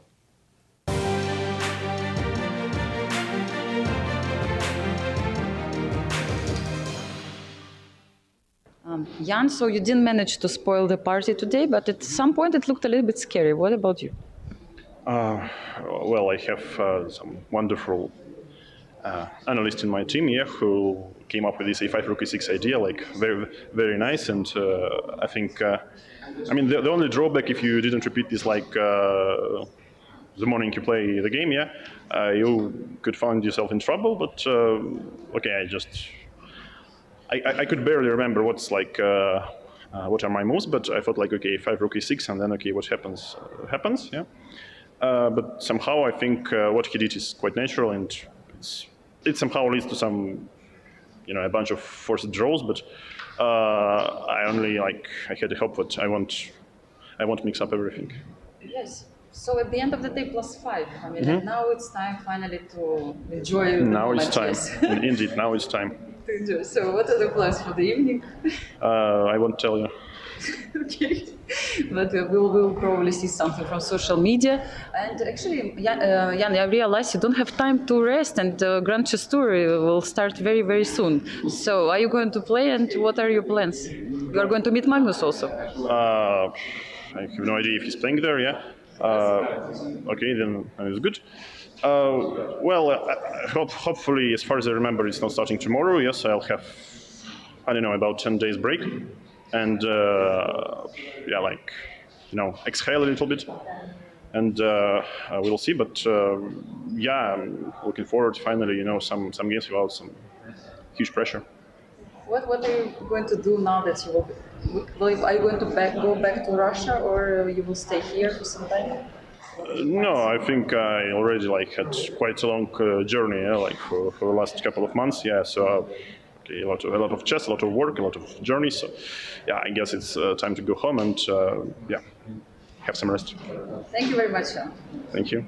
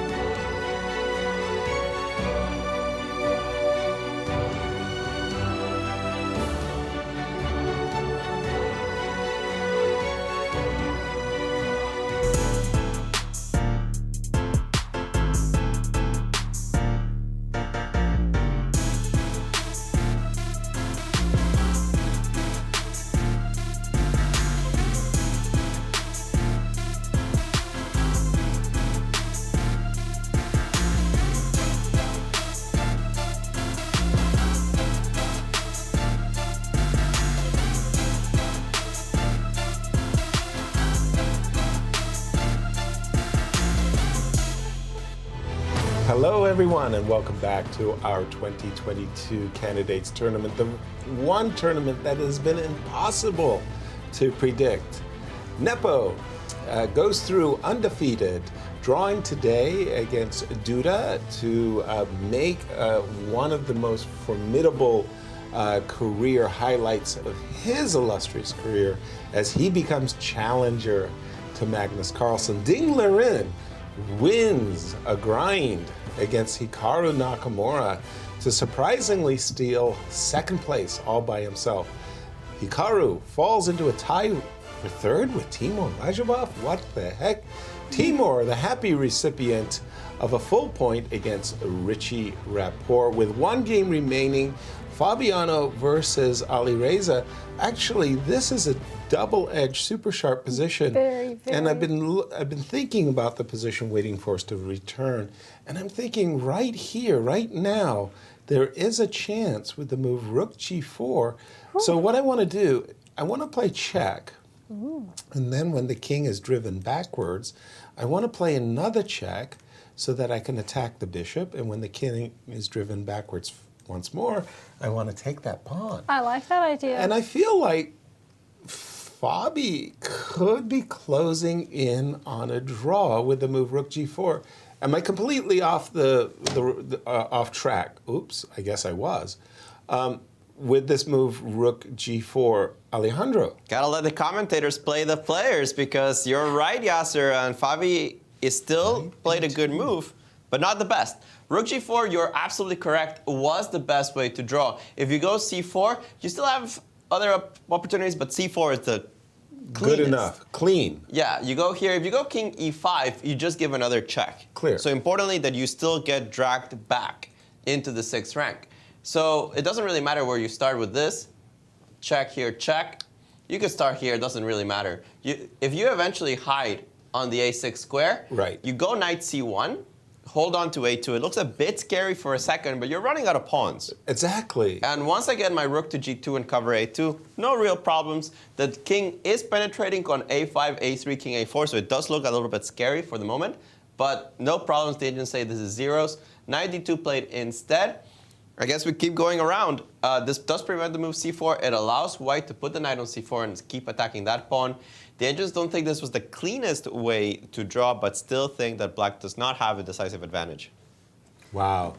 It seems like every round we're confounded by the results. And the 2 decisive games out of 3 that we've already witnessed, we thought it was going to go 3 out of 4, actually.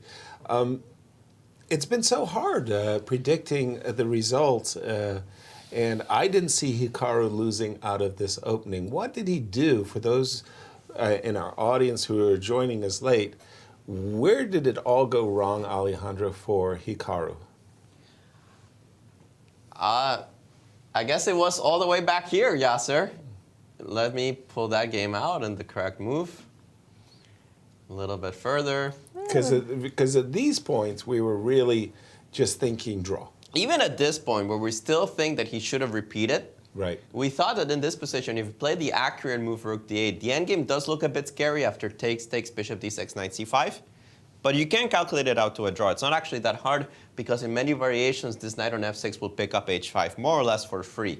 So this was the correct move, Rook D8. The rook trade is not dangerous, and if you move the rook somewhere else, Rook D3 skewers this knight on B3 and the pawn on A3. And again, black is fine, in this case, more than fine. So King F1, threatening King E2. The correct response was Rook D8 in this position. After the move Bishop D8, leaving this rook on the 7th rank. This is where it all went wrong for Hikaru. The move Rook B7 was very good, prevented A5 type of breaks, and the rook is just doing a wonderful job at cutting the king, at attacking this weak pawn on G7 that's now tethered to G7 because of this structure. And it just became worse and worse and worse from Hikaru starting in this position. And the Chinese superstar Ding Liren goes to Anna to claim second. Now we know, of course, that Nepo is the challenger, full stop within the story, but you also need first reserve, a player that in case either the champion or the challenger, health problems or otherwise, they can't make it, Ding Liren steps in as first reserve. And now, my apologies, I was just doing financial calculations in my head. Yes, financial calculation. Could we get the money? The money, €500,000 yes, in prizes, the money and slides. 7,000 Exactly. for each point that the Yep, players that score. one. So the Yeah. first place It gets 48 plus 9.5 times 7. That's like 66.5. 67.5. Yeah. So it's like 48 plus that 66 and a half. 66.5, right? Yeah. 114,005 euros. 114,500 That's for it's first a good place. payday. What about second? Second is 36. He got 8. 8 times 7 is You got this. you. 92. I'm not helping you there. Wake me up when you figured this out, Dorsa. I'm all yours. I'm all yours. Yeah, you had me at 96. But Alejandro, that's a lot of money. It sounds like a lot of money, but tell our audience the God's honest truth. These players are hiring seconds. They're doing training camps. They're paying months and months of salary, months and months of expenses. They are lucky if they make anything from the candidates. I think that Nepo makes something from the candidates, even though he has quite a team. 114 goes a long way. It does go a long way. Okay. I think Ding, considering that his seconds were left back in China, you don't have to pay those expenses. All of those costs, right. But some of these players, yeah, they pay for their own seconds and they bring them to Spain. They didn't get that much money, right? I don't think Alireza is exactly making bank out of this tournament. Right. Wait, so there is no like prize for the last place. It depends on their points, right? No, I think there are 8 prizes. There are okay. 8 prizes, All right. So as well as the points as well. But right. yeah, but the overriding. Yeah, that's not true. There's only 3 prizes, Yasser. Is that right? And it's points only after that. However many points you score times 7,000. I thought we were showing only the first 3 prizes as a way of abbreviating the, Glad to talk about this in the 14th round of the tournament. I mean, we never really talked about the money.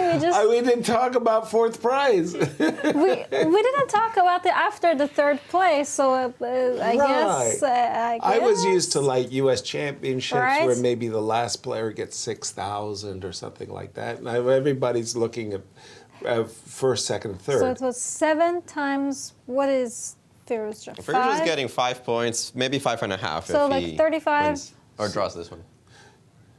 35,000 euros. I mean, that's still pretty good place. But I mean, just for argument's sake, imagining that he had MVL as a trainer. It doesn't go a long way. I mean, of course. trainers are pretty expensive because these are accomplished grandmasters themselves. Professionals, yeah. I mean, you're not throwing them minimum wage per hour. Right. So it adds up pretty quickly. Now, FIDE does cover a lot of the cost of the travel and accommodation in these tournaments, so they don't have to worry about that one. But it doesn't include accommodation for seconds. It doesn't include what they're going to be paying for seconds. Exactly. It doesn't include what it costs to have a training camp somewhere, the accommodation for that, whoever is cooking, the groceries. It adds up, man. Right. It doesn't go as far as it used to. 35 grand when you're preparing for a tournament as serious as the candidates. If you imagine that you had 2 months of preparation total, a couple of camps here, a couple of camps there, it's not really unreasonable.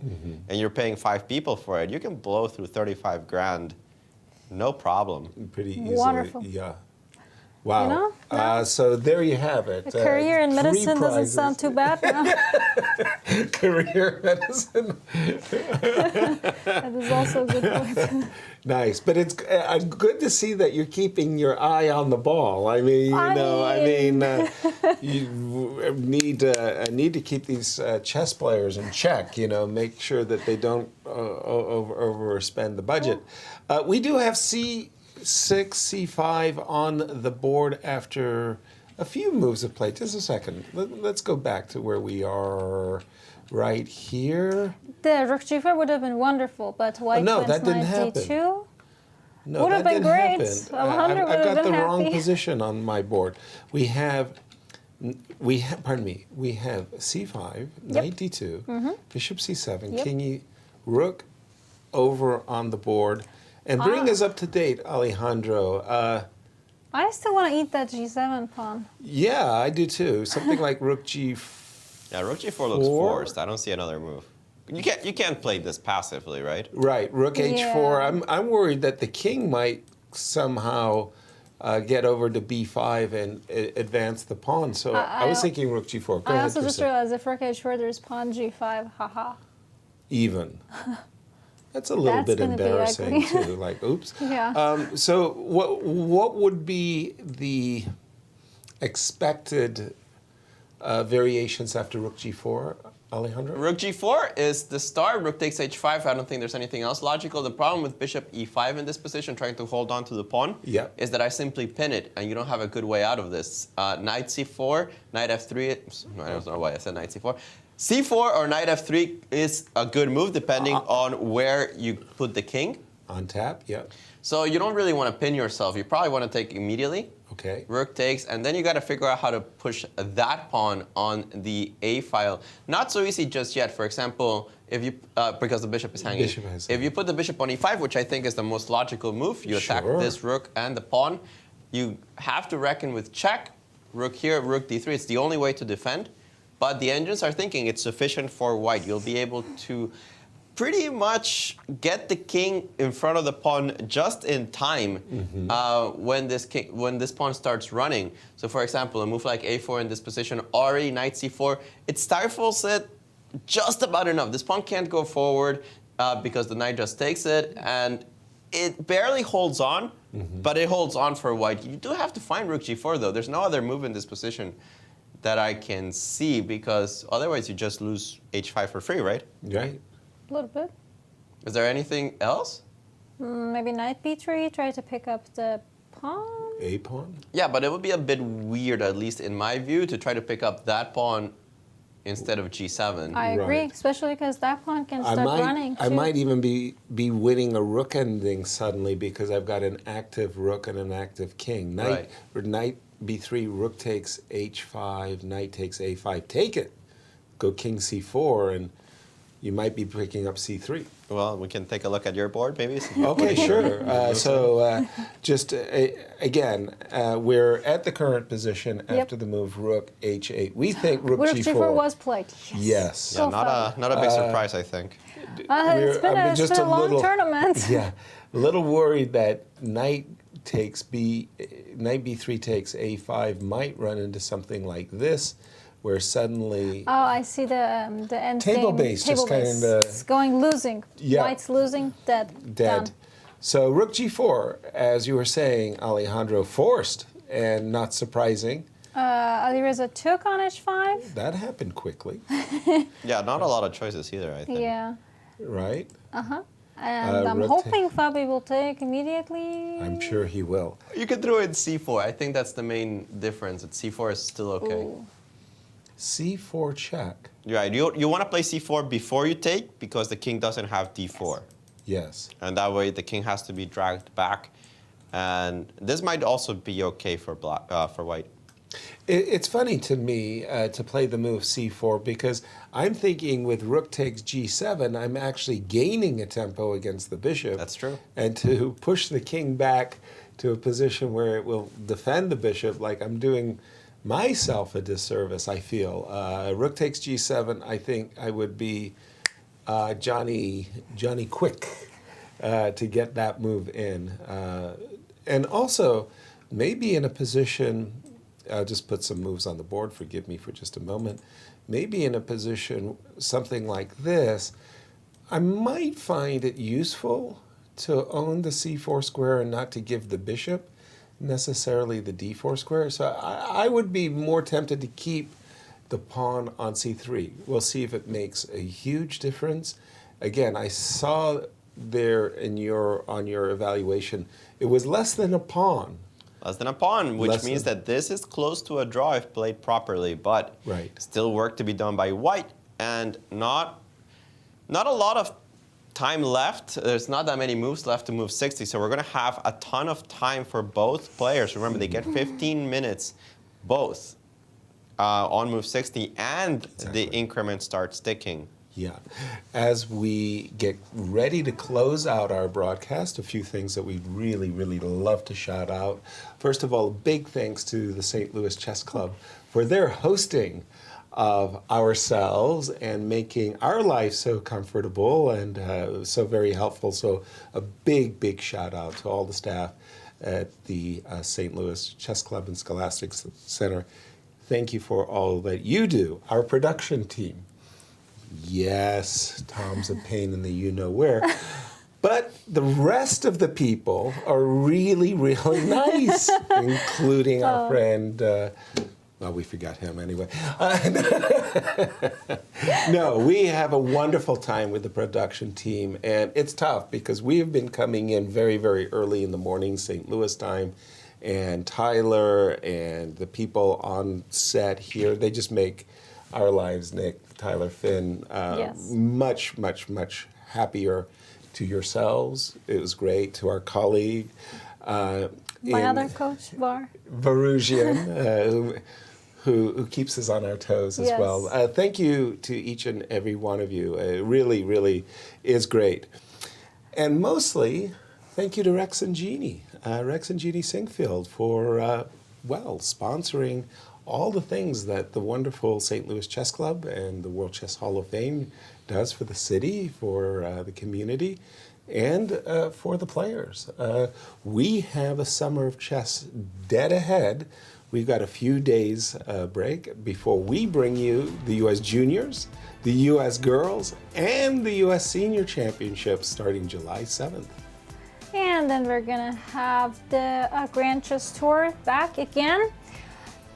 The United Rapid Blitz, I was going to say. In Zagreb with Magnus and Alejandro. Whoa. You had me at Magnus. You didn't have to throw in Alejandro. And then Alejandro and most other players are going to go to Chennai. That is not us related, but we'll keep an eye on it. The Olympiad.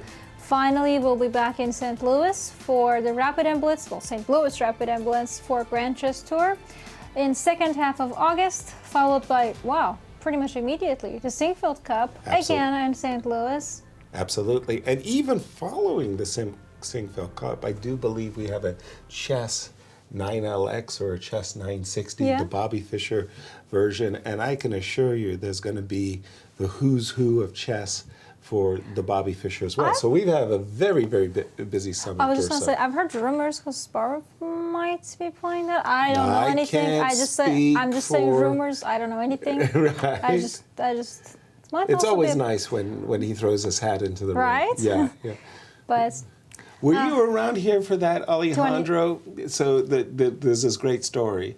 So the idea is you got the Bobby Fischer position, but before the round begins, they draw the position. Whew.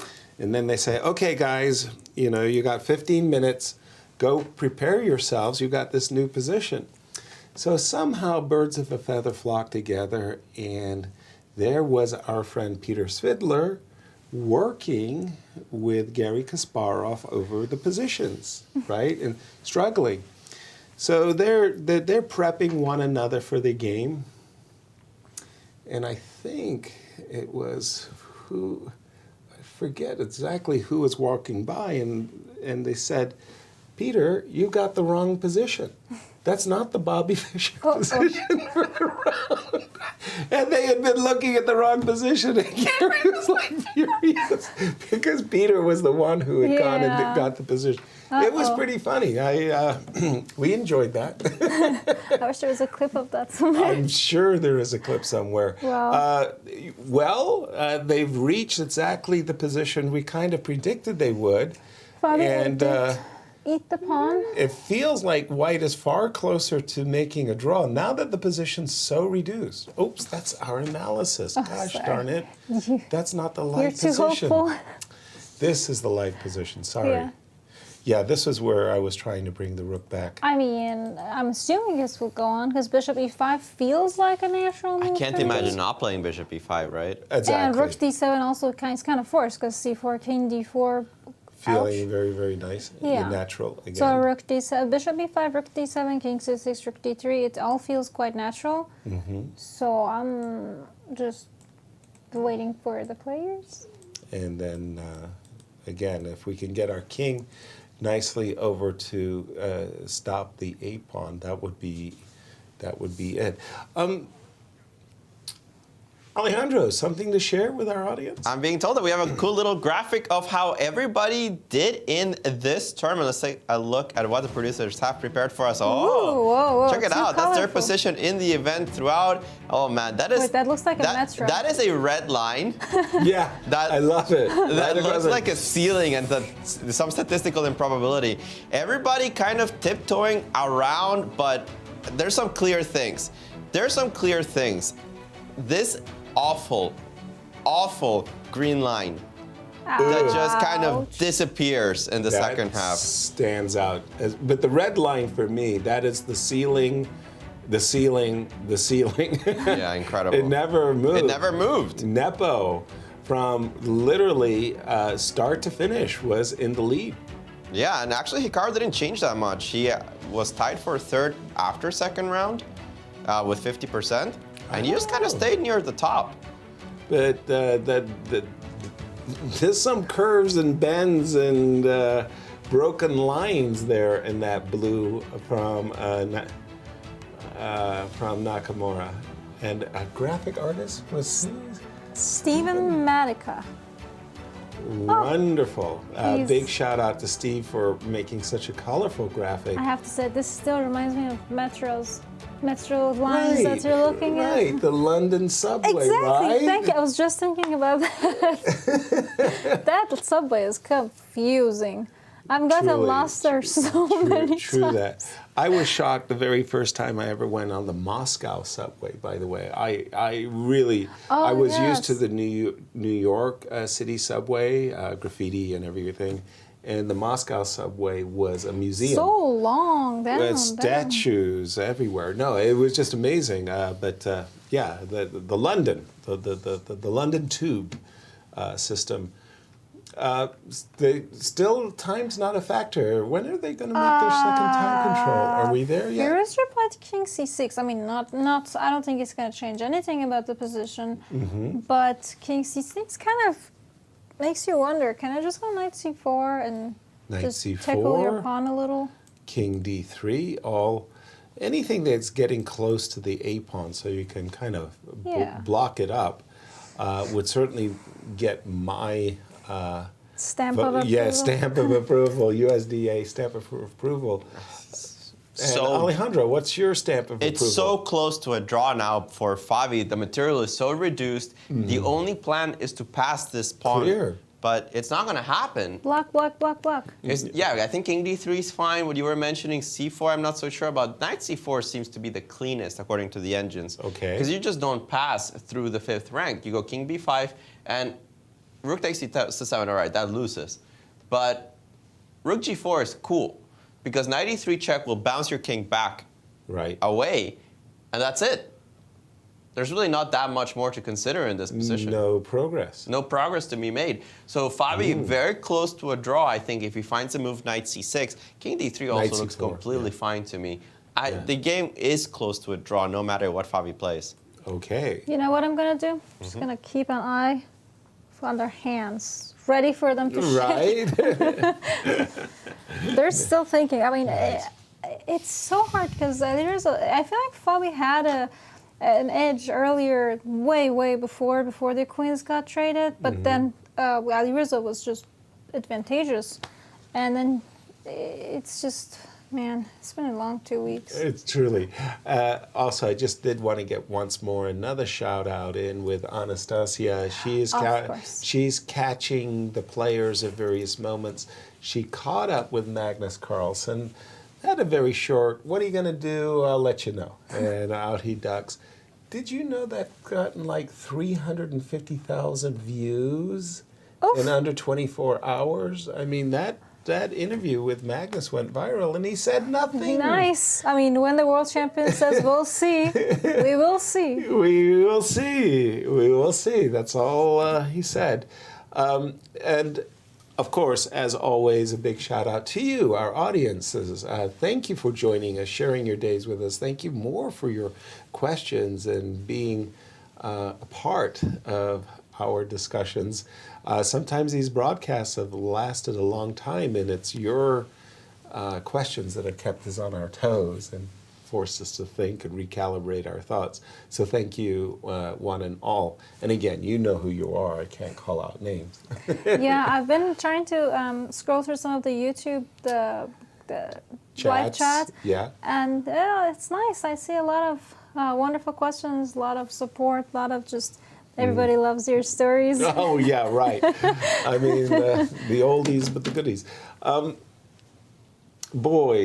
was going to say, now that we're coming to the end, it's really kind of sinking in that, I'm not going to have to wake up at 5 o'clock in the morning tomorrow. This is good. This is a good thing, everybody. I mean, there's a celebration to be had here.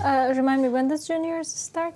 When does the junior commentary starts? The 7th, I believe. Okay, so you guys get like 2 3 days. They're actually giving us a little slack. I mean, I don't know about you, Alejandro. What are your plans for this 4th of July? How are you going to celebrate America's Independence Day? I am going to go sleep. Face plant. I am very much ready to face plant right here in the studio. How I was going to say, the floor is looking very cozy. I mean, nice carpet around. I think it'll hold. Right. This one is the one we're just finally waiting for, and it feels like the curse of some of these tournaments, right? That you have these super long games in the final round, and usually they're not the one that is meant for very much. King D3 finally played by Favi after a 5-minute think. I can't imagine Alireza winning this. Right. It's just so the material is so reduced. Is there a trick? Could he go like rook check, king c2? Which rook check? Rook h3. I beg your pardon. King c2, rook takes, c3 check. Yay! Nice. Yay! Yay! I win a pawn. That's very good. Yes. You see my tactics. Yes, and unfortunately, my sharp, keen tactical eye. And unfortunately, knight b3 picks up not one but both pawns. Well, look, all I can say is I won. I won one pawn. I mean, That's very true. Right. Yeah, it doesn't actually work. So check, both king c4 and king c2 are completely fine. Probably king c4 is a little easier. Yes. But it doesn't matter if the king gets in front of the pawn. Yeah, that's pretty much the end of the game. Blockade. Question, Alejandro. Let's say we're in a magical world as white. His eyes. As white, I choose to give up my rook for your bishop and both of your pawns. Are we still good? Rook knight? Rook versus knight? Rook versus knight? No, Rook versus knight? I know it's the 7th hour of commentary, but rook versus knight is a draw, yes. No. I was trying to be hopeful in a magical world that I can push pawn, but never mind. Scratch that. Not going. Is there any danger anywhere for anyone? Well, I mean, black's up a pawn, so there's some danger for white, but it's not very serious at this level. No. As we came into today's game, we talked about the importance of being the first reserve and or possibly getting into the World Championship itself. Magnus, for many years, really, I'm going to go back, I'm going to say at least for 5, probably more years, has made it very clear he doesn't like the FIDE cycle. And he had intimated that he wouldn't be playing the winner of this candidates tournament unless he got somebody.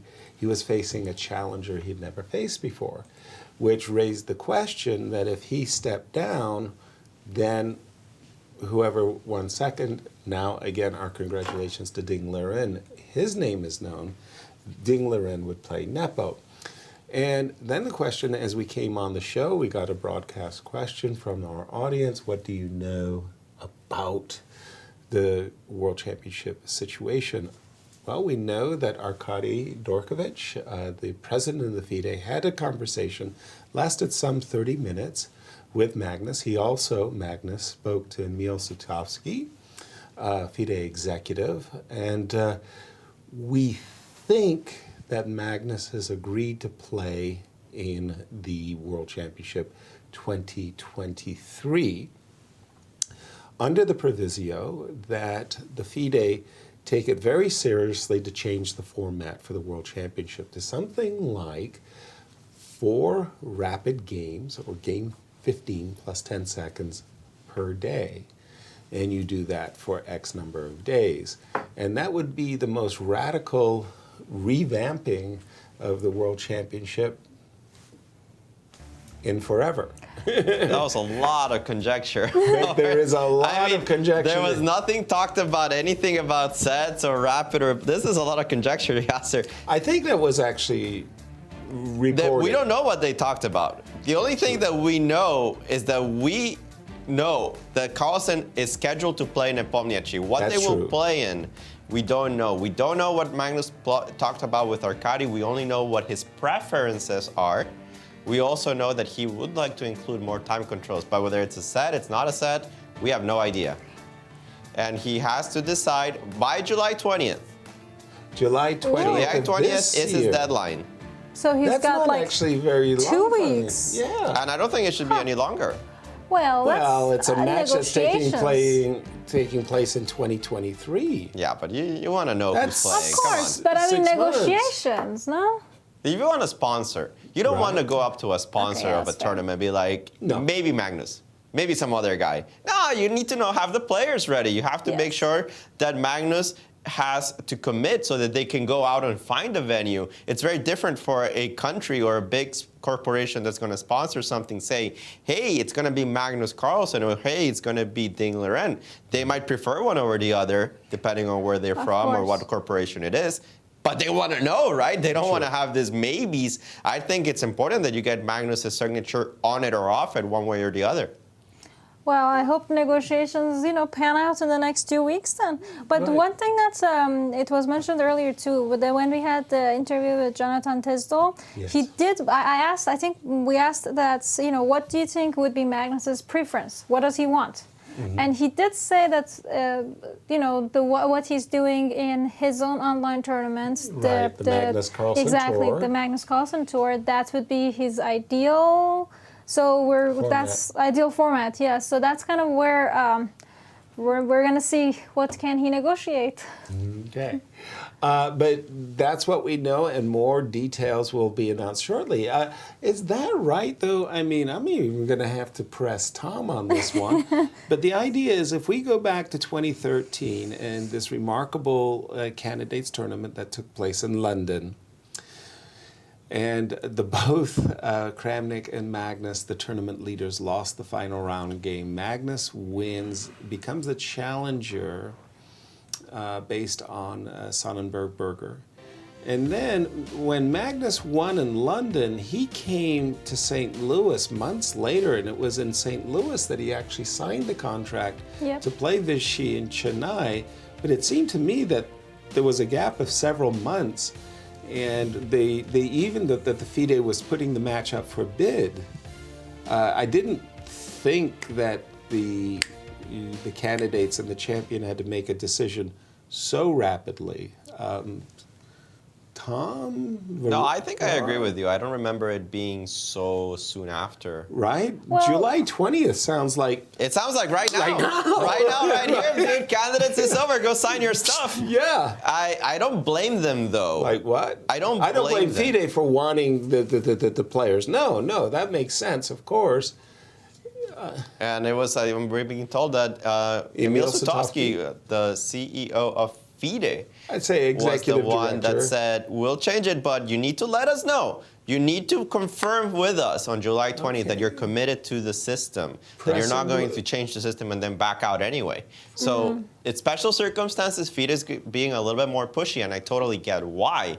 Because when Magnus makes all of this ostentatious remarks that perhaps I won't play, FIDE is worried about their crown jewel not being so polished anymore, right? Right. So Makes perhaps sense. they will acquiesce to a few changes, but I don't think they will be very happy if Magnus drags this on. There's a very, very, very good point. I mean, no, seriously, that, again, if I was in FIDE's shoes, I would like to press the point. It is a €2 million match that they're requesting from the sponsors, and that's just the prize fund. That doesn't impact all of the rest, the actual venue, the opening ceremony. And I know that some of those opening and closing ceremonies of the FIDE have been pretty glamorous affairs, big budget affairs, let's say. So I can imagine. I understand the FIDE pressing the point, and okay. Personally, I love to see Magnus play. Full stop. Of course, especially. I mean, I'm a fanboy. I want him to go. I want him to play. I definitely want to see another a rematch from that World Championship that I feel like Nepo was just not there. He played the first half and stopped. stopped. I'm out of here. So it would be great if we can see Nepo get another chance. Mm-hmm. But the negotiations are not that easy. It's a lot of. Jump in, Alejandro. And by the way, as we are winding down our show, now's the last chance to get in your social media questions for Dorsa, Alejandro, myself, as we get ready to wind up. But the summer of chess continues. We've got so much chess ahead. It's just sort of like we're going to be going from one event to another to another. Oh, I'm off to med school. Yeah, you're off to med school. I get that. Wow. Just tell me where you have your residency, right? Sure. As you get your doctorate. Alejandro is going to be a favorite patient. I'm going to make sure that. I don't know. I've been considering women's health. That might not work for. Sorry about that, Alejandro. It's so far ahead, but it's kind of funny. I'm looking and I'm like, oh. That's I will start my residency, everything goes right in 4 years. And I'm like, but I've already been in St. Louis for 5 years. So, it's kind of scary just looking. So 9 years. I stretched out my undergrad a little because I wanted to take only one class my last semester. Very good. I mean, from the time you step foot into university, college university, 4 years. How many more years will it take you to get your medical degree? It's 4 years for undergrad, then 4 years for medical school, then that's at least 3 years resi, then... Oh, no. 60th move, it's the new time control, but it seems like the engines absolutely hate the previous move of Fabi. I guess it's not difficult to understand that. Knight E4? Check is coming. Check is played already by Alireza. Didn't think too much about that one. And what does Fabi want to do exactly? Let me figure it out. Let me see what he blundered, first of all. Because king up, king down, or up, or down this way don't make any sense. You go this way, I think, right? Clear. But if you go this way, rook e3. Okay, that's not hard. Whoa, rook e3. Yeah, okay, you just lose a pawn. C3. That doesn't make sense. Oh, dear. So I guess you go up. No, if you go up to c4, then rook e... No, okay, rook king E3? c4. Sorry, here? King C4. C4. Don't tell me it's going to be a lost... If you take on c5, I take on c3, is your king trapped? No, it's just a draw. Oh. King takes a4 is a draw. Okay. The problem is this here, not rook e3. Right. Rook now H4. I have to go king d3. No choice. Then c4. Oy. King only to e3 because otherwise you lose the knight. Clear. In this case, you don't pick up the pawn. Clear. So king e3, and now I keep checking you. King d2 and a3. Now let's see. The engine's saying this is, this is lost, right? Because the pawn gets to a2. Rook a7, a2. Rook a7, I can even kick you out first. a2 wins. Rook h4 says a little more accurate. King d3 more accurate as well. It's just lost, apparently. Oh, dear. Well, you do get your pawn stuck on c3. King d5 is just lost. King d5 is just lost. You kick out the knight and you just take this, right? Clear. That's not hard. That's not hard That's at not all. hard at all. And Fabi knows it. He's shaking he's shaking his head. He looks ill. Fabi, what a collapse. This is just like a summary of the tournament. Oh my God, move 60. And prior to this move, knight e4, we were looking at king c2. I think we were looking at knight c4. c4 was fine. King c2 was fine. Most moves were fine. I think and last then one was knight fine. b1, knight a3.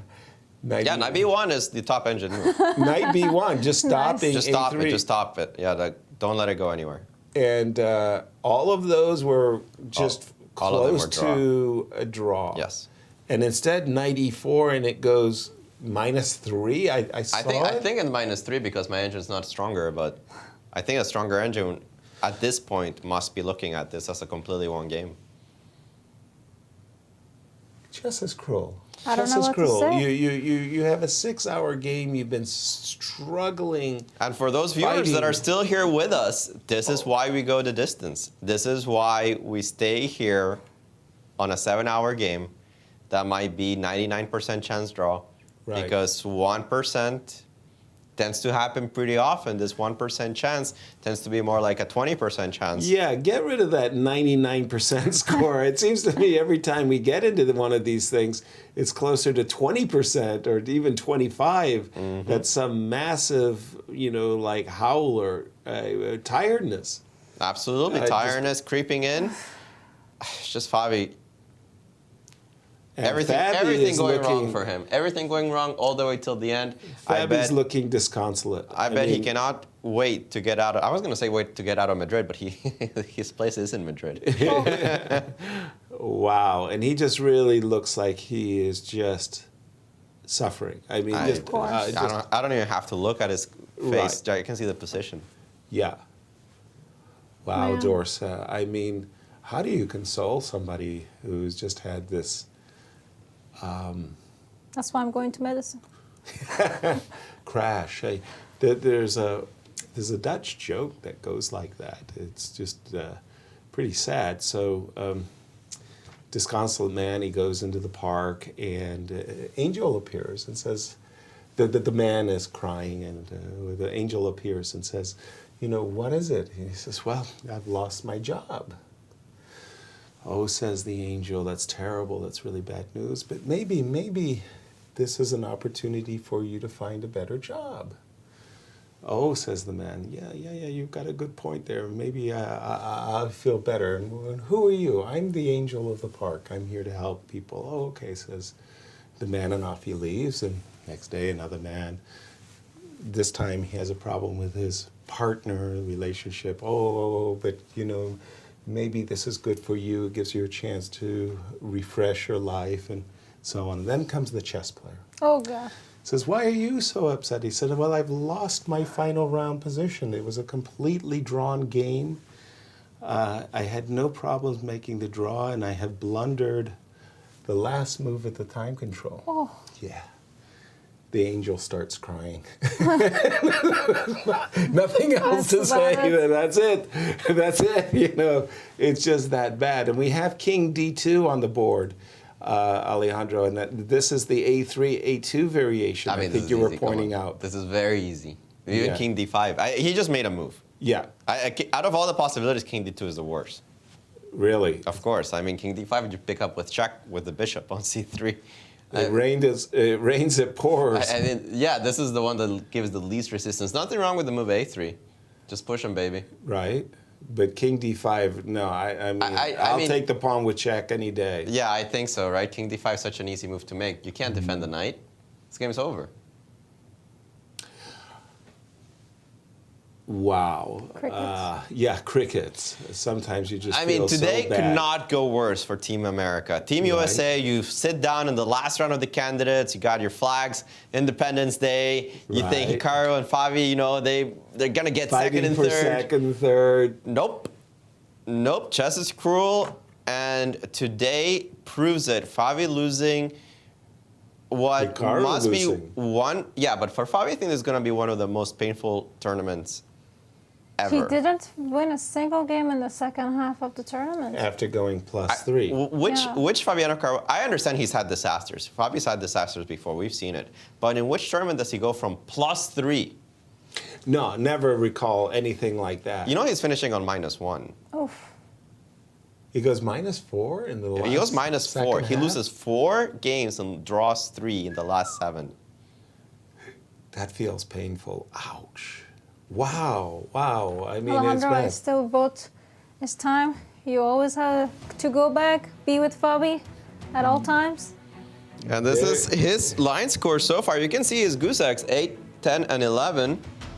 And he's going to add another one in 14. That's 4 losses.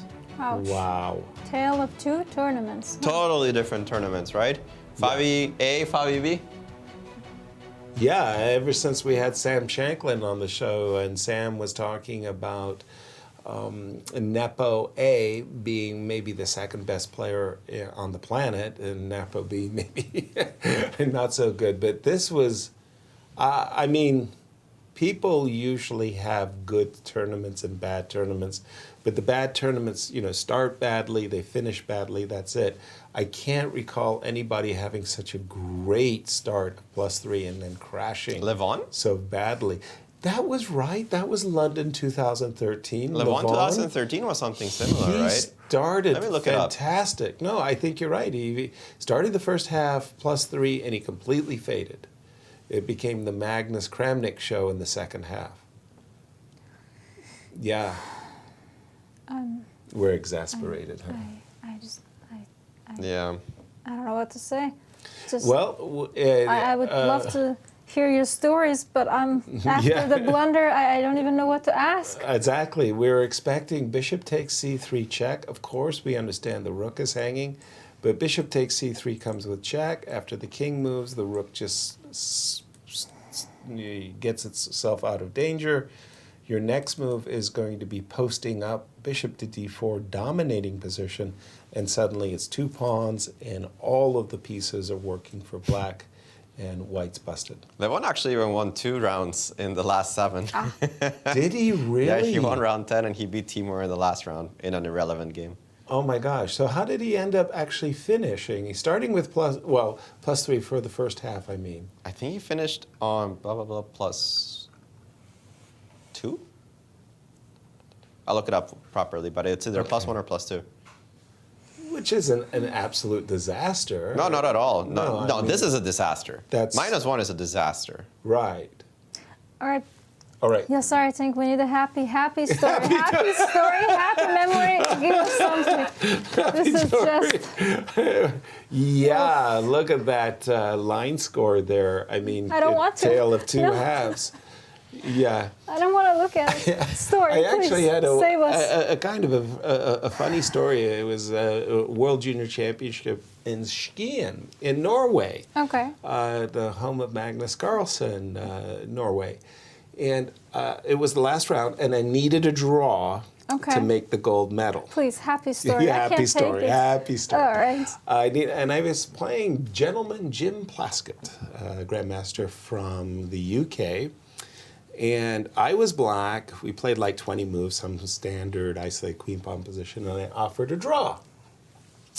And Jim, dismissed the draw offer as don't be insulting to my person. He didn't say that. He said it in another way. It's like, no way. Something along those lines. Okay. So we're playing, and the game gets really intense. And my second, John Donaldson, goes for a run, because the tension in the playing hall was just too much. So he goes for a run, and then Jim comes back and says, okay, Yasser, I offer a draw. And I don't know why I did it. I said, make your move first, because that was the rule. Make your move first, and I'll consider it. So Jim went back and went into a 20-minute tank, by which time John has finished his run. Nice. And the rumor in the playing hall is Yasser declined a draw. But you didn't. I didn't. But that was the rumor. And all I needed was a draw for the gold medal. So I'm walking around, and John comes to me and grabs me by the throat. And I'm not kidding, he grabbed me by the throat. Said, Yasser, did you decline a draw? I said, no, I didn't. I told Jim to make his move, and if he blunders his queen, I'm going to accept. You're very good. Take the draw. No, it was a draw. What's the rule in that situation? Let's say opponent has offered a draw. Right. And then you haven't declined, but you're saying make your move. Make your move, and I'll consider it. That's the rule. In that case, can opponent change his mind? Since once offered, it stands until your opponent makes a move. Right. All right. So if I offer a draw, it doesn't matter if I've made a move or not. When I make the move, it doesn't change anything either. The offer is rescinded when the opponent makes their move. Yeah, exactly. That's when it stops. So in this case, regardless of whatever opponent did, they've already said it, so it's binding. Right. Now it's up to you to make your move depending on their move or accept it. Exactly. Yeah, nice. Exactly. And you have had those situations. The Blunder of the Year award, you know about the Blunder of the Year award? This was great. So there was a spoof magazine, not the British chess magazine. It was unapproved by the British magazine. And the Chess Informant had the best games, the top 10 games. Well, in not the British chess magazine, you had your top 10 blunders of the year, right? And the winner came from Australia. Where else? And the blunder of the year was, the guy said, "Would you like a draw?" And the other gentleman said, "Make your move first and I'll consider it." And the guy looked into the position. Bam! Unbelievable rook sacrifice, which would lead to a second rook sacrifice, which leads to forced checkmate. Okay. The guy forgot about the draw and resigned. That was the blunder of the year I agree. award. That is as bad as it gets. How about you, Alejandro? What's the blunder of the career award? Oh, I have plenty of those. I have to Don't say. remind me. Don't remind me. Are you kidding me? I have a whole collection of those. No, but thank you. My mood is slightly improved. Slightly. Yeah, somebody's mood that's not improving is fine. Is that? I mean, that game is just. This is dead. I mean, it's two extra pawns. We're just waiting for a handshake here. It's really that bad, isn't it? It's just two pawns, right? So back to you. Running out of my blunder of the year awards. Oh boy. Oh, he actually took with the rook. He didn't take with the bishop. It doesn't matter. Yeah. Really I mean, he's ready to go A3, put his bishop on D4, total positional dominance. By the way, this knight also. Ooh, very This game is sad. over. Trickiest thing you've ever done to opponents? It could be, like a draw offer. It could be staring deep into their eyes. Whatever you feel it's qualifies. Trickiest. Oh boy, you have me on a back foot here. It could be a beautiful sacrifice. I'll leave it completely up to you. More or less, it had to be sealed move related. I'm just not too sure, but there was so many strange things that were connected with the sealed move. Now today we don't have adjournments, so that entire history, you almost have to explain it to players. One of my favorite stories was a story of Akiva Rubinstein and a sealed move. So the idea was that after a time control, say 40 moves in 2.5 hours, after 5 hours of play, the arbiter would give the player an envelope and say, you make a secret move, you put it in the envelope, and you're committed to play that move on resumption. So that's called the sealed move. And we just have a move. Yeah, let me update you guys. Please. Because the game is about, I believe, to end. Okay. Rook f5 was played, and Alireza only has one move to win in this position. Not a hard move, He played but he rook found G3. it. Yeah. The move rook g3. Why is rook g3 forced? Because rook f5 is threatening the bishop. Exactly. If I take the bishop, it loses defense of the rook. I'm Right. also threatening knight g4, capturing the pinned bishop. Exactly. I'm also, you could say, threatening knight d3. Right. Out of these, one of them is a falsehood. Knight d3 is not a threat. Rook g3 covers against the problems of rook e5 and king takes, and it covers against knight g4. Now, why is knight d3 not a threat? And this is the only important part of the position. Right. If knight d3 doesn't exist, you resign. It's not very hard to figure out what it is either. You take on d3, you take on d3, and you pass this pawn. Oops. And that's important. Now, if you get the pawn to a2, it's not hard to see that it gets to a1. Queen. That's a queen. So the only way to defend that is to put the rook on the second. You defend this way. It's the only way. Right. But the problem is, and also not very difficult, actually somehow there's more than one move that wins here. But I think c4 is easy to calculate. If the king goes this way, you go Bishop D4. skewer. Right. And if you go that way, on the second rank A2. anywhere, a2 and a1. That's game. So rook g3 played, and that's game. Exactly. Knight d3, rook takes d3 is a clincher. Absolutely. Nice finish. Nice actually. finish there for Alireza, yes. Okay, I'll just finish very quickly, briefly, the story. So they present Akiva Rubinstein, you have to make your sealed move. So then the question is, what would happen if somebody made their secret move, it was illegal? Oh. What would they do? What would be the Fair. punishment? And the answer was that they would be forced to move their king on resumption. So, of course, they're in a king and pawn game. I think we have a result. Oh my God. It's over. Well, It's over. Rookie 3. A terrible day for Team USA. Guys, we came in with the hopes that USA would take second and third. Right. Let's be honest. We wanted second and third. Exactly. Hikaru clinches second by beating Ding Liren, and Fabi wins his own game. Timur doesn't have a shout because he's black against Rapport. So we clinched second and third, and none of that what happened. Quite the opposite. Timur was the one that won his game. Fabi ends up losing to last place Alireza. I don't know if he's last place after this game. And Hikaru, from what we thought an opening success, he ends up, wow, what a turnaround day, guys, but nothing good for Team America. Tough on Independence Day, but these are our final standings. Jan Nepomniachtchi, we've been talking about him for 2 weeks straight. This roof at the top of the standings, not even close, guys. 10.5, full 1.5 points ahead start to finish. second. From start to finish, really. Second place goes to Ding Liren, Timur Radjabov, and Hikaru Nakamura tied for third, 7.5 points each. Great job there for both of these players. I think they weren't given as favorites for the event.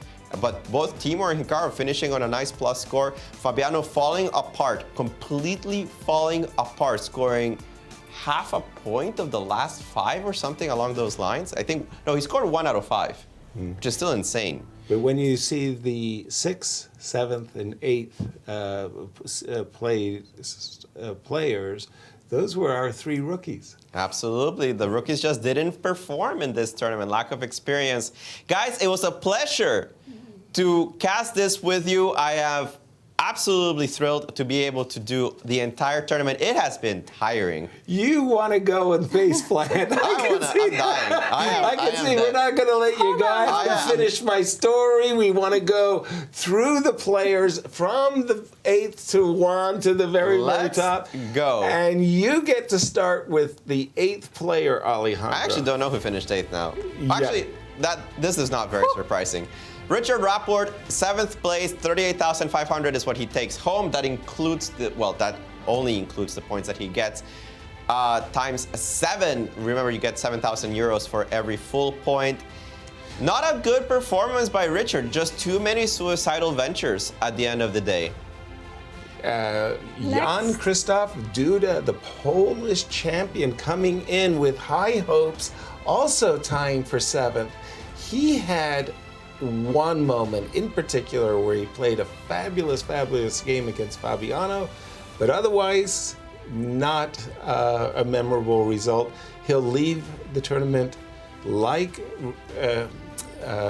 Richie with experience. yes, and then we have on the 6th place, my countryman. There you go. Playing for France now. Alireza Firouzja, he's going home with, well, I guess a little happy. He did beat Fabi with 42,000 euros. For 6th place. Yes. And unfortunately for St. Louisians, Fabiano Caruana, 5th placed, 49,000 euros, and a lot of other tournaments to come. What to say? He crashes out of a +3 after the first half to a -1 score. What on earth happened to Fabi? The conjecture is he ran out of energy. He just maybe played too much. Whatever, a very, very disappointing finish for a fan favorite of St. Louis. And well, our, I guess, favorite streamer. Our favorite streamer indeed. Right? Going home with tied for 3rd place, Hikaru Nakamura, 64,000 euros. That's a nice figure, 64. Higher, right? I don't know. There's something about 64 that I like. I don't know what it chess is. squares. But I don't know. our congratulations to Hikaru. He had a very, very up and down event, but there was no question he had a fire and desire throughout. very, very impressive tied for fifth. Wow, and the next third place, tied for third place, Timur Radjabov from Azerbaijan. He did bring the warrior. Who saw his rise? He did not lose. It was amazing. No loss on the second half of the tournament. That's pretty impressive. And a plus score at that. I mean, he had been languishing in the cellar for quite some time. We had forgotten about him. But boy, did he come back in the second half. Hat tip to Timur for a fabulous third place. And then we have our clear second place, runner-up. What a rise. What a meteoric rise from a first half that just had everybody saying, what happened to Dignaliran? We expected so much from him. He never fought for first, but clear second is way above expectations after scoring -1 in the first half. And Dorsa, here is our champion. Jan Nepomniachtchi. He is going to play for the 2023 World Championship. He is our candidate champion, going home with a whooping. 114,500 euros. Wow, that's a lot of money. Our congratulations to Jan. Very, very, very deserving indeed. No, it's far and superior, way and superior from the rest of the field. Let's not kid ourselves. Distanced himself. Congratulations, well done. Next. But no, I definitely want to thank everybody. It was my first time with you, Yasser. It was wonderful. First time in this very official broadcast. Thank you, everybody. Thank you, Rex and Jeannie. Thank you, the St. Louis City and the Chess Club. Thank you, the production team, VAR, Yasser, Alejandro. Thank you, everybody. This has been a wonderful time for me to be here. I hope, well, with that. We enjoyed having you. We really did, Thank Dorsa. you very much. Don't be a stranger. Feel welcome to join us anytime. Thank you so much. It was really, really nice having you. Thank Wonderful. you. We're going to take a couple of days off. We're going to see you for the juniors and seniors coming up. I think it would be unwise of me to leave you hanging. If you make an illegal move, you had to move your king. Oh, yes. Akiva Rubinstein is in a very difficult position. He has to move his king. One square is a draw, another square is illegal. He sealed an illegal move. The arbiter opened up the score sheet, said you have to make a king move. He made a king move, and it worked out perfectly for him. They changed the rule so that if you make an illegal move in the future, you lost the game. Oh! Thanks to Akiva Rubinstein. Well, there you go. That's how our predecessors played the game. Thank you, everyone. Thank you so much for sharing your day with us. Goodbye.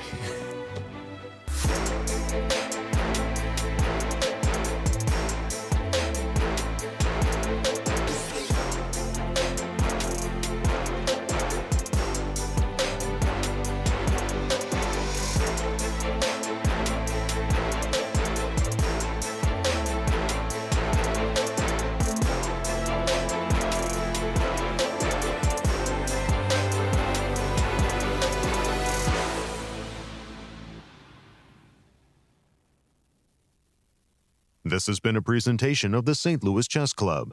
Any reproduction or distribution of this content without the express written consent of the St. Louis Chess Club is prohibited.